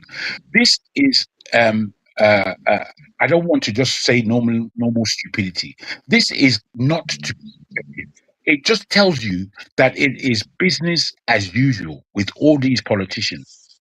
If Nigeria does not stop this nonsense, Nigeria will continue stumbling from pillar to post. Guaranteed. If you believe, wait, I will end like this. If you believe that whoever comes in power, given a 2027 election, that it will be any different from what we have had since 1999, stumbling. If you think that, then I think you are. I don't want to just push out any free yourself. Use anything. I don't feel offended. I mean, very good. You're not close to me. Just feel free. Thank you, sir. I respect that. Yeah. You feel that there's going to be any change in 2027? Yes, there will be. And further back, and I'll tell you why. I'm afraid you are living in Nigerian stupor. Okay, no problem. Now, let me just say this, right? Thank you very much. I mean, if I tell you that I do not have that same fear, I'll be stupid. But I will explain the reason why I have faith in what Obi did. Now, if you look at the last election, right? We were all emotional, and being emotional got us 6-point-something votes, 6-point-something million votes. What INEC gave us. Now, if you look at our votes, it came from South and the Middle Belts. In the core north, we performed woefully. So it will be foolhardy to go into the 27 election with such strategy. So what are you trying to do? What are you going to do? You need some strong blocks from the core north. And now, let me tell you one other thing that you didn't didn't pay notice to. When everything was going on in Labour Party, the obedient were trying to form a political party. We saw all these things. But what happened? The Tinubu government blocked it. Look at every political party, even the Labour Party that you're talking about, you said Obi should stay in. Is it not surprising to you that immediately Obi left a Labour Party, they now told Julius Abure that he is not the rightful chairman to that position? Joel, that is expected, is my point. Opposition. No. It's not expected. It's criminal. No. You cannot say. That's why we don't have strong institutions. In the Nigerians' political space, my point. That is why I was trying to get to the last person that spoke, right? When you look at the Nigerian political system, you cannot be good if you are so good and you get to the top position, then you know that probably you are the God, just single-handedly was like guiding you. It does not happen that way. And most times we keep saying these people are bad, these people are good. But when you become the president, you are going to be the president of the bad, the good, the ugly, and everything within it. How do you manage it? You see, the ADC, if they can come together and present an OB, I bet you by 12 p.m. on election day, election is over. By 12 p.m. that day, it's over. The only way people can come into... No, don't be confused. Joel, the I'm confused. You can be confused, but the thing there is this, right? Tinubu's votes in the last election, about 60%, over 60% of them came from the core north. He lost that. The way APC is in the core north is like a cancer. I mean, will he get some vote? He's going to get some vote, definitely. But the thing there is that you know how those people vote. Now, when you come to the south, the southeast, Obi is going to win all the southeastern states. I can tell you for free, comfortably. Forget the what they call it, the defection that you're seeing. Because the thing there is that in this 2027, we have to start looking at ourselves as participants, real participants. Any person that rigs election, any person that you see on the street giving people money is a terrorist. Any person, look at it this way. You know why I tell you this? If you put on a scale, we have terrorists like the Boko Haram, the ISWAP, that kills people, that go in and kill people violently. I think you are going too far. Leave Boko Haram out of this. That's not the issue. I am not. What we want you to make. Mr. Jew, we want you to let me land. You are going too far. Boko Haram, you will go to. Wait, guys. Mr. Jew, if you put on a scale, the amount of people the Boko Haram has killed, and you look at the amount of people that have died from bad roads, from bad hospitals, and as a result of bad governance, you will see that any person rigging election in Nigeria or heading it is a terrorist. Very good, Mr. Joe. Mr. Joe, appropriately. Mr. Joe, Joel, you can talk. You can make it brief. Let someone else make it brief, and then come back to you. Let me just say this. Your time. Yes, indeed, Mr. Jewel, we have given you a lot of space to just be monologuing, which is fair enough. We enjoyed you. The thing is, you give no space for anyone else to speak, which is very unfortunate. Let me put this. Allow me to speak. Then you can now. You can now. No, the last half an hour. Yeah, you allowed me to speak because I was questioning you, so you spoke more, which is fair. The only thing is, go ahead and speak. I want to listen. Go ahead and speak. I want to listen. Don't Very worry. good. Yeah, go ahead. Very good. This is all I'm saying. Now, I put this to you and to the panel. I've said this on other platforms today. There are people in the comment section that can bear me witness. Somebody asked me earlier if I believe in democracy. They didn't understand what I was putting forward. I put forward, I don't know if you are here, that Nigeria should stop. We should come together in order to have a more serious conversation over the next 2 years. The 2027 election should not go ahead. Why? Because we're going to have the same thing as we have had over the last 10, 12 years. That is my perception of the look of Nigeria. Given that, between this year, October to March 2027, we should not work. The only people who should work are farmers, so that there's food to eat. Everybody else should stop working. Reason being, we are going to stop that country. We are going to stop the madness that we have been in since 1999 and before, since 1960, if you want to be real. Now, I'm saying this not because I don't believe in democracy, but we have had no good governance in that country since our beginnings. In fact, every day that goes on in Nigeria since 1960 basically gets worse, and it seems that we haven't realized. The leaders that we've had in Nigeria's independent time were far greater than any leader that we have had thus far.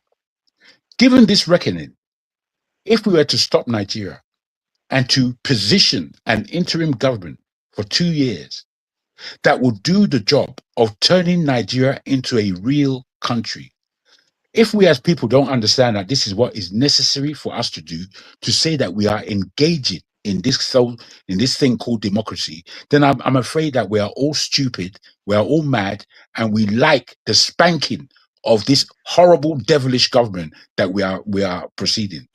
Peter Obi would have, if he came in 2027, would have very little power to run that country properly. I can tell you that for free. And he would fall into the same trap as any good gracing person would fall in, which is to join the cabal, as it were.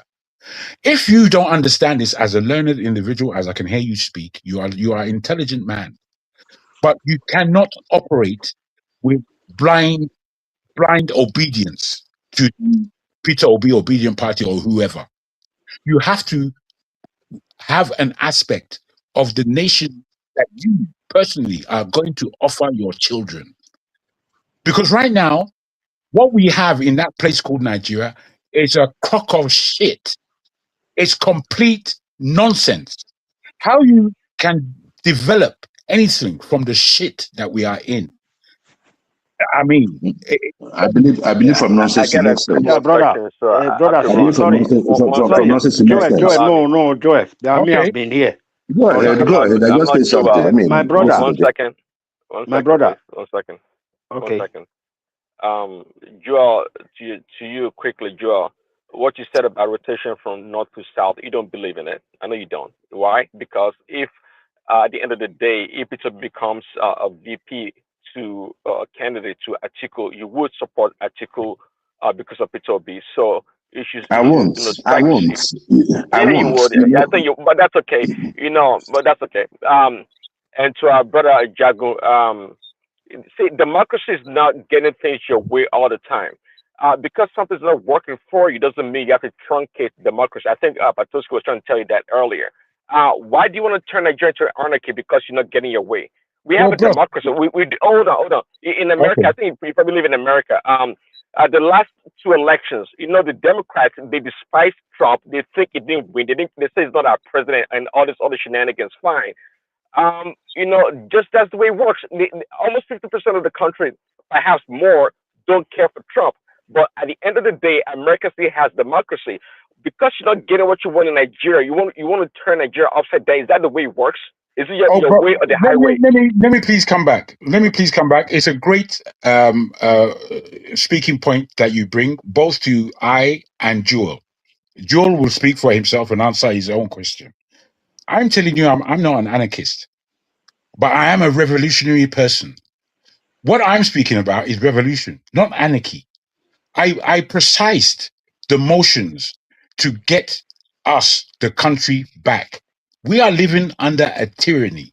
If we want to continue that tyranny, fair enough. As you say, you're a democracy believer. You think I want to truncate because I'm not getting what I want. I don't live in Nigeria. I live here in London. Live the way I am a British person, not because I'm British, but because I own this passport. That passport takes me all around the world. I'm very well traveled. I'm not stuck anywhere. I'm a global nomad. I can go Okay, so anywhere. Wait, in let me land. in the comfort Let of me your answer own you. country, hold on, in the comfort of your own democracy in Please let me London, land. you want to No, destroy please Nigeria, right? please don't misunderstand me. Let me land so you understand and can speak to me accurately. Instead of using all these false accusations. I'm not an anarchist. I'm telling you that I'm a Nigerian. I care about that country. I believe it is one of the strongest, it could be one of the strongest nations in the globe. That's my belief. And I believe that because of the people that call themselves Nigerians, that I know, that you know. I'm saying it's not because I'm not getting what I want. It's not because that this thing began in 1999. I'm saying it began from its beginnings. And unless the people take back their power and legitimacy and citizenry, we are going nowhere. If you believe that this democracy of yours, that you believe is being practiced in Nigeria, if you think that's democracy, yeah, fair enough. If you think that democracy is taking Nigeria anywhere, I doff my cap to you and would like to see your own participation in this democracy that you want to underline and champion. Me, I'm not with you in that game. I'm saying to you, we as people have to make a stand. If we don't make a stand, we will be trodden on, as we've been trodden on for the Okay, past sorry, 1,000 my years. brother. I know say my voice Okay. is not sweet.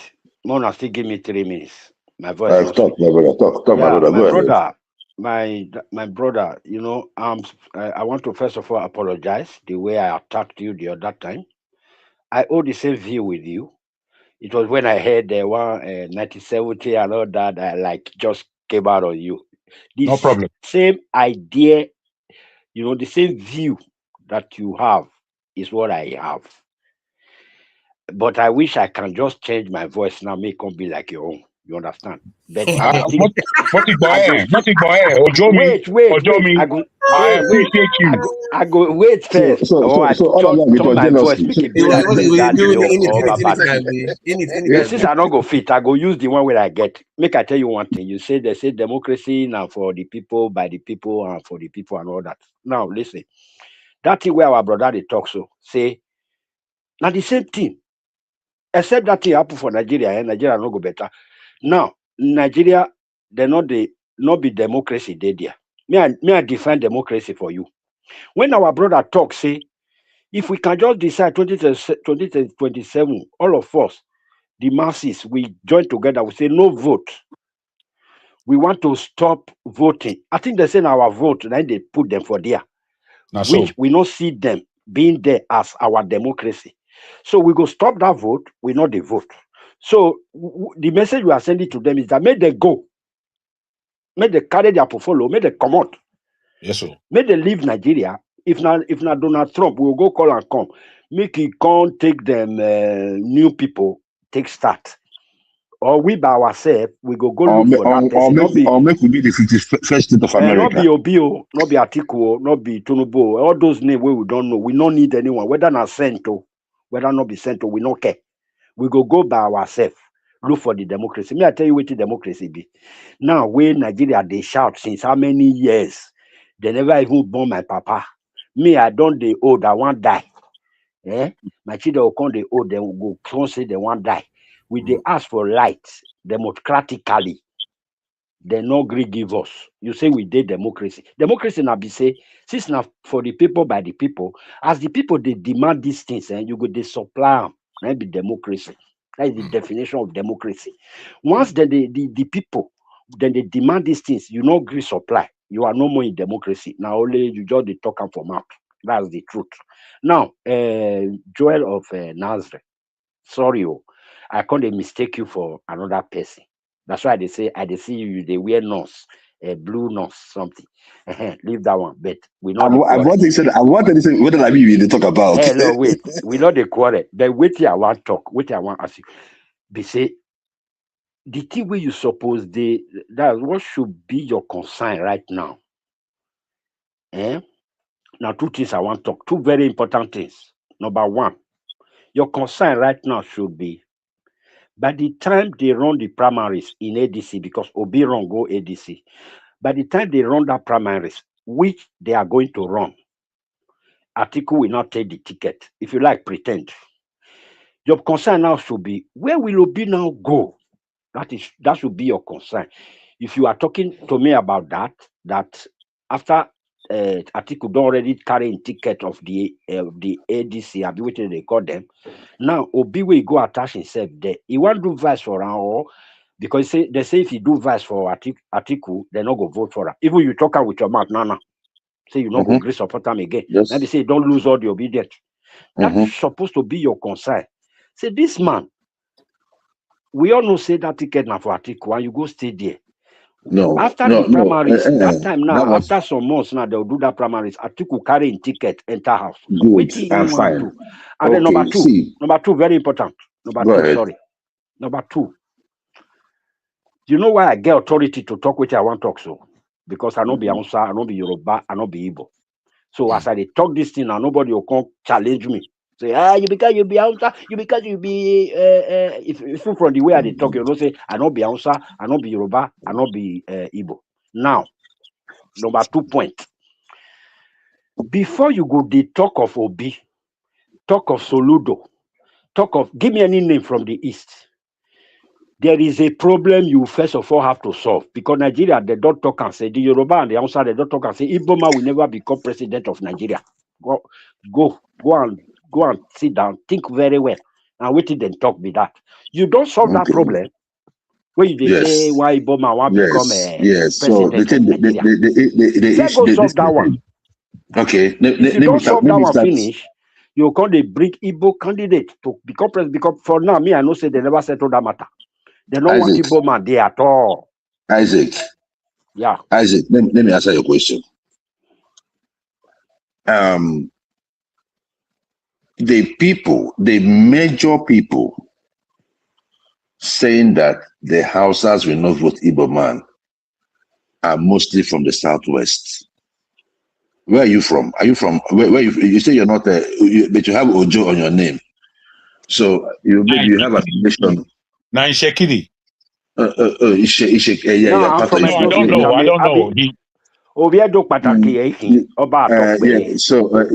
No, forget the Oba Atobe. You get boundary with Osun State. So you think more or less like them. Let me tell you this. The only people in Nigeria today fanning the embers of division and tribalism are from the Southwest. Not all Southwesterners. It's a very unfortunate statement. From the elites of the Southwest. Let's look at it. You see, now, all these years now, nobody's talking about Igbos want to take over Lagos. Let us get towards the election now. You start hearing, to start popping up. Even on this one-man show, people still talk about it. Where are they from? They are from the Southwest.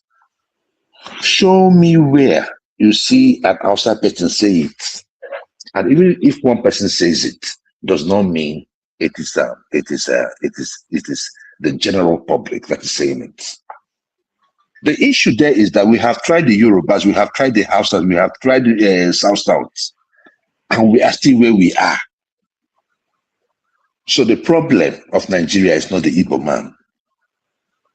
So until we get that into our skull, and if the Igbo man should be the best option that we have, Why not? Tell me, sir, are you Igbo yourself? I'm Igbo myself. Very good. Now, my brother. You understand what I'm saying? So I saying take on board, Jules, let us banter. I take on board saying, even though I do not agree. And I feel that the problem between Igbo and Yoruba particularly is part of the issue. Igbos, they really like pointing a finger at Yoruba particularly, like Yoruba people are their problem. The actual problem of that country is the core north. No. Wait, let me land. The Yoruba elements are part of the biggest problem we have, even to the south. Jewel, my brother. Even in southern Nigeria, two presidents of 12 years and one vice president of 8 years from the same region. All of us were from the south. Okay, Jewel. Why you there? Jewel, let me banter with you. I think our two Naija Oti Losun, I think he's sleeping because he's not. He normally overtakes the communication, but he's sleeping most definitely. Let me say this to you, Jewel, that we have to stand back and really have a good look. The Yorubas are not the Igbo's problems, even though we can critique anybody. I'm a Yoruba man myself. We can critique. The thing is, the Igbo man has to really have a hard, honest look at himself and the nation. The Igbo man wants to run away and call himself Biafra. That has been beaten in 1970, and it came up again through poor Nnamdi Kanu, who is suffering in Sokoto prison, which is a great shame because he's an intellect. I don't agree with him, but I know he has a mind. Now, I tell you this, the way we point fingers at each other and not able to point fingers at ourselves is the major problem. I can tell you every ill of Yoruba people, and I will speak it out anywhere. Can you do the same for the Igbos? Yes. Though I doubt it. Of course. With your comment so far, I doubt it. No. You see, that's the thing. You go about. You see, if you know me, I treat every issue differently. Every issue is unique. And that's the kind of person I am. If you have been following me on this show, I've told people that we have the most useless leaders in Nigeria. Talking about the Southeast. I have talked about a lot of things that is wrong with the Southeast. You've not been following me. No, I haven't. But my own thing is, so my own thing is just this. If we want to build a nation, you cannot build a nation with your hands tied behind your back. And that is what you do when you start seeing the Igbo as a different entity. Rhetorics like that is what brings about the lives of Nnamdi Kanu, Owazurike before him, and Simon Ekpa, because you give them that fuel to feel like they are not wanted. Who is you? But when you you say, I'm talking about rhetorics. Rhetorics like the one you're putting up, right? Which one? I'm sorry, I don't know. I said rhetorics, like some of the rhetorics that we put up on this show, right? Like, that Igbos cannot be the president and all that, right? Or the Igbos cannot be. Okay, fair enough.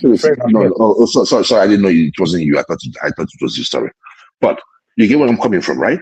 When they see people say stuff like that, these guys represent about 2 to 3% of the entire Igbo race. Talking about all this IPO, whether it's IPO or Mastobo, about 2-3%, and it's the same group that are revolving. But you cannot use their actions to judge the actions of over 97% of Igbos that are doing businesses all over Nigeria, contributing to the society. Would you say that 70% is vocal enough to be a representation? Because I don't hear it. No. The thing there is that they are in they come out to vote. No matter how you want to see it, they still come out to vote. The issue there is that the standard that you want to give to the Igbo man, like you're doing him a favor. No, you're not doing Igbo man a favor by making him a president. If Obi is the best person that we have, let's put Obi forward. Let me tell you something. You know, you asked me that question. You said Obi went to join them. Let me tell you this. Trump came out as a Democrat, right? And he switched to the Republican Party. Then there are people you call in the Republican Party, you call the rhinos. Those are the people that believe in wars. The Iraqi war, Afghanistan, because they are military contractors. That is how they sell their armories, right? Their stockpiles. Now, when Trump joined the Republican Party, right? Everybody was looking at Trump. Oh, wow, man, he doesn't have a chance, man. He doesn't have a chance. At the end of the day, he was able to get into power. But when he got into power, what did he do? Look at all those rhinos, he retired them. He did not tell them to retire. He retired them by the kind of work he is doing. The president is very powerful. Somebody was saying here, oh, the House of Representatives or the House National Assembly will not support him and all that. Look, let me tell you, with the way Nigerian politics is being played, if he's the president, I tell you, within 2 weeks, he will have about 30 to 40 members that defect to his party. Even from the APC. I know the way the game is being played. My thing is just this. When you see someone that wants to work, if you know Peter Obi very, very well, and you know what PDP was in Anambra State in the past, when he got into power, you would understand. When Peter Obi came in, PDP was a mafia. PDP was a mafia. And but you need those people also to get into power. So that is why the onus lies on the person. Look at what OT is doing in Abia State. It lies on the person that got into power. Forget it. I believe that if Obi gets there, Brother Jewel, which I know he will, right? If Obi gets there, he is going to do a lot of things that are not, acceptable to these rhinos, right? That we have in the ADCs. And most of them will just, you know what? It's about time I retire from politics. Because the thing there is this. If you start building strong institutions, if you start making our elections credible, and you give back the power to elect and fire to the people, these politicians that we're seeing today will not see them anymore. Because it will now be based on your competence, on what you say to the people.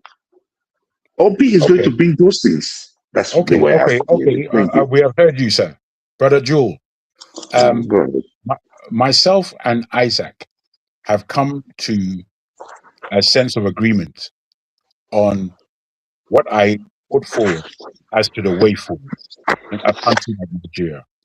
You have, as an Igbo man, and I'll tell you this, as a Yoruba man, the majority, and this is not for speak's sake, the majority of the friends I have that discuss this, our Niger issue, in a way of heart are Igbos.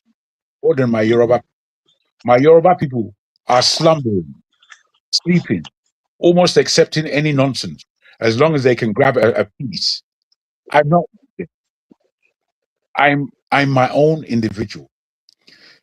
Because I know so many Igbos, and I listen to your voice and your rhetoric and what you say, I would want to regard you as a revolutionary-minded individual, just because you're Igbo. However, we are all individuals, and I respect that.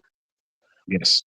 So, saying that now, tell me, for what I put forward twice now on this platform, what I put forward as to the way forward. What is your thought on it? And I heard you smirk earlier, thinking that yes, I am an anarchist.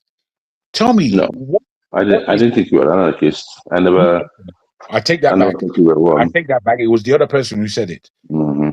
He is now gone. Tell me, what do you really think is a better way to clean shop, as I put it, or to maintain the status quo in having a new election? I ask you. Okay. We must get our elections right. The problem of Nigeria is the manner through which we elect people into offices. We do not have the right to fire and hire.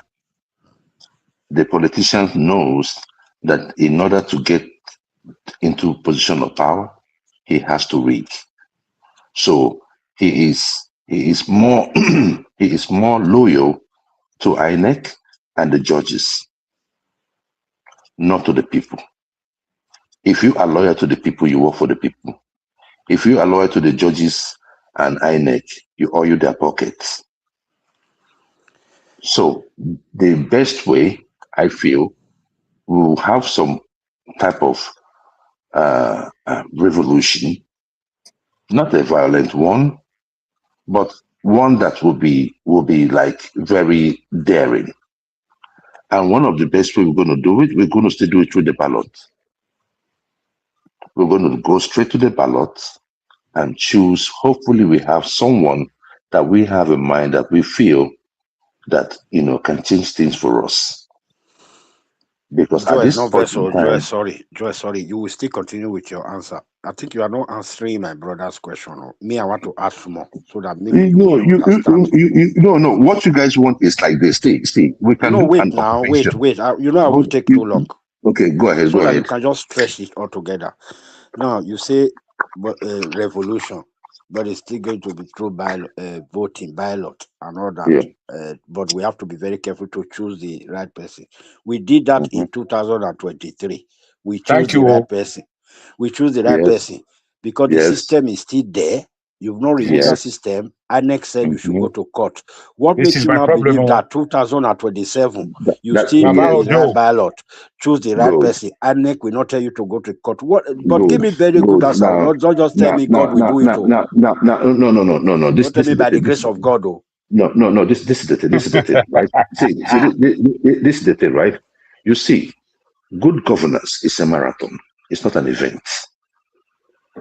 If you tried something first time in a situation like Nigeria, in a place like Nigeria, you had no governor, you had no state power, no government apparatus, and you made 6 million votes. That is the people. You came together and you got 6 million votes. It has not been heard before in Nigerian politics. In fact, as it stands today, the only opposition we have in Nigeria today are the obedience. We can debate it. Who else is speaking against this government? Who else? So they have played pivotal role. You might say, oh, they are constituting nuisance. Yes, but they have nuisance value. And you can see that the government are responding. They are responding. My thing is just this. My thing is just this, right? Jewel, I beg. Another question. You see, when we speak, we should speak and give opportunity for others. I want to hear more from my brother Ojo. Unfortunately, our man, Tunaja Otilosu, he's sleeping. Let me say this. You know, me, when I look at Nigeria and Nigerian history, and I'm a historian, believe me, it will be very difficult for anybody to tackle me on global history. The beginnings of Nigeria, I believe it should have, our first president should have been Awolowo. Why? Because he tried and tested and won in many areas in the West. It called so many people from the whole of Nigeria into the West, especially on free education. And he did it on cocoa. That's what he did it on. And taxation. That's what he did. Okay. He, as you are putting to us, tried and tried and tried. I think he went up for elections 3 times, lost out. I believe if he was our first president, Nigeria would not be the way it is right now. Because as you put it, the countenance of the populace definitely relies on the leadership of that country. Now, that Nigeria is now in, Nigerians globally, or you might be in America, I'm in the UK, another person is in Germany. All of us who call ourselves Nigerians are fed up to the back teeth, not just of Nigeria, but of the fact that we are in the diaspora. Most of us are ready to go back home. Well, going back home, yes, sir. Going back home is going back home for what? For what? To go and suffer amongst the suffering. What you put to us, unfortunately, is a mismatch of a continuance of the polity that goes on right now in Nigeria. It's not going to work. It's not going to work. The only thing that will work. What part's not going to work? What part's not going to work? One more sentence. The only thing that's going to work is a revolution. A revolution of the mind and spirit of our nation. We are deeply corrupted, not just as government, but as a people. That corruption has to be erased before we continue. Otherwise, we lumber from pillar to end. Okay, my brother, the issue is this, and I think I will make this one, and I'm about to go to sleep because I have to get this kids up in the morning. I'm with you. This is the thing, right? I get it. It's like, we're in a very bad situation in Nigeria. But the thing there is that it does not mean that there are not people that can change things around. What we need is just one person. China was changed by one person. No, it wasn't. South Korea. Oh no, Okay. it was what's his name again? That started the process. You see, we are not saying that if Obi comes in that everything is going to be Eldorado. But if we start a process, let me tell you, if the greatest problem we have is not being able to elect our leaders. If we are able to elect them, my brother, you will see wonders in Nigeria. And what we need is somebody that can build those institutions. And if you ask me, I will say, who has done it in the past? Who has done it in the past? Peter Obi has done it in the past. There's a reason why, if Rochas had come out to say, I want to run for presidency, we are not going to support him. You know the Igbos. We are very single-minded people. For us to say Obi is that guy, believe us, because we know what he did. My brother, you need to come to Anambra State before Obi came in. No. I went to Anambra. Bros, don't believe me. I've been to Anambra State many times, and I went there before he came in. And it was in shambles. Oh, bros, it was a mess, man. I couldn't believe it. I just couldn't believe it. It was a mess. Brother, let me just support you and understand that I'm a supporter of Obi. I'm a supporter of somebody who can articulate that we need to go away from consuming everything and producing nothing. This is the major statement that made me join that guy. I'm telling you. Nobody else. And it would have favored us. In the diaspora, it would have favored us a lot.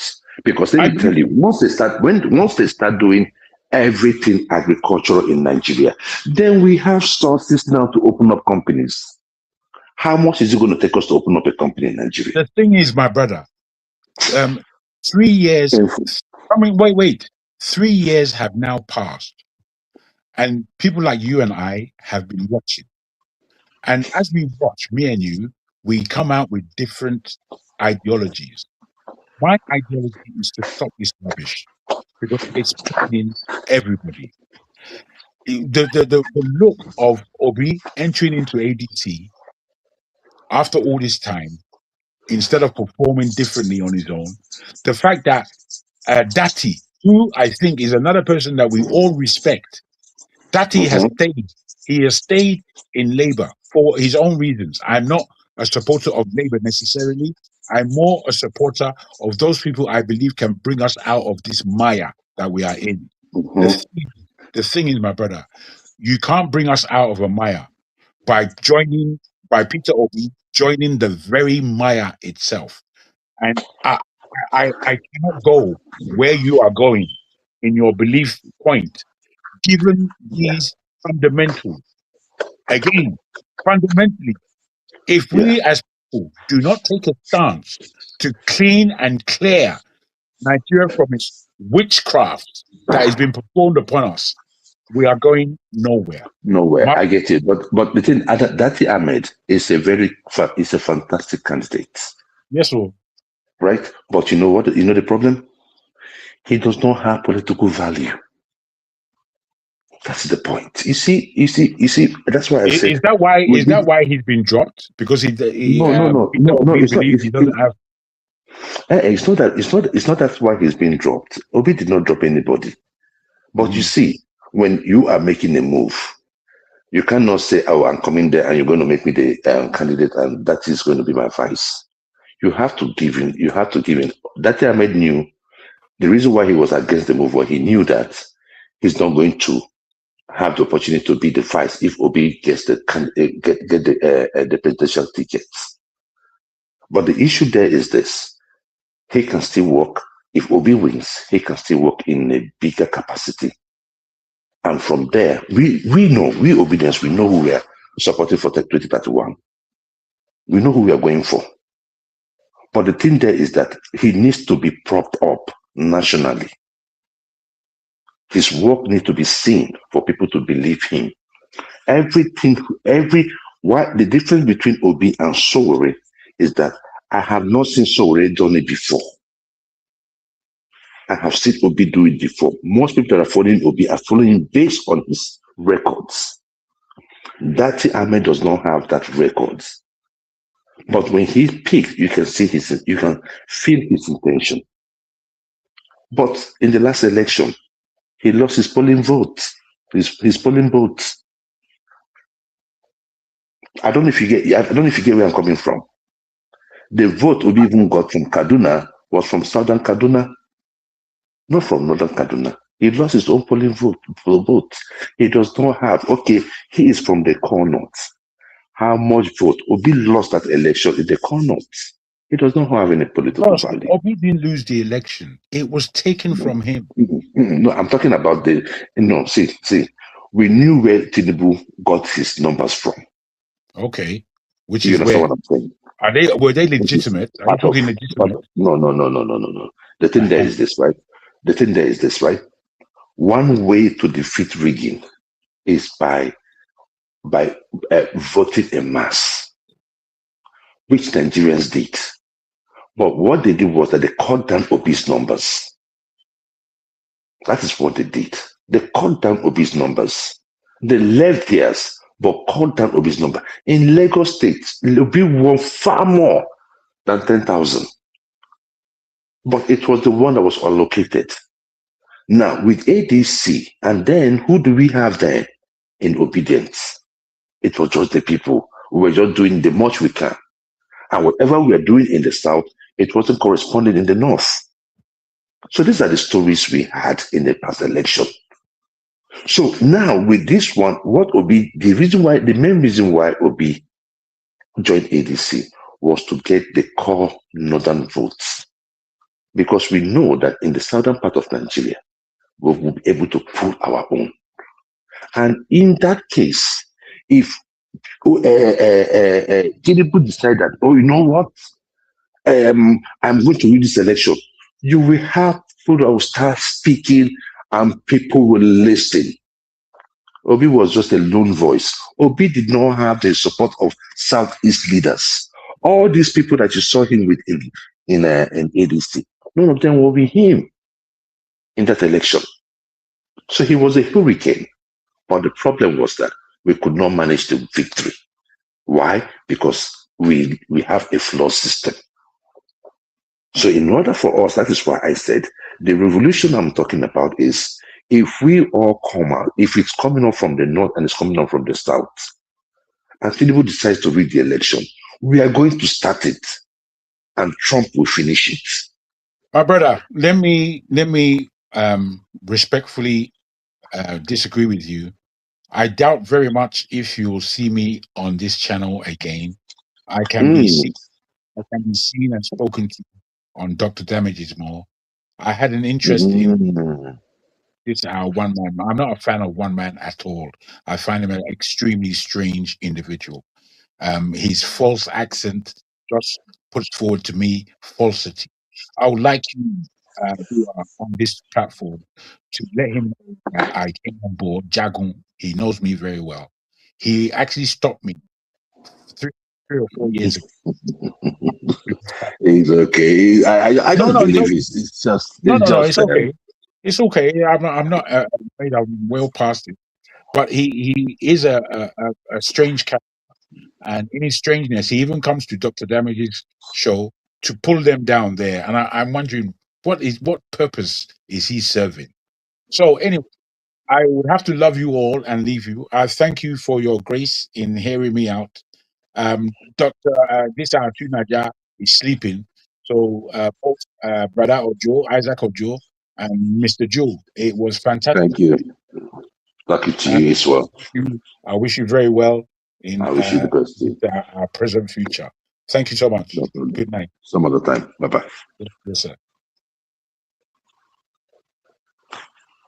All right. I don't know who's in charge. I think Tunaja is asleep, and Isaac. I don't know if Isaac is still there.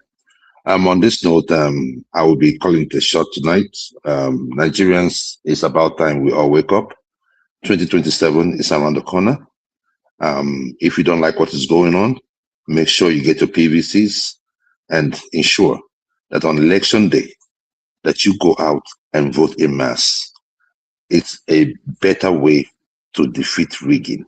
When we vote en masse, you defeat rigging. When you vote en masse, you defeat rigging. And for anyone that thinks that they could share money comfortably on the election day, just understand that you're a terrorist. You're a terrorist and should be dealt as one. We have come up with a mantra, rig and buy, and that is where we're going to leave it at.